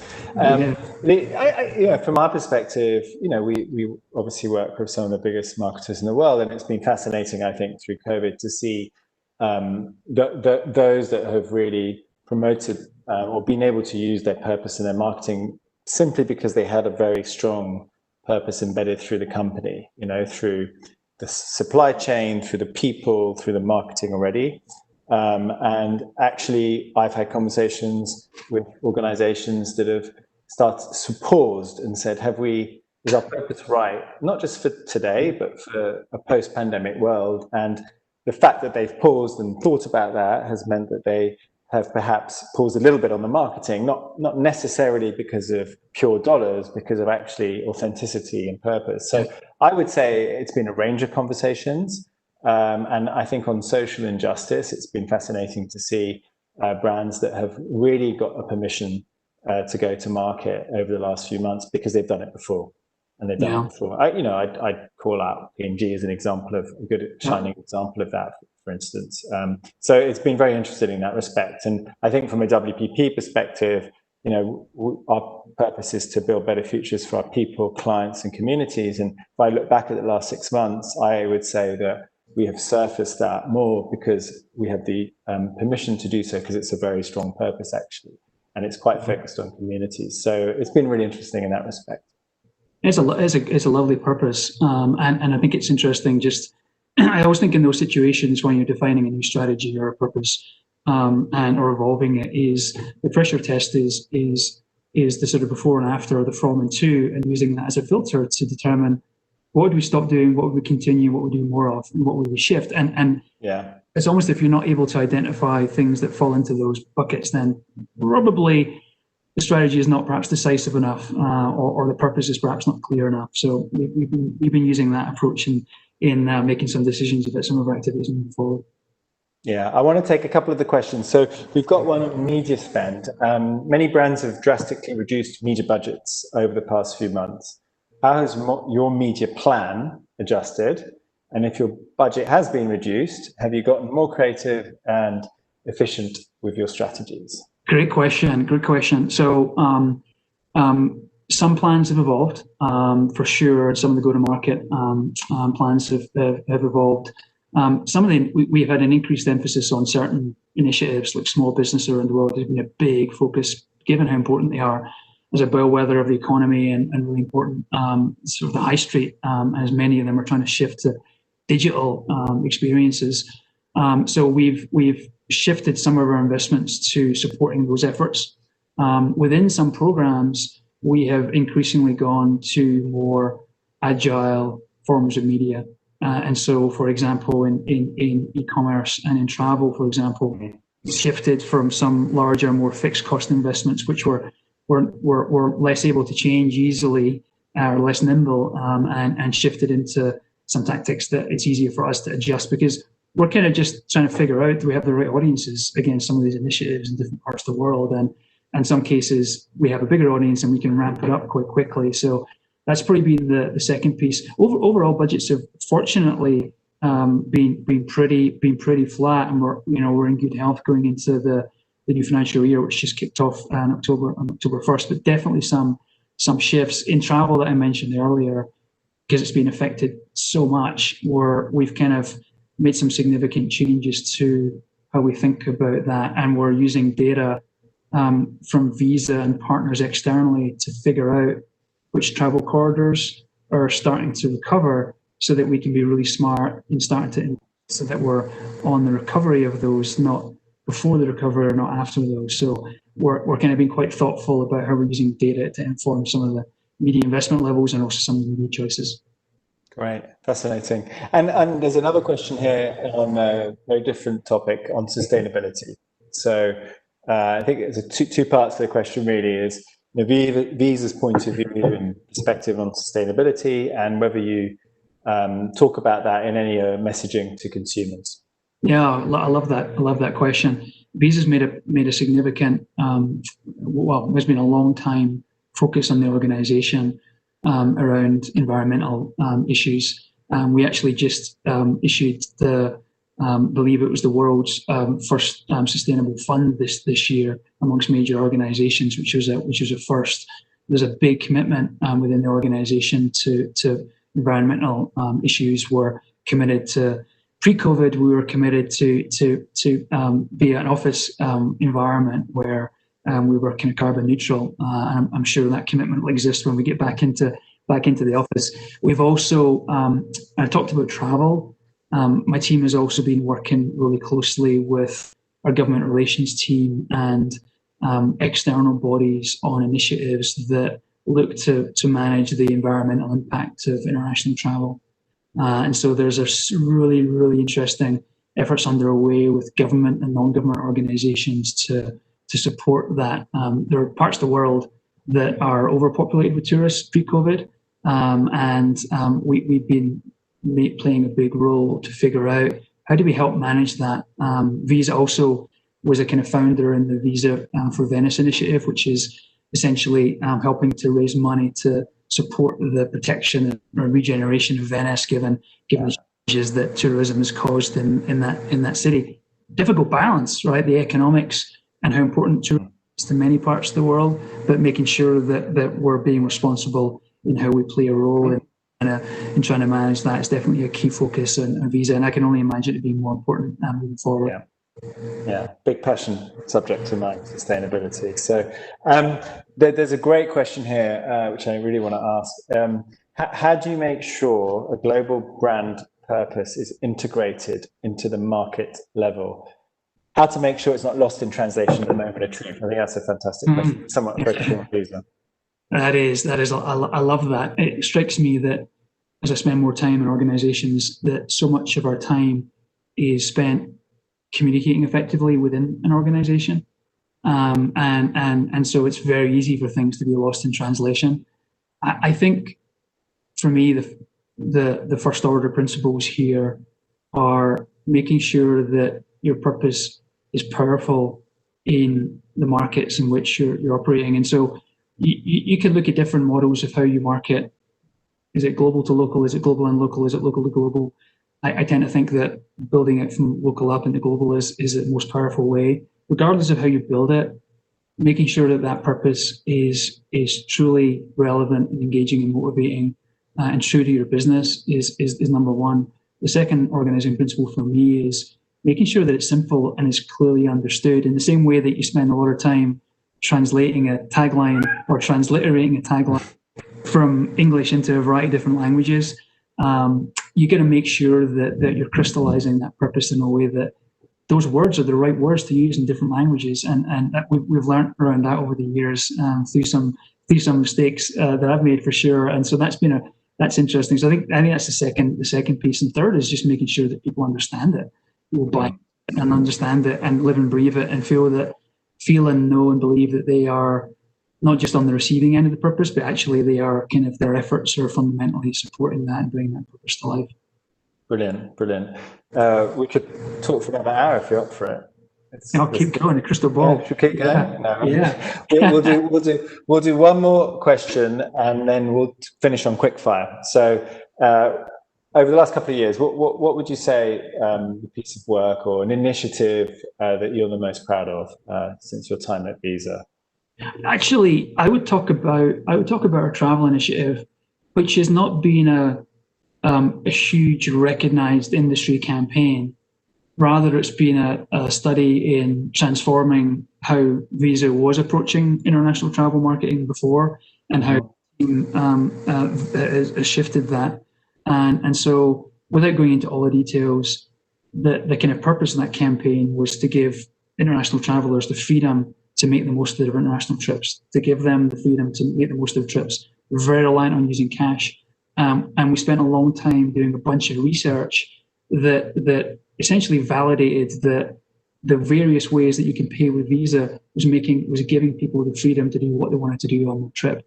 And so we essentially took that creative, the messaging, and our partners BBDO in New York did a great job bringing this to life, and a go-to-market that allowed us to engage with travelers before they traveled, before they even booked their trip, once they booked their trip, during their travel, and when they're at destination, and orchestrate that across Visa, across all of the markets, so that if you're a consumer, you're getting exposed to the same creative and relevant messaging across the journey. So kind of, it sounds quite simple, but orchestrating that, with dynamic creative and programmatic was kind of quite complicated.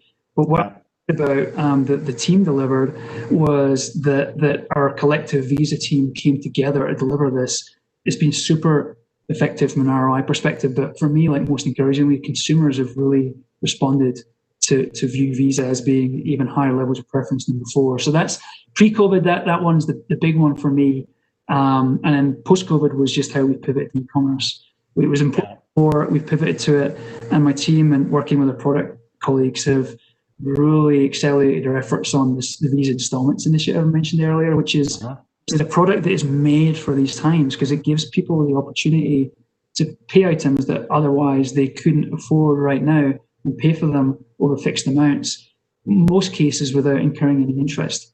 And for many people around the world that have unplanned expenditure right now, that's a really powerful product. So I'm really excited about how my team has sort of pivoted to accelerate the development of that product, and also with our product counterparts in the organization. Yeah, I think that product and what you did with the athletes too is fantastic. It speaks volumes for Visa. We're out of time, so I'm going to do quick fire questions, a little bit of fun to end with. There's no right or wrong answer, but we'll give it a go. I have to look at my notes for this. So it's just a few. How many unread emails in your inbox, Steve? Probably got a bunch of my team saying, "What are you talking about?" About like 35. That's not too bad. Okay. It's okay. 100 times less than me. Latest Netflix binge. Criminal UK. Okay, I've yet to get to that. Favorite book of all time, or favorite ever book? Oh, that one's an easy one. Old Man and the Sea. Very good. Beach or mountains? Tough one. It's a tough one, but I'm in the mountains, so I'm going to go mountains. Better fly fishing in the mountains. Okay. When you're in the mountains, champagne or wine? Nah, neither. It's beer all the way. If you push me, I'd have to go wine. But yeah, it's going to be beer. I'll remember that. And then signature dish, finally. Well, that's the biggest joke. That's the joke. My wife was. I would say honestly, I can't even look at the camera. I'm too embarrassed. I would say chili, but calling that a signature dish would be an affront to signature. So, edible, and hopefully not make you ill. But that's it. I'm not much of a chef, sadly. We'll work on that. That's been a super conversation, Steve. Thanks so much. There are more questions than we've got time for, but really appreciate it. It's great speaking. Thank you. Well, Laurent, thanks so much for you, and really appreciate it. Thanks for the questions, and thanks to the team. Yeah, thanks to the team. Thank you. Thanks, Steve. Thanks to you, Laurent and Steve. What a great conversation. And I loved ending it on that rapid fire so we could get to know Steve as a person a little bit better. Thanks so much, guys, for that. That was a lot of fun. Thank you. So we have just 2 sessions left today. I personally am really excited to hear from our next speaker, Elle McCarthy. Elle is the head of brand at Electronic Arts. This session will be moderated by Hillary McPadden, the director of sales at Vivo. Welcome to the stage, Elle and Hillary. Hello. Elle, I can see you. Hi. What a beautiful background. Hello. And Hillary, I can see you now. Welcome, ladies. Hi. How's everyone doing? I'm great, thank you. How are you, Hillary? I'm great. Good to see you again. See you too. All right. Well, let's just get started. So, well, we haven't yet had a chance to meet in person. Thank you to 2020 for that. We did get a chance to kind of get together a bit prior to this and connect. So I'm really looking forward to diving in here with you and really talking to you a little bit more about brand and about EA and your role there. So, you know, like it has been for just about all of us here listening in on this call and around the world, 2020 has been truly a unique year for you, complete with a move across the country from New York to California, and then a brand new job, all timed pretty perfectly with a global pandemic and national shelter in place. Wow. So let's just start there. So here you are at Electronic Arts, where you've been for the last 6 months in a role that is completely new to the company. Can you just tell us, like, what is it like starting a job like this during a national shutdown? Sure. Yeah, so my 2020 story is a little bit different from most people's because I was hearing a lot about how bored people were at the start of the year. And I was like, I think I've never been this unbored. Yeah, me and my husband drove across the country from New York to California. We actually both took roles at EA, and that was just before the new year. And so I then had a little short wait for my visa to come through and started my new role on the 18th of February. And not only is it a brand new job, it's also a new role at EA. So EA hasn't had somebody looking after their hero brand before, somebody whose sole responsibility is to look after Electronic Arts as a brand. Which was very interesting when 3 weeks later, suddenly we're all asked to shelter in place and leave the office. So I was in the process of sort of knowing where to go for lunch, setting up my actual workspace. I had like a little picture of me and my husband. We got married the year before on my desk. And I remember this moment where I walked out of the office and I was like, should I take this picture? Should I bring it with me? And my husband was like, oh, we'll be back in a few weeks. I had this feeling we're not going to be back in a few weeks. I had this really expensive diffuser, actually, like one of my favorite diffusers. And I just uncorked it and it was on my desk. And I was like, I'm going to put the cork in. I'm going to put the cork in. I don't want to make this room smell really nice for no one. For what it turns out, it's going to be over a year. So on around the 16th of March, we all went back and I started working out, how do you reinvigorate a hero brand from scratch, from the privacy of my own living room. Mm-hmm. And about a week into being at home, well, actually about 2 days into being at home, I texted my boss and I was like, we should be thinking about how we scale a brand response. Like how are we going to respond to our players in crisis? And he said, I'm so glad you texted me. You're probably number 135 of the texts that I've received today. I'm getting emails from people. Do we want to do a sale? Do we want to do an offer? All of the different teams want to go off and do their own thing. There's a huge amount of energy, but without a centralized effort, it will feel tactical and like how do we scale it? What do we do? And I was like, well, we hired me 2 years ago so that I can build an operations team that would actually have a response to this in like close partnership with corporate communications, and we would be totally ready to scale a brand response to any world event. Because we didn't do that, I'm going to start doing what I've always known to do, because I grew up in my career as a brand strategist, initially on the agency side, and I guess I'm going to write a brief. So I sat down. I'd actually spent, because I had my 6 weeks off, and I'd just been geeking out on the history of the company, looking at our founding story, because we were founded to sort of lift up gaming as the entertainment medium of the era, and to hero developers and make them the epicenter of our business. And all of these founding principles are so rich and steeped in history. And so I'd been thinking a little bit about that and looking at our player data. And so I just created the simplest brief you could imagine. And it had 3 rules. It was, what can we do to help people connect during this time? And we want to look at ideas that help players connect with each other, ideas that help people connect to our developers and our talent, and ideas that help people connect to things that they miss in the real world. Because those first 2 things, any gaming brand could do that. The third one is actually leaning into the thing that really differentiates us and that has differentiated us through time, which is our sports franchises. Because one of the other portions of our founding story is how we were set up to deliver sports games. And obviously, suddenly everyone is up in arms, like, what's going to happen to sports? And so we got ahead of that. So Right. 3 rules.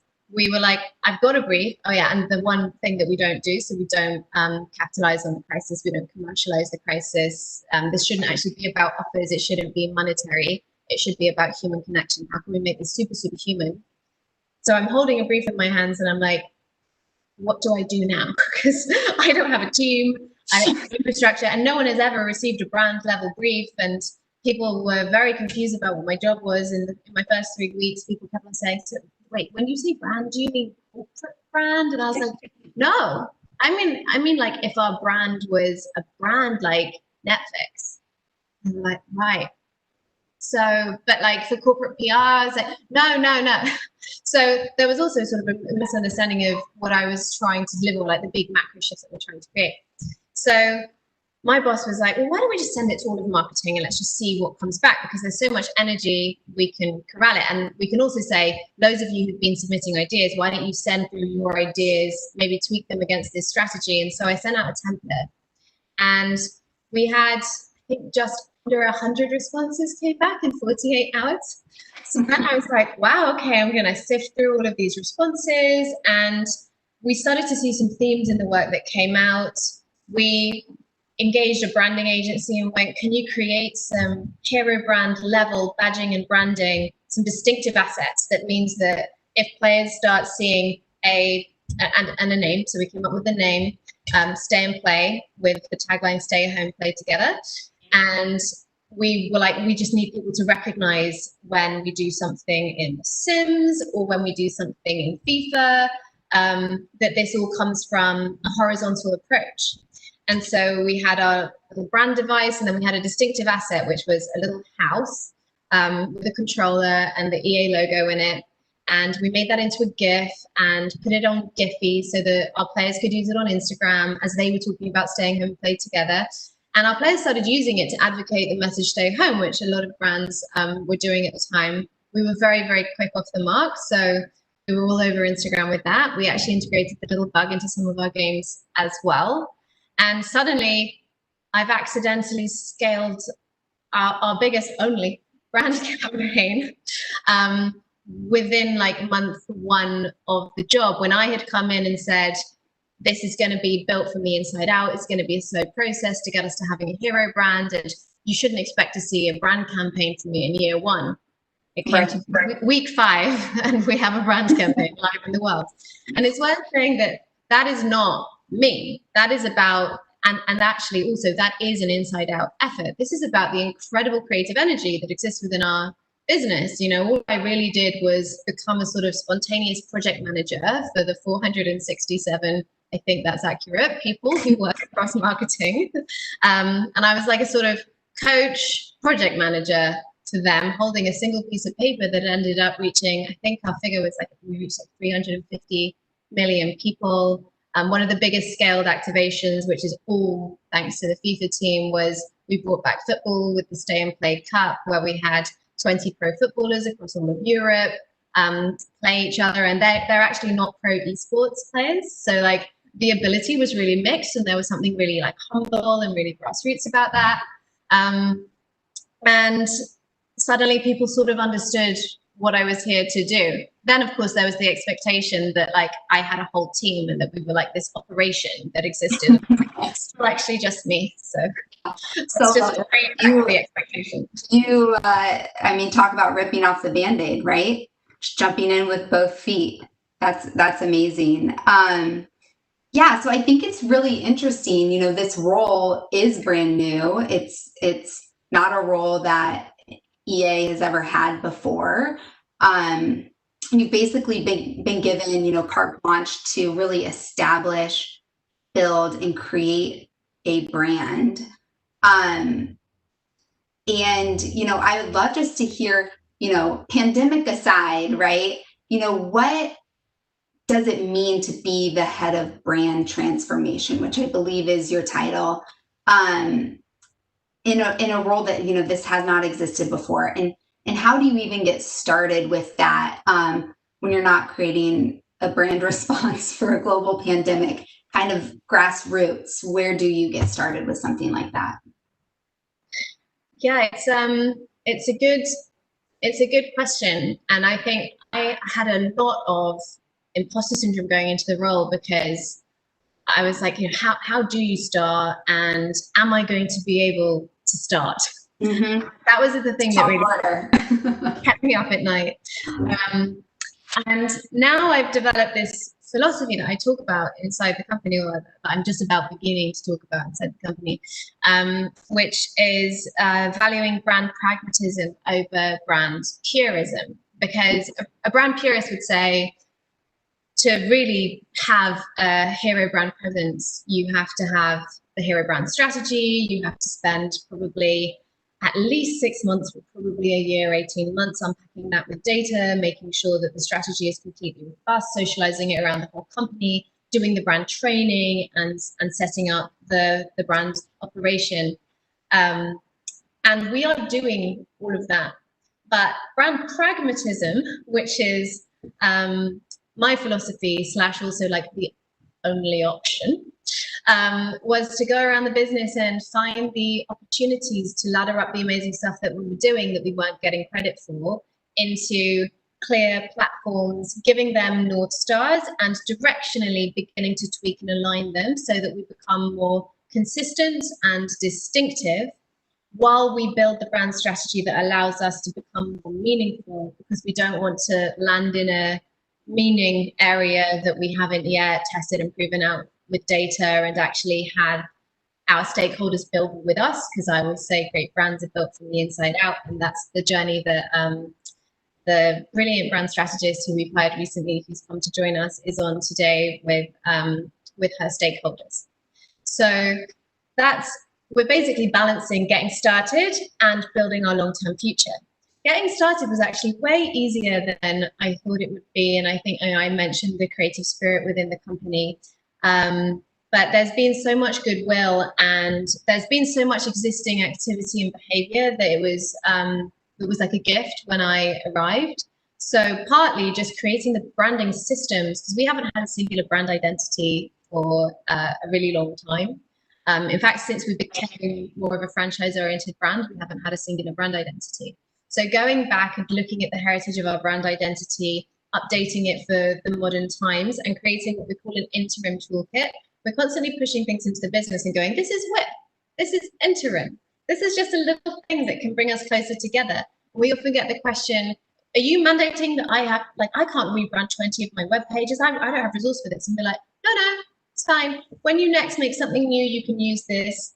We're offering brand office hours, which is a really smart idea that my team came up with, where people can create an appointment with us and they can just come and be taught about some of these interim and WIP things, or they can come with a problem. They can go, hey, we actually really want to make team swag for all of our interns. What should we do? And we'll just workshop it with them for 15 minutes. So there's finding the things that we want to ladder into a consistent thing. And then there's also just being brand as a service function. I think often brand leaders, or like a mistake that brand leaders can make, is to say, you know, because we are the brand leaders, we are the brand police, or you must use this framework.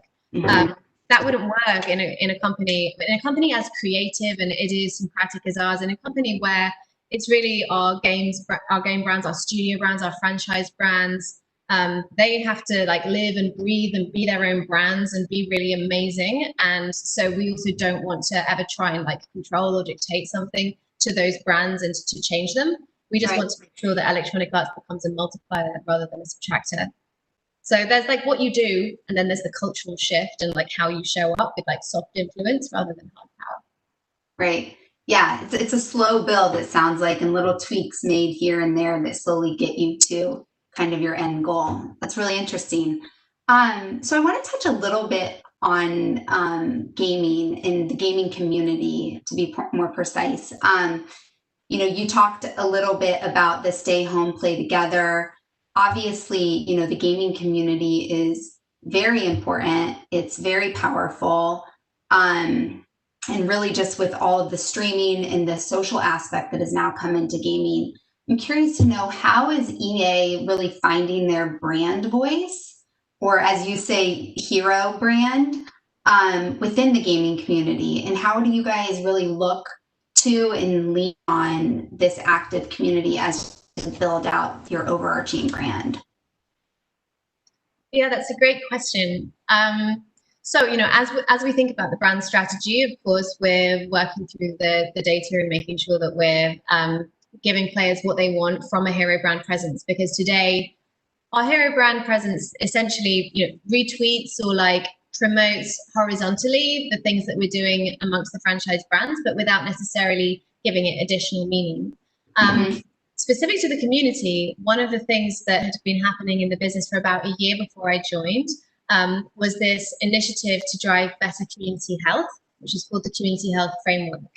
And some really amazing data work had been done on that by a team who've been in place for a while.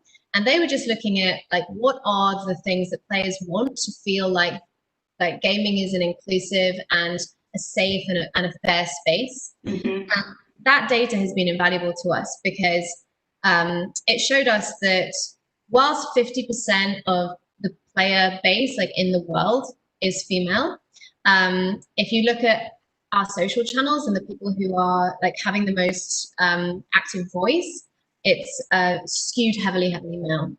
And women actually really want to play multiplayer games, but they feel as though there's a lot of barriers because they're worried that they might come up against toxicity or hate speech. And that's the same for women and intersectional minorities, will even more likely to experience hate speech.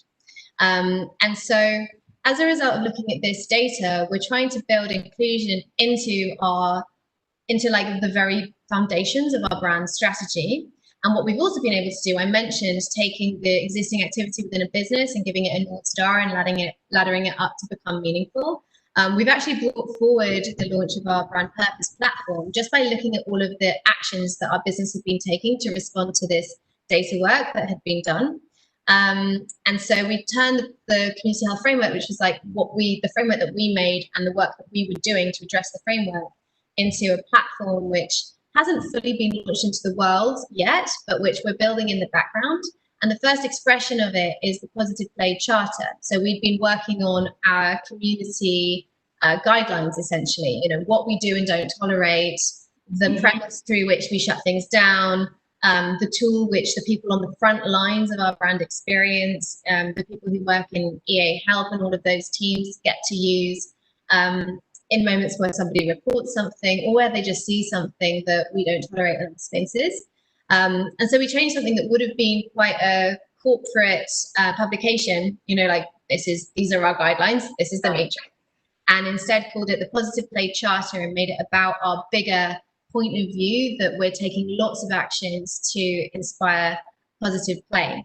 And that's all, data informed. It's looking at the community, and it's looking at the community not through an inclusion mindset, but through inclusion as a means to growth. This is about our community's ability to participate in the experiences that we're making. And if their ability or their desire to participate is limited, then we're doing them a disservice as a brand. This is also a really great opportunity for where a hero brand can be a multiplier to the franchise brands, because the franchise brands need to be all about the play and the experience that they're giving, and they have to be really, really fun. But we also have a responsibility to our communities horizontally as Electronic Arts. And so if we can create things like the Positive Play Charter that we can then give to the franchises, then it takes a weight off rather than brand being a controlling force and a tax for them. So I think that's a good example of how we're doing that. Yeah, no, that's great. And it's interesting, for so long, gaming industry has been so male dominated, right? And there certainly has been an element of audience exclusion. So it's really interesting to hear kind of how you guys are really addressing that head on right now. In an era where this conversation is extremely topical and extremely relevant. Female gaming is up, and it's a huge catalyst for growth for the industry. So that's great. Love hearing that. Purpose seems very important to you. As I was preparing for this interview, I did do a little bit of research, and I saw that you do have a keynote about gender linguistics, and you've written a lot on the topic of inclusion. Can you talk a little bit more about the work that you've done in that space and share that with our listeners? Yeah, absolutely.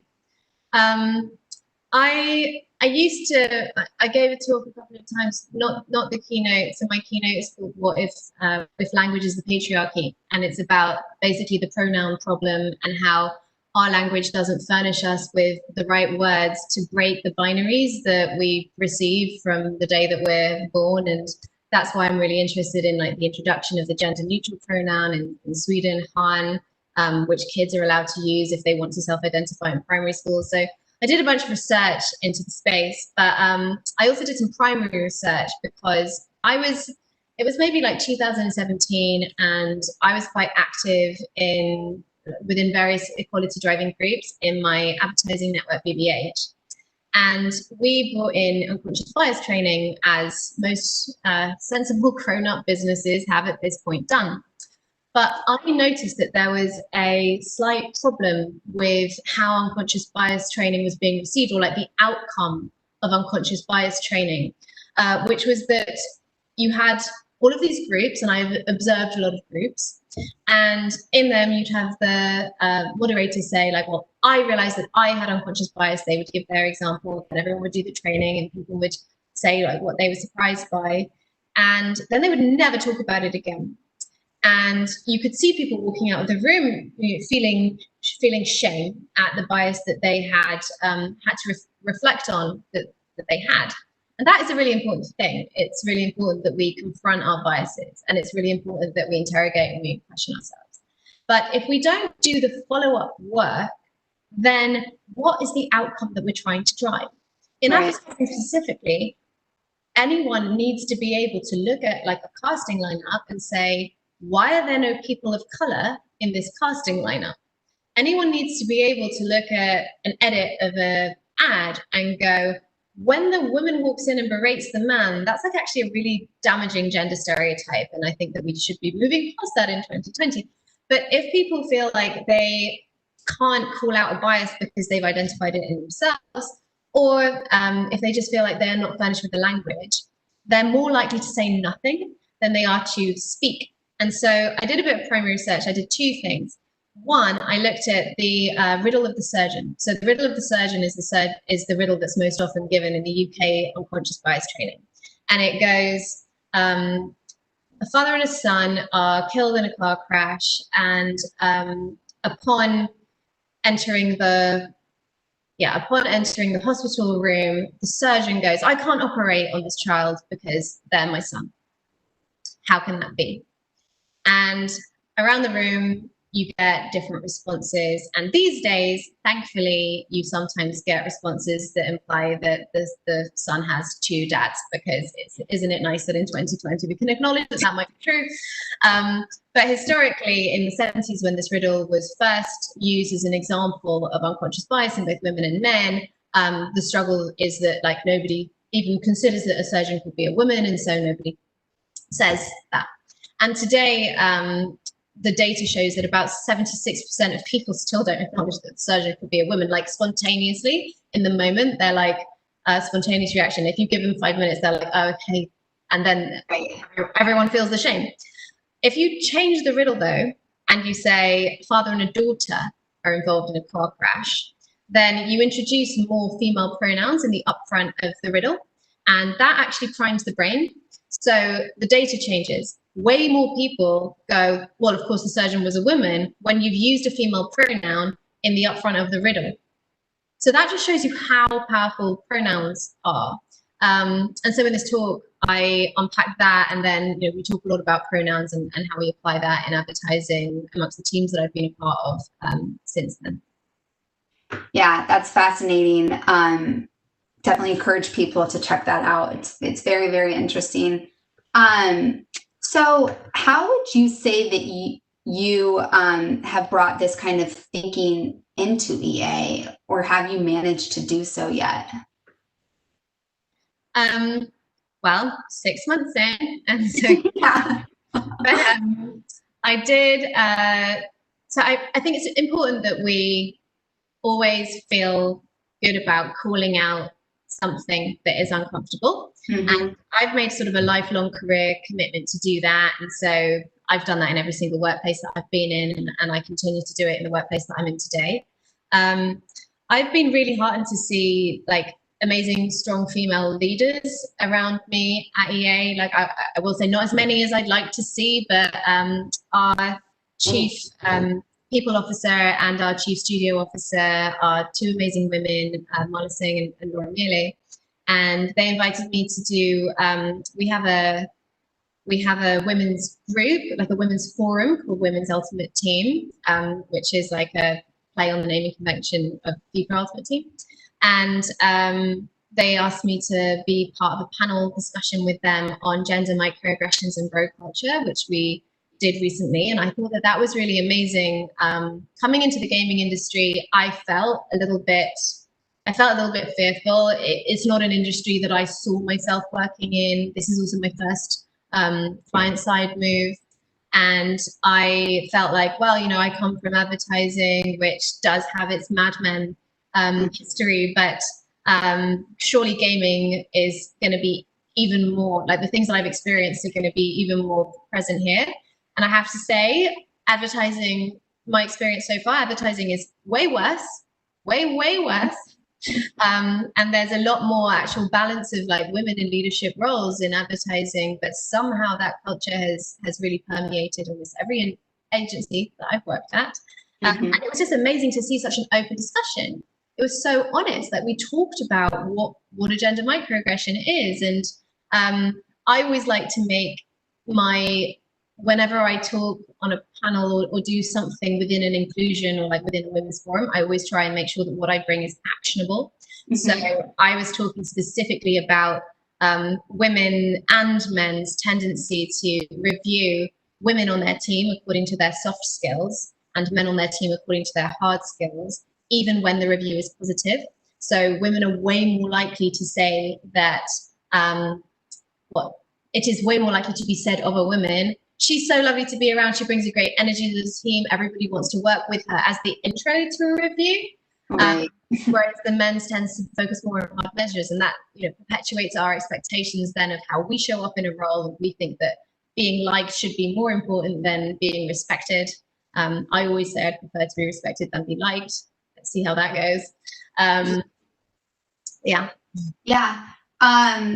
Okay, this half hour is going very quickly, and I know we do need to save some time for question and answers from our listeners, but I'm just going to jump ahead because I do have a few other questions I do want to talk to you about.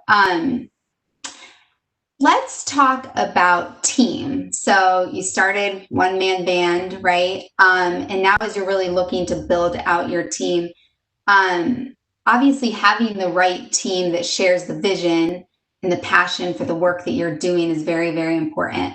Can you share more on how you think about hiring for a brand team today, and in this current environment that we're in? What is it that you're really looking for right now?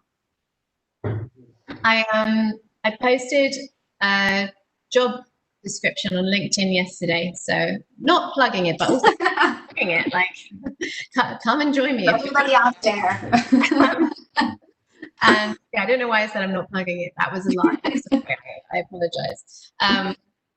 I wrote, I described this job as persuading people to believe in unicorns. I said, the corporate brand, and I'm like, no, the hero brand. People are like, what do you mean? Because it's such a novel concept. So like internally persuading people to believe in unicorns. Externally, I think, creating brand belief is like persuading people to believe in a unicorn, because that's what, brand goodwill is. It's like I love the term goodwill on a balance sheet. It's like the only time that accountancy gets philosophical.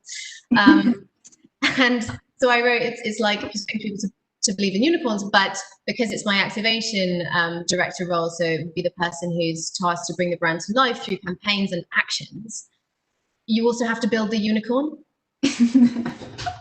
And that's where things get really, really gnarly. So I think that's, you start to see some creativity come through, right? Exactly. And I want people, I think hiring in COVID times, you have to be so honest. I start every interview by saying, I'm going to interview you, I promise, but for the first 15 minutes of this interview, I'm going to tell you why this job is going to be really, really hard. And I don't mean hard in that like posturing, like all hours culture thing. I just mean like existentially, it's really hard to build a brand. And so I want people who are looking for that sort of existential challenge and who can be, I say like willfully naive and like fuel their days with optimism and like go into challenges smiling. And so I'm really interviewing for culture. So I think honesty and making sure that people are the right cultural fit for the role are the two most important things, and being like building in diversity into your hiring strategy and making sure that the job roles get posted in all of the forums that we can post them in so that they're being seen by the right groups of people. That's great. Good luck. I hope you find that unicorn. Okay, I'm trying to decide if I have maybe one more question that I can ask before we open it up. Let's talk, a lot of pressure, not a lot of time, but I do want to touch on kind of the societal moment that we're in right now with Black Lives Matter and brand. There are a lot of brands that have done a really great job at kind of shifting the conversation and really addressing this head on. I'd love to hear from you. What are some of the brands that you think have done a really great job at this? Shifting the conversation and really expanding their audiences in the way that they think about their brand voice. Yeah, I mean, honestly, I think that the brands that are doing the best jobs are doing the deep structural work that it takes on the inside to change your company culture, to be anti-racist. Value signaling isn't good enough. I don't even want to complete that sentence with anymore. It's Black History Month in the UK, where I'm from, and I'm seeing a lot of my friends post about the four, we have, red pillar boxes that we get our postal service through in the UK, and 4 of them have been painted black this year. And even that, that they are to commemorate 4 Black lives lost, but it feels like tokenism. Everything sort of begins to feel like tokenism if you haven't done the deep structural work to support it. So the brands who I think are doing the best are the brands who are holding themselves accountable to targets for their board of directors, holding themselves accountable to targets in their leadership team. I heard the CMO of Carbon talk really, really compellingly about how some of their teams don't make their bonuses unless their diversity of their team makeup shifts over time. So honestly, I think the best stuff happens in the background. I think that there are a few things that stand out for me as good that brands have done. I think that the Rizzo Good Humor work to create an alternative ice cream truck jingle is an example of something good, because it is a bit stunty. It is a bit of a press release, but it removes something that is racist from the world. And so when I talk about my general approach to pragmatic brand building, which is that you have to find problems and then you have to provide the service of solving them, finding the appropriate problems, I mean, you have to fix your own shit, right, first. Sorry, maybe I'm not supposed to, British thing. But then you have to, if you want to make an anti-racist statement, like how do you remove racism from a place where it's affecting your consumers or affecting your product? And I thought that was a really smart move. The other one that I like is Patagonia versus Vote the Arseholes Out. So obviously that's like a long-term platform about climate change. But that platform becomes attached to so many other things when you're brave enough to make it a political message, which not that many brands have been in the past, but we're seeing a real rise in brand bravery in politics right now. Yeah, Yeah, I like that one too. It was my excuse to go buy a brand new piece of clothing just to see if that was really their tag. All right, let's throw it over to some Q&A now. All right, here's one. Many brands have drastically reduced media budgets over the past few months. How has your media plan adjusted? If your budget has been reduced, have you gotten more creative and efficient with your strategies? It's I love this question because I'm academically very, very interested in how we balance long-term spend, like spends to drive long-term brand equity increases, which is actually what all of the brand science, like the Mark Ritzens of the world, are advocating for right now, and of course budgets do go down. I will tell you that my budget hasn't gone down because I don't have a budget. I'm so new that, yeah, media spend, what a luxury. I would love to do something called media spend. But I will tell you that I'm using all of this marketing science to build like robust, robust plans that demonstrate the value that long-term emotional spend on things like our brand purpose platform, as long as what we're communicating is actions, right? I don't think that like anyone needs a PSA from us saying like that we don't think racism is cool. Like, I don't think that that counts as a public service announcement. But I do think that emotive brand building is a really important thing for all businesses to focus on right now. And finding the right tools and resources to make those cases with data is the advice I give all marketers, and it's something that I'm leaning into, and I'm actually talking across my fellow members of the marketing leadership team about how we can make sure that we aren't just spending on short-term results. Obviously, it's a little different in gaming right now because gaming actually increased in COVID times, so we're not subject to the same sort of cuts that some of the, like the travel industry, for example. Right. All right. Let's see here. As leaders, you are always developing your abilities. What skills would you like your marketing team to develop this year? Stronger collaboration skills. Because we are a brand of brands, so we've got lots of different franchise brands, and because we've been in housing for a couple of years, and so in fact longer than a couple of years, we're a little like on the curve, maybe ahead, but sort of on the curve for how we've been building out our own skills and disciplines. Those things, you always have to incubate when you bring a new skill into a business, and now's the time for us to collaborate.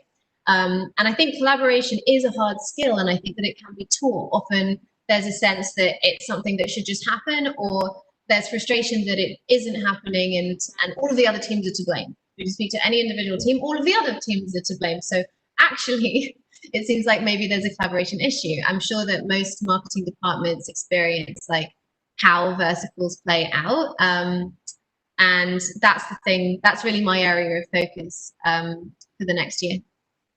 Great. So that kind of plays into this question. How do you ensure team members feel engaged and inspired in a remote working world? Ooh, that's like one of my big exam questions from my boss, the CMO. He's not listening. I'm going to get the answer away now because he's like, I want it to be proprietary. Honestly, everybody is thinking about what does the future of work look like. And when they say the future of work, they actually mean work right now, because right now it's very confusing how we're even functioning. And surely somewhere somebody has an answer.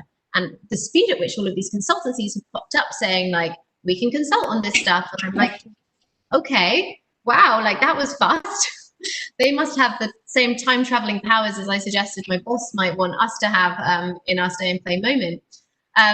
But one of the things that I am doing, because I've been sort of looking around, like what's the solution? You see a lot of pockets of great happen in different teams. So there'll be teams who do a quiz night, and that's been like really, really good for them to continue gelling. There'll be like a happy hour over here. We're a really big marketing organization, so I'm partly going, what can we scale and how can that be sustainable? And how can we give people the way more functional tools to just function a little bit better?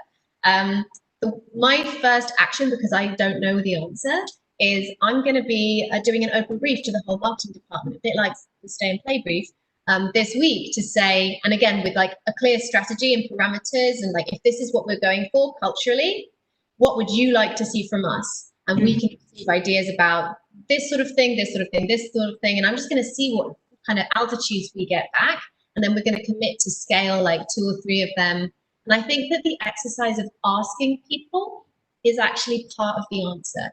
Yeah. And so continuing to do that with our culture is a commitment that I'm making. Yeah. Full circle back to data collection, right? and building from within.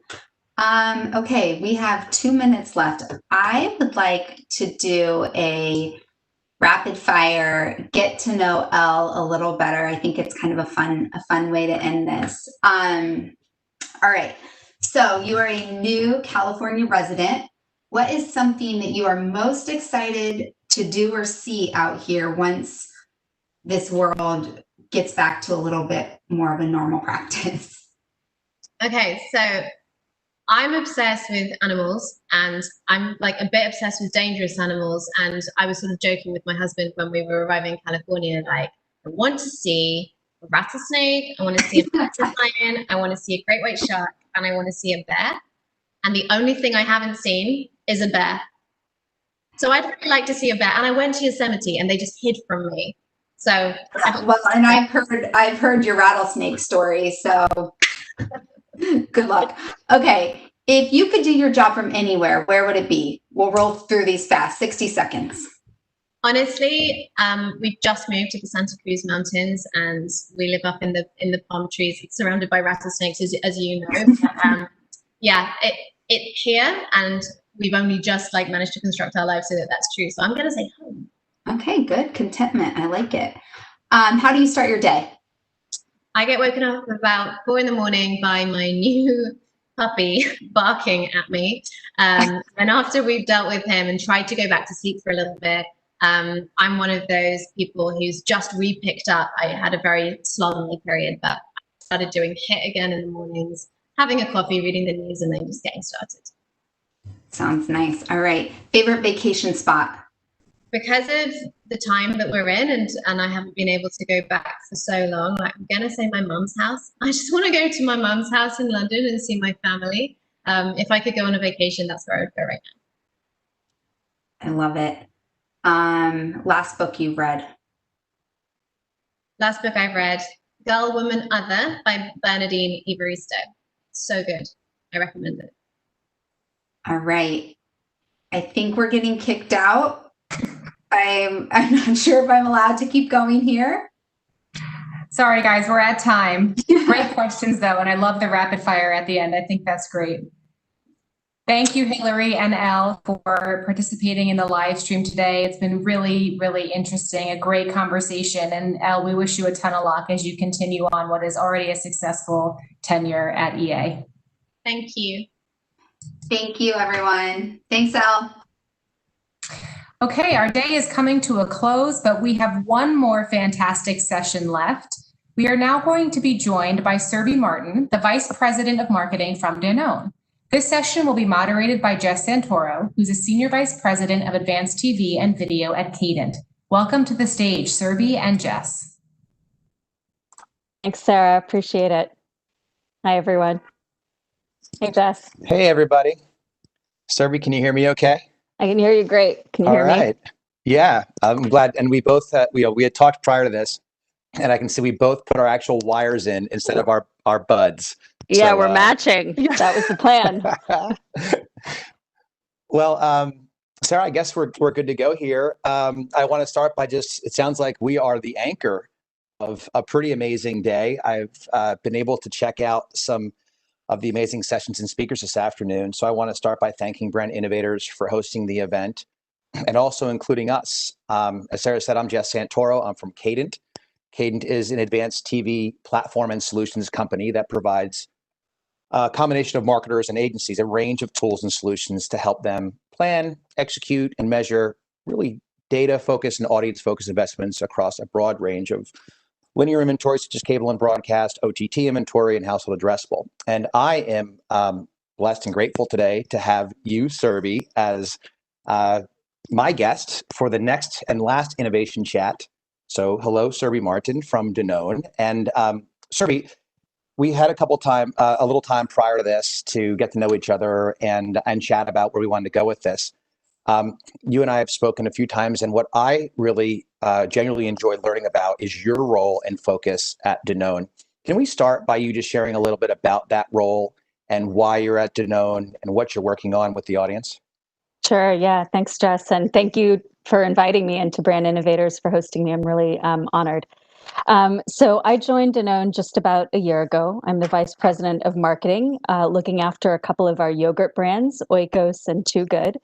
I joined Danone really for two main reasons. One is there's a real sense of purpose at Danone. And while a lot of companies talk about purpose, the fact that Danone is the world's largest public benefit corporation, or B Corp, brings a lot of credibility to what that means at Danone.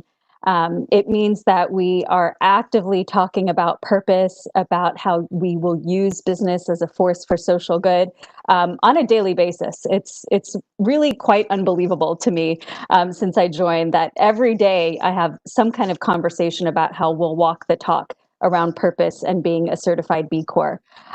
It's a lot of work, a lot of money, a lot of heavy lifting to become a certified public benefit corporation. So the credibility Danone has, having achieved that, was one of the key reasons I joined the company.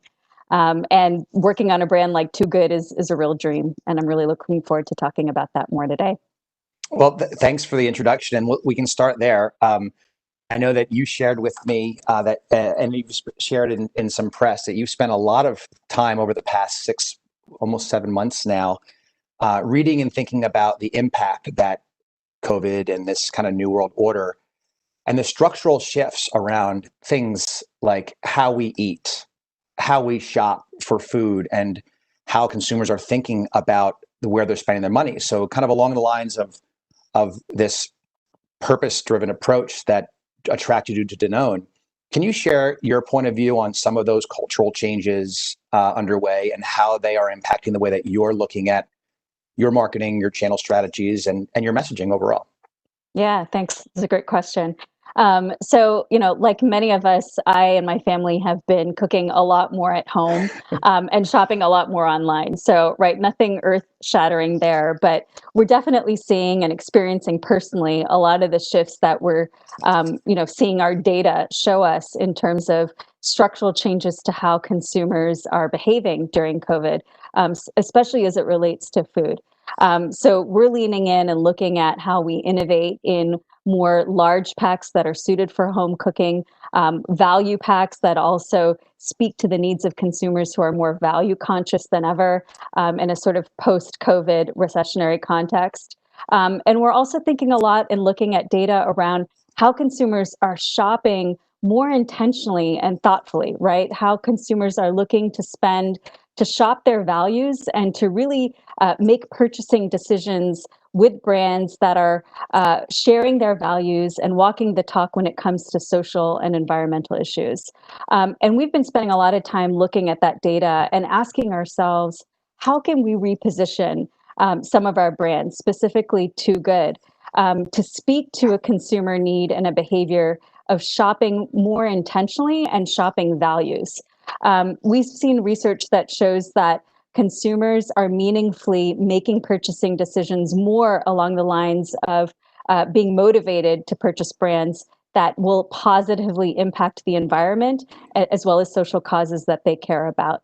Millennials in particular, over half of millennials, per our research, are talking about how they're making purchasing decisions on the basis of how it will impact the health of the planet as well as society at large.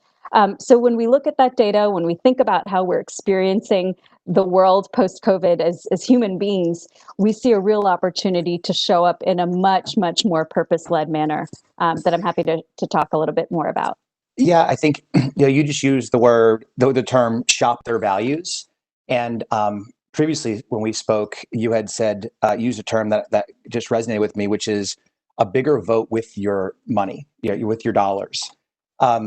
You guys, there was a really fascinating Forbes article that came out about a week ago, and it was about your brand Too Good and the effort behind One Cup Less Hunger, that program. I'd love to talk about that. And specifically, Surbi, if you can go there, the program really addresses a few big and complicated social issues, food insecurity being one of them, but also climate change. And can you tell us a bit what led you and Danone to take on this program? Yeah. So actually, before COVID, our brand Too Good wanted to identify and kind of make a dent in a big environmental issue. And we identified food waste as an issue that we really wanted to make a mark on in our own small way through our brand and how we live our purpose. Food waste is a real problem in the US. 40% of food is estimated to be wasted in this country per year. And it's actually, food waste is actually globally the #1 contributor to climate change in the world, more so than any one individual country. I was really astounded when I learned that several months ago. I sort of couldn't believe how much food is wasted and that it's actually the #1 contributor to climate change. And the reason for that is that wasted food tends to end up in landfills and then over time produces methane gas, which is one of the deadliest greenhouse gases out there. So it's a big problem in terms of impact on the environment. So that's an issue that we had identified on this brand as something that we wanted to speak about in our communications, that we wanted to innovate to help by repurposing otherwise wasted food in a safe and appetizing way in our products in the future. And then when COVID hit and we saw the rising rates of food insecurity, 1 in 6 Americans, up from 1 in 7 pre-COVID, now faces food insecurity in this country. And what was so interesting to us when we started reading these headlines is that we recognized that one problem could be the solution to another. In other words, by partnering with food rescue organizations, we could actually help redirect food that would be taken to landfills and redirect it to be redistributed to communities in need. And so we teamed up with 2 organizations that we really admired, City Harvest in New York and We Don't Waste in Colorado, to design a program that we just launched on October 1st called One Cup Less Hunger. And this is our brand's effort to really walk the talk of purpose and connect the dots between 2 big problems, food waste and food insecurity. And it's a really difficult set of problems to simplify and as a marketer to be able to communicate to consumers about. And what we came to in terms of the initiative is a very simple 1-for-1 program where literally for every single cup of Too Good yogurt you purchase from October 1 indefinitely, we will rescue and provide an equal amount of food to somebody in need with our partners City Harvest and We Don't Waste. This was a program that took us about 6 months to land from execution to being on shelves now, and we'll be starting to show up on every single pack on shelf across the country. And we're also going to be dedicating some social and digital assets to promote awareness of it. But I'm so proud of how we've tried to take a complex set of issues and empower consumers to vote with their dollars or shop their values, as we've talked about, through our brand, and really position our brand as an enabler of being able to allow consumers to vote with their dollars to affect meaningful change through daily habitual purchase decisions. Well, Surbi, you mentioned that the challenges in communicating such big issues and such complex issues. And then you mentioned that you brought this thing from concept to shelf in 6 months. It sounds like you did your own kind of Operation Warp Speed over there to get this thing out into the market. That seems very fast. And with such a big, regardless of how purpose-driven the organization is in the B Corp, was it difficult to get Danone management on board with something? Was it considered a risk? Was it considered a perfect fit? Can you tell us more about how you navigated that process? Yeah, no, thank you. That's the devil's in the details of getting stuff like that done. It's tricky. So 2 points here. One is that when we first proposed the idea to our leadership at Danone in North America, the initial reaction is, you want to spend how much now of your A&M budget on a donation? And I think there was a little bit of sticker shock on how much it was going to cost on an annual basis. We're a relatively small brand, right? We only launched last year. We crossed the 100 million retail sales mark in May, within 16 months of launching. But this is a considerable investment in terms of our, as a percentage of our net sales, as well as a total percentage of my A&P budget for this brand. But we really felt passionately that to be credible and walk the talk around purpose, we wanted to activate and invest behind this act more so than even what we're spending on some of our digital and social media channels, which sounds a little crazy. And so, look, I'll be honest, it's not without risk, and we have to see how this plays out because we're the first yogurt brand to enact a one-for-one initiative like this.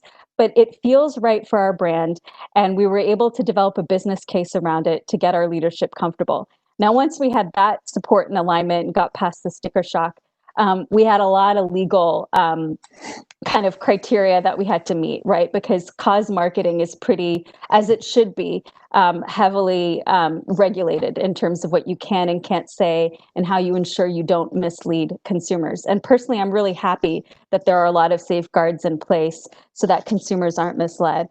So we had to go through a very rigorous process and set of standards to be able to show up on shelves with this campaign. And can you talk to us a little bit about that communication strategy into the consumer that balances the legal guardrails, balances the brand promotion, which you're still looking to sell products, but also is rooted in this purpose-driven effort that you guys are doing. So, how did that play out with respect to balancing out your paid media or your expectation of earned media, your social media? What can you share about that? Yeah, so a couple thoughts there. So one is just simplifying for consumers, even the act itself was pretty challenging to be able to align all of our stakeholders on, because we wanted to be able to communicate a cup for a cup. But even the legal definition of a cup is 8 ounces. A cup of yogurt, a single serve, is typically 5.3 ounces, and that's the size of a cup of Too Good yogurt. And so we couldn't simply say, for every cup of yogurt you purchase, we will donate and rescue a cup of food to somebody in need. We had to get really technical about what a cup means. So that gives you an example of the rigor of standards we had to apply in all of our marketing communications. And I've got about 10 other examples like that, if anyone's interested, but that's the primary one. I will say that I think we got to a really good place where we were able to focus our communications and our message on pack and in our creative on the act itself, to be able to give consumers a sense of empowerment over when you choose this yogurt, you are directly helping to provide an equal amount of food to somebody in need by partnering with these food rescue organizations of City Harvest and We Don't Waste. And I think that there was a lot of back and forth conversation about how to distill a complicated set of issues into a very simple message that we could hero on front of our packs. And I'm really happy with where we landed. That said, there's a lot of fine print in the back so that we are able to cover off on ensuring we don't mislead consumers. Well, like you just said, there's a lot in the details. The details sound pretty deep in this one. Yes. I don't know if this is a fair question to ask, but how are you defining success of this platform? It's being purpose-driven and wanting to do good for food insecurity and the environment. It is shocking to me as well when we talked the first time to learn that food waste is really the number one contributor to climate change and global warming. It's pretty incredible. But so how do you really and your company look back and say, okay, Serby, we're taking this leap of faith. We're going to invest a tremendous amount of money in non-working media, essentially. Our job is to ultimately sell products. What is the ultimate metric of success? Can you even define that? Or are there multiple metrics of success? Yeah, no, that's a great question. I think it's totally fair, Jess. So there's two key things. One is we have built a really loyal user base for Too Good, and really proud of that. There's a lot of love coming our way from consumers, and I would look to metrics around buy rate to show that the people who already know us and love us are actually increasing their purchase frequency because that they are so motivated by us showing up as more purposeful through this act of one for one. 1 cup equals 1 cup rescued and redeployed to somebody in need. The second key metric is, are we recruiting new and younger people into our trademark, right? Are there consumers who are switching over potentially from other yogurt brands into Too Good because they are really motivated by making a purchase decision that enables them to vote with their dollars, right? Or to shop their values.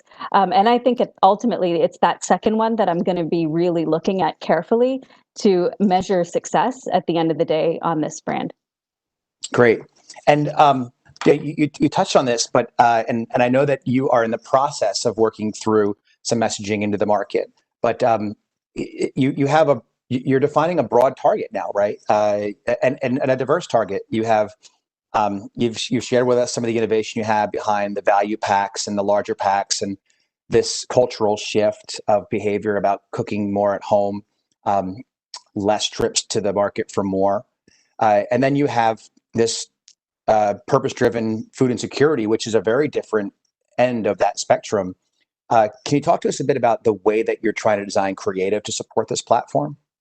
Yeah, so we have developed some 15 and 8-second social spots, as well as a 30-second that is a longer format for us to tell the story around this initiative.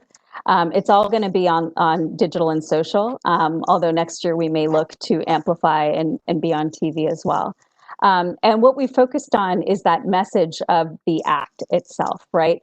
The act of, when you make this purchase, this is exactly where that contribution goes in terms of rescuing a food and redistributing it to those in need with our partners. And so really heroing the act, as opposed to getting into all of the detail around food waste as the top contributor to climate change and food insecurity in this country. We are presuming that there is some broad awareness and understanding of the rising rates of food insecurity in this country. And I'm sure many of you have seen the headlines. I know I have. We are wanting to create content that's longer format and that can live on our website and be on owned channels, that will allow our consumers who want more detail and who care about understanding these issues more deeply to be able to find that kind of information through our owned channels. So we want to make that available, but we're going to be leading with what we feel is a more empowerment and positive oriented message around the act itself. Gotcha. And then you're talking about that the assets. I'm curious too. And you mentioned you went so fast to get this thing into market onto shelves. How are you looking at that shopper marketing experience? And so you have people acting differently in the stores now, maybe more focused and not as taking their time as much in the shopping experience. Anything you can share with us as far as how you think about that point of purchase approach? Yeah, no, that's a great question. I mean, and it speaks to one of the behavior shifts we're seeing post-COVID, right? That consumers are in less of a discovery mindset right now. If they're going into stores and shopping, it's usually from a list, and it's a much more focused trip than the kinds of trips you would see in the past, where people are more open to looking and discovering for new brands.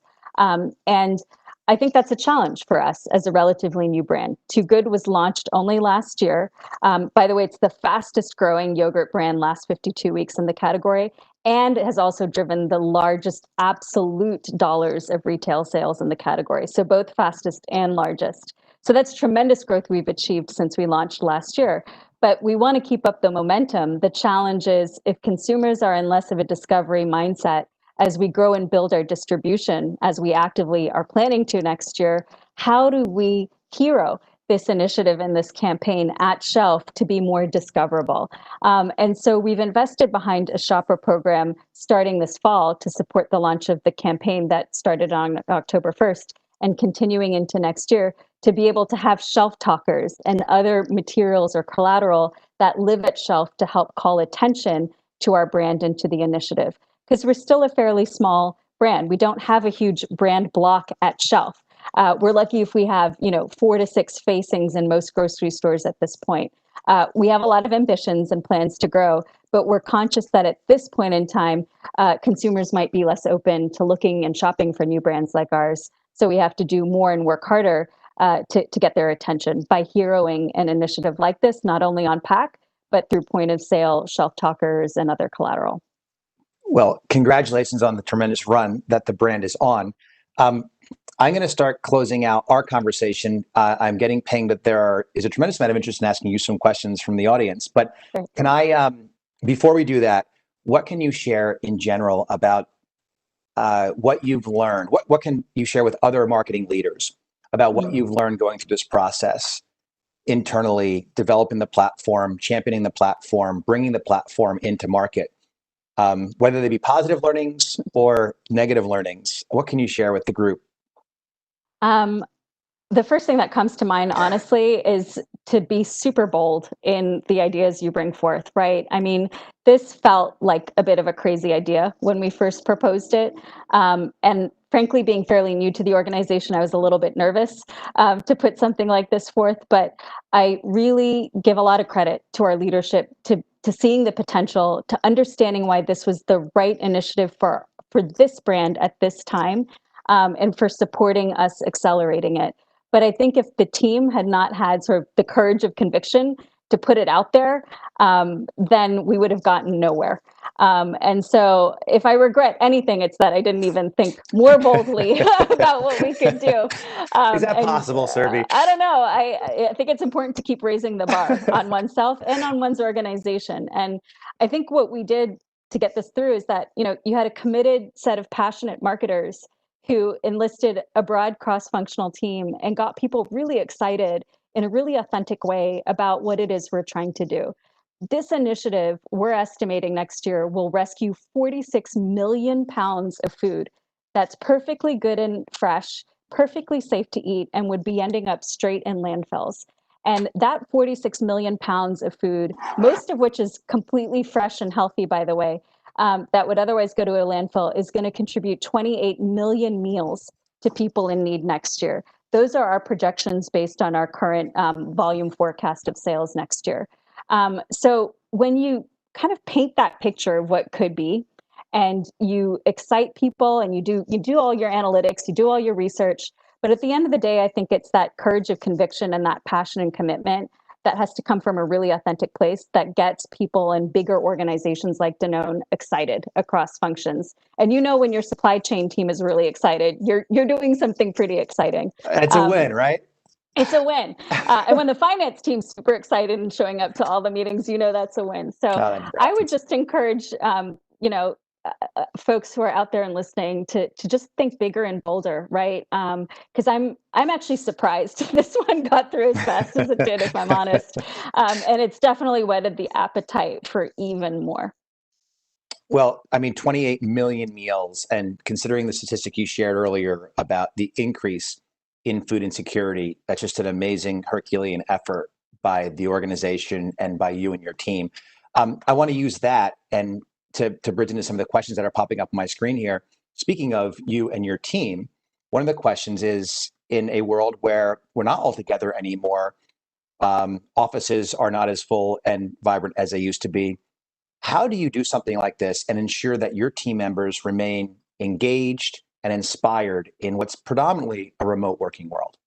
Yeah, it's a great question. And a lot of us are feeling the challenges of that, right? If not all of us. I think that just staying really close, right? Keeping cameras on, having frequent touch points. We were talking about this on a very regular basis, a couple times a week, committed to landing the plane once we'd sold in this initiative to our senior leadership. That took a lot of collaboration on a very frequent basis with a tight team of cross-functional leaders. We needed everybody collaborating and talking, and almost erring on the side of over communicating to be able to land this, fairly seamlessly as quickly as we did. So, how do I try to foster that culture or that environment to work closely, collaboratively, and with speed? I think it's, I always turn my camera on in meetings, which might seem like a small tactical thing, but you'd be surprised at how many people don't do that. I think it's important to bring the human to work and to show your face and to show you're engaged.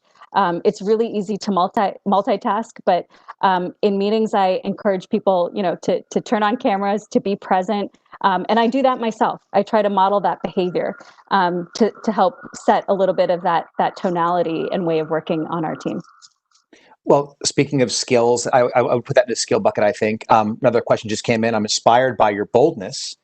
As leaders, we are always trying to develop our abilities. What skills would you recommend for marketing teams to focus on developing? I think it's really, and this is maybe less of a skill. I'm gonna answer it differently because I'm not sure it's skills that are needed to be built in the traditional sense. I think it's really important for marketers to spend more time getting inspired, creatively in particular. I think it's important for marketers in particular to develop their interests and to enrich themselves and to do things that are passion points outside of work, because it actually impacts our work probably more so than in some other professions. And so some of the things I try to do are I walk around my neighborhood a lot. Like I'll just go on an aimless walk and aimlessly sort of shuffle my playlist or discover new music via an app to be able to just feed and inspire the creative juices. And I can't tell you how many times I will listen to music and get an idea for a brand or for a campaign as a result. And my team knows I create playlists for all of my brands. And often the brief includes a playlist or a couple of songs because it's about the feeling you want to elicit in another human. And if you aren't attuned to how you feel creativity or how you feel and experience things like music or art or dining experiences in the world, how are you going to move somebody else to experience something to persuade them to buy your product or to maybe love your brand? And so it's less of a skill and more of just fostering and creating room for those experiences, because the answer's not in the deck probably. The answer's probably, you spending more time outside and observing human beings, observing yourself, interacting with culture, and bringing that to your job, because that's part of what I view as in the scope of our responsibility as marketers. That's great. That's some fantastic advice. I'm going to change it now. I've got a couple questions coming in that are a bit more tactical. First one being, how do you balance the use of data and more precision versus scale when marketing your brands? And a second part of that is, how do you approach emerging media channels and how do they factor in to your overall strategy? Yeah, so thank you. So a couple of thoughts. Again, we're a relatively small brand, so we've got a set of targets, media targets, strategic targets that we look to reach through our various channels. And so we can get fairly sophisticated in terms of who we want to reach by demographic, age, gender, etc. But the real focus for us is actually more of a psychographic profile. We have a psychographic profile of consumer we're trying to reach through the Too Good brand that doesn't always neatly fit into one set of demos that you can activate against in your media channels. So one of the things we're trying to do is, think about how do we reach those consumers that maybe span various traditional demographic variables where they are. And no surprise, our strategic target, that is that psychographic profile on Too Good, over indexes on things like shopping their values and thinking about purchasing decisions on the basis of the impact it'll have on society and on the environment.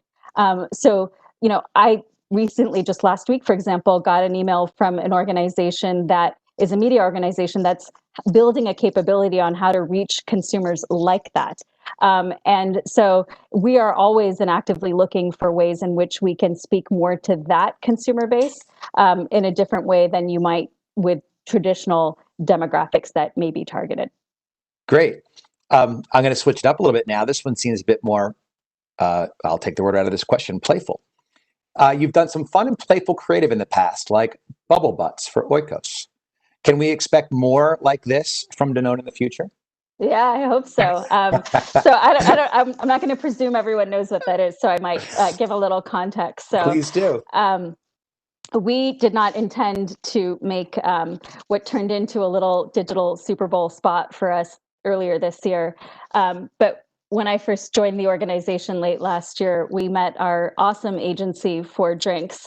And we were just talking about, gosh, yogurt's really boring.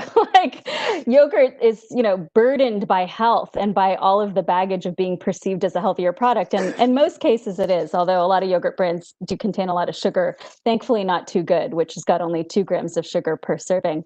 But a lot of brands out there are still pretty boring in yogurt. And so how do we shake things up? And our thesis was that Oikos 000, which is one of the brands I look after, and it's the one in black packaging. There's a couple, but this is the one that was the pioneer of high protein yogurt 5 years ago and was the first yogurt brand to appear in black packaging, kind of breaking the norm of the sea of whiteness that you see in the yogurt aisle. But our feeling was because of that heritage and legacy from when we were founded 5 years ago, we had the right to be more disruptive with yogurt marketing in our communications. So we ended up doing a Super Bowl spot. It was a digital only buy during the Fox live stream broadcast for like a couple $100,000. We ended up driving about as many impressions as some of the Super Bowl ads because it took off in a big way. Bubble Butt was a really fun piece of creative that heroed the strength of NFL players by heroing their butts and talking about the connection between protein in the yogurt and protein to build muscle to perform on and off the field. And we saw a 9-point lift in sales the weeks after we aired Bubble Butt, the weeks after Super Bowl. And I want us to keep doing more on Oikos that's in the vein of disrupting norms and breaking the cliches of yogurt marketing in a much more playful and joyous manner to come. So stay tuned for Super Bowl next year. Well, here's a question, and I'll set this up with my own observation. You are clearly your passion is palpable when you talk about your brand and your effort. Question just came in. Can you point to any specific reason or anything that drove you into getting into marketing? Yeah, thank you. So I actually joined marketing largely because I was motivated by a sense of purpose. So I started out at an agency called SS&K about 15 years ago, and I joined the organization because of clients like the Nike Foundation, the UN Foundation, and many other organizations with a social bent. And that's what motivated me to get into marketing, is the power of storytelling to move people to enact change for social purpose, for environmental purpose. And what motivated me to get into marketing 15 years ago by joining a shop like SS&K is the same motivation now. It's about using business as a force for good, using the power of storytelling as a marketer to move hearts and minds, mostly hearts, because that's, I think, the most important thing that we do as marketers, particularly around social change. Whenever I see Sarah come into the bottom of the screen here, I feel like that's our cue to start wrapping it up. Dun, dun, dun. I just want to say, Surbi, it is always such a pleasure and inspiring conversation with you. Thank you for taking the time, not only in leading up to this, but today, joining us at Brand Innovators and for letting Hayden host you. So thanks. It's just always such a pleasure to talk with you. I really appreciate it. Thanks, Jess. This was fun. I enjoyed it, appreciated the questions, and really passionate about the work. So thank you all for listening. We can, even though we're over Zoom, we're all getting used to feeling this passion. I can certainly feel it. I hope it's not overwhelming. It's not. I'm looking forward to seeing you in good. person sometime soon. Thank you so much. Appreciate the opportunity. You got it.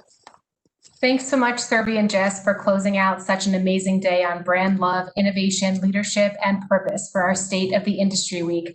I don't think we could have had a better closing session for today. I'd also like to extend a special thank you to all of our speakers today for such an engaging and insightful conversation. I know I personally took so much away from each session, and a few of my favorite headlines from today include: creativity can make everything better. Brands can be helpers driven in service of their purpose. Dads will be holiday shopping this year, very important. Empathy is a fundamental leadership skill that needs to be continually developed. Sometimes in order to find a unicorn, you have to build the unicorn, and one problem can be a solution to another. We hope you all will join us again this week, both tomorrow and Thursday, as we continue our State of the Industry Week. Tomorrow, we will be focusing on the future of media and marketing innovation, beginning at 11 a.m. Eastern Time. And Thursday, we'll be focusing on diversity and inclusion.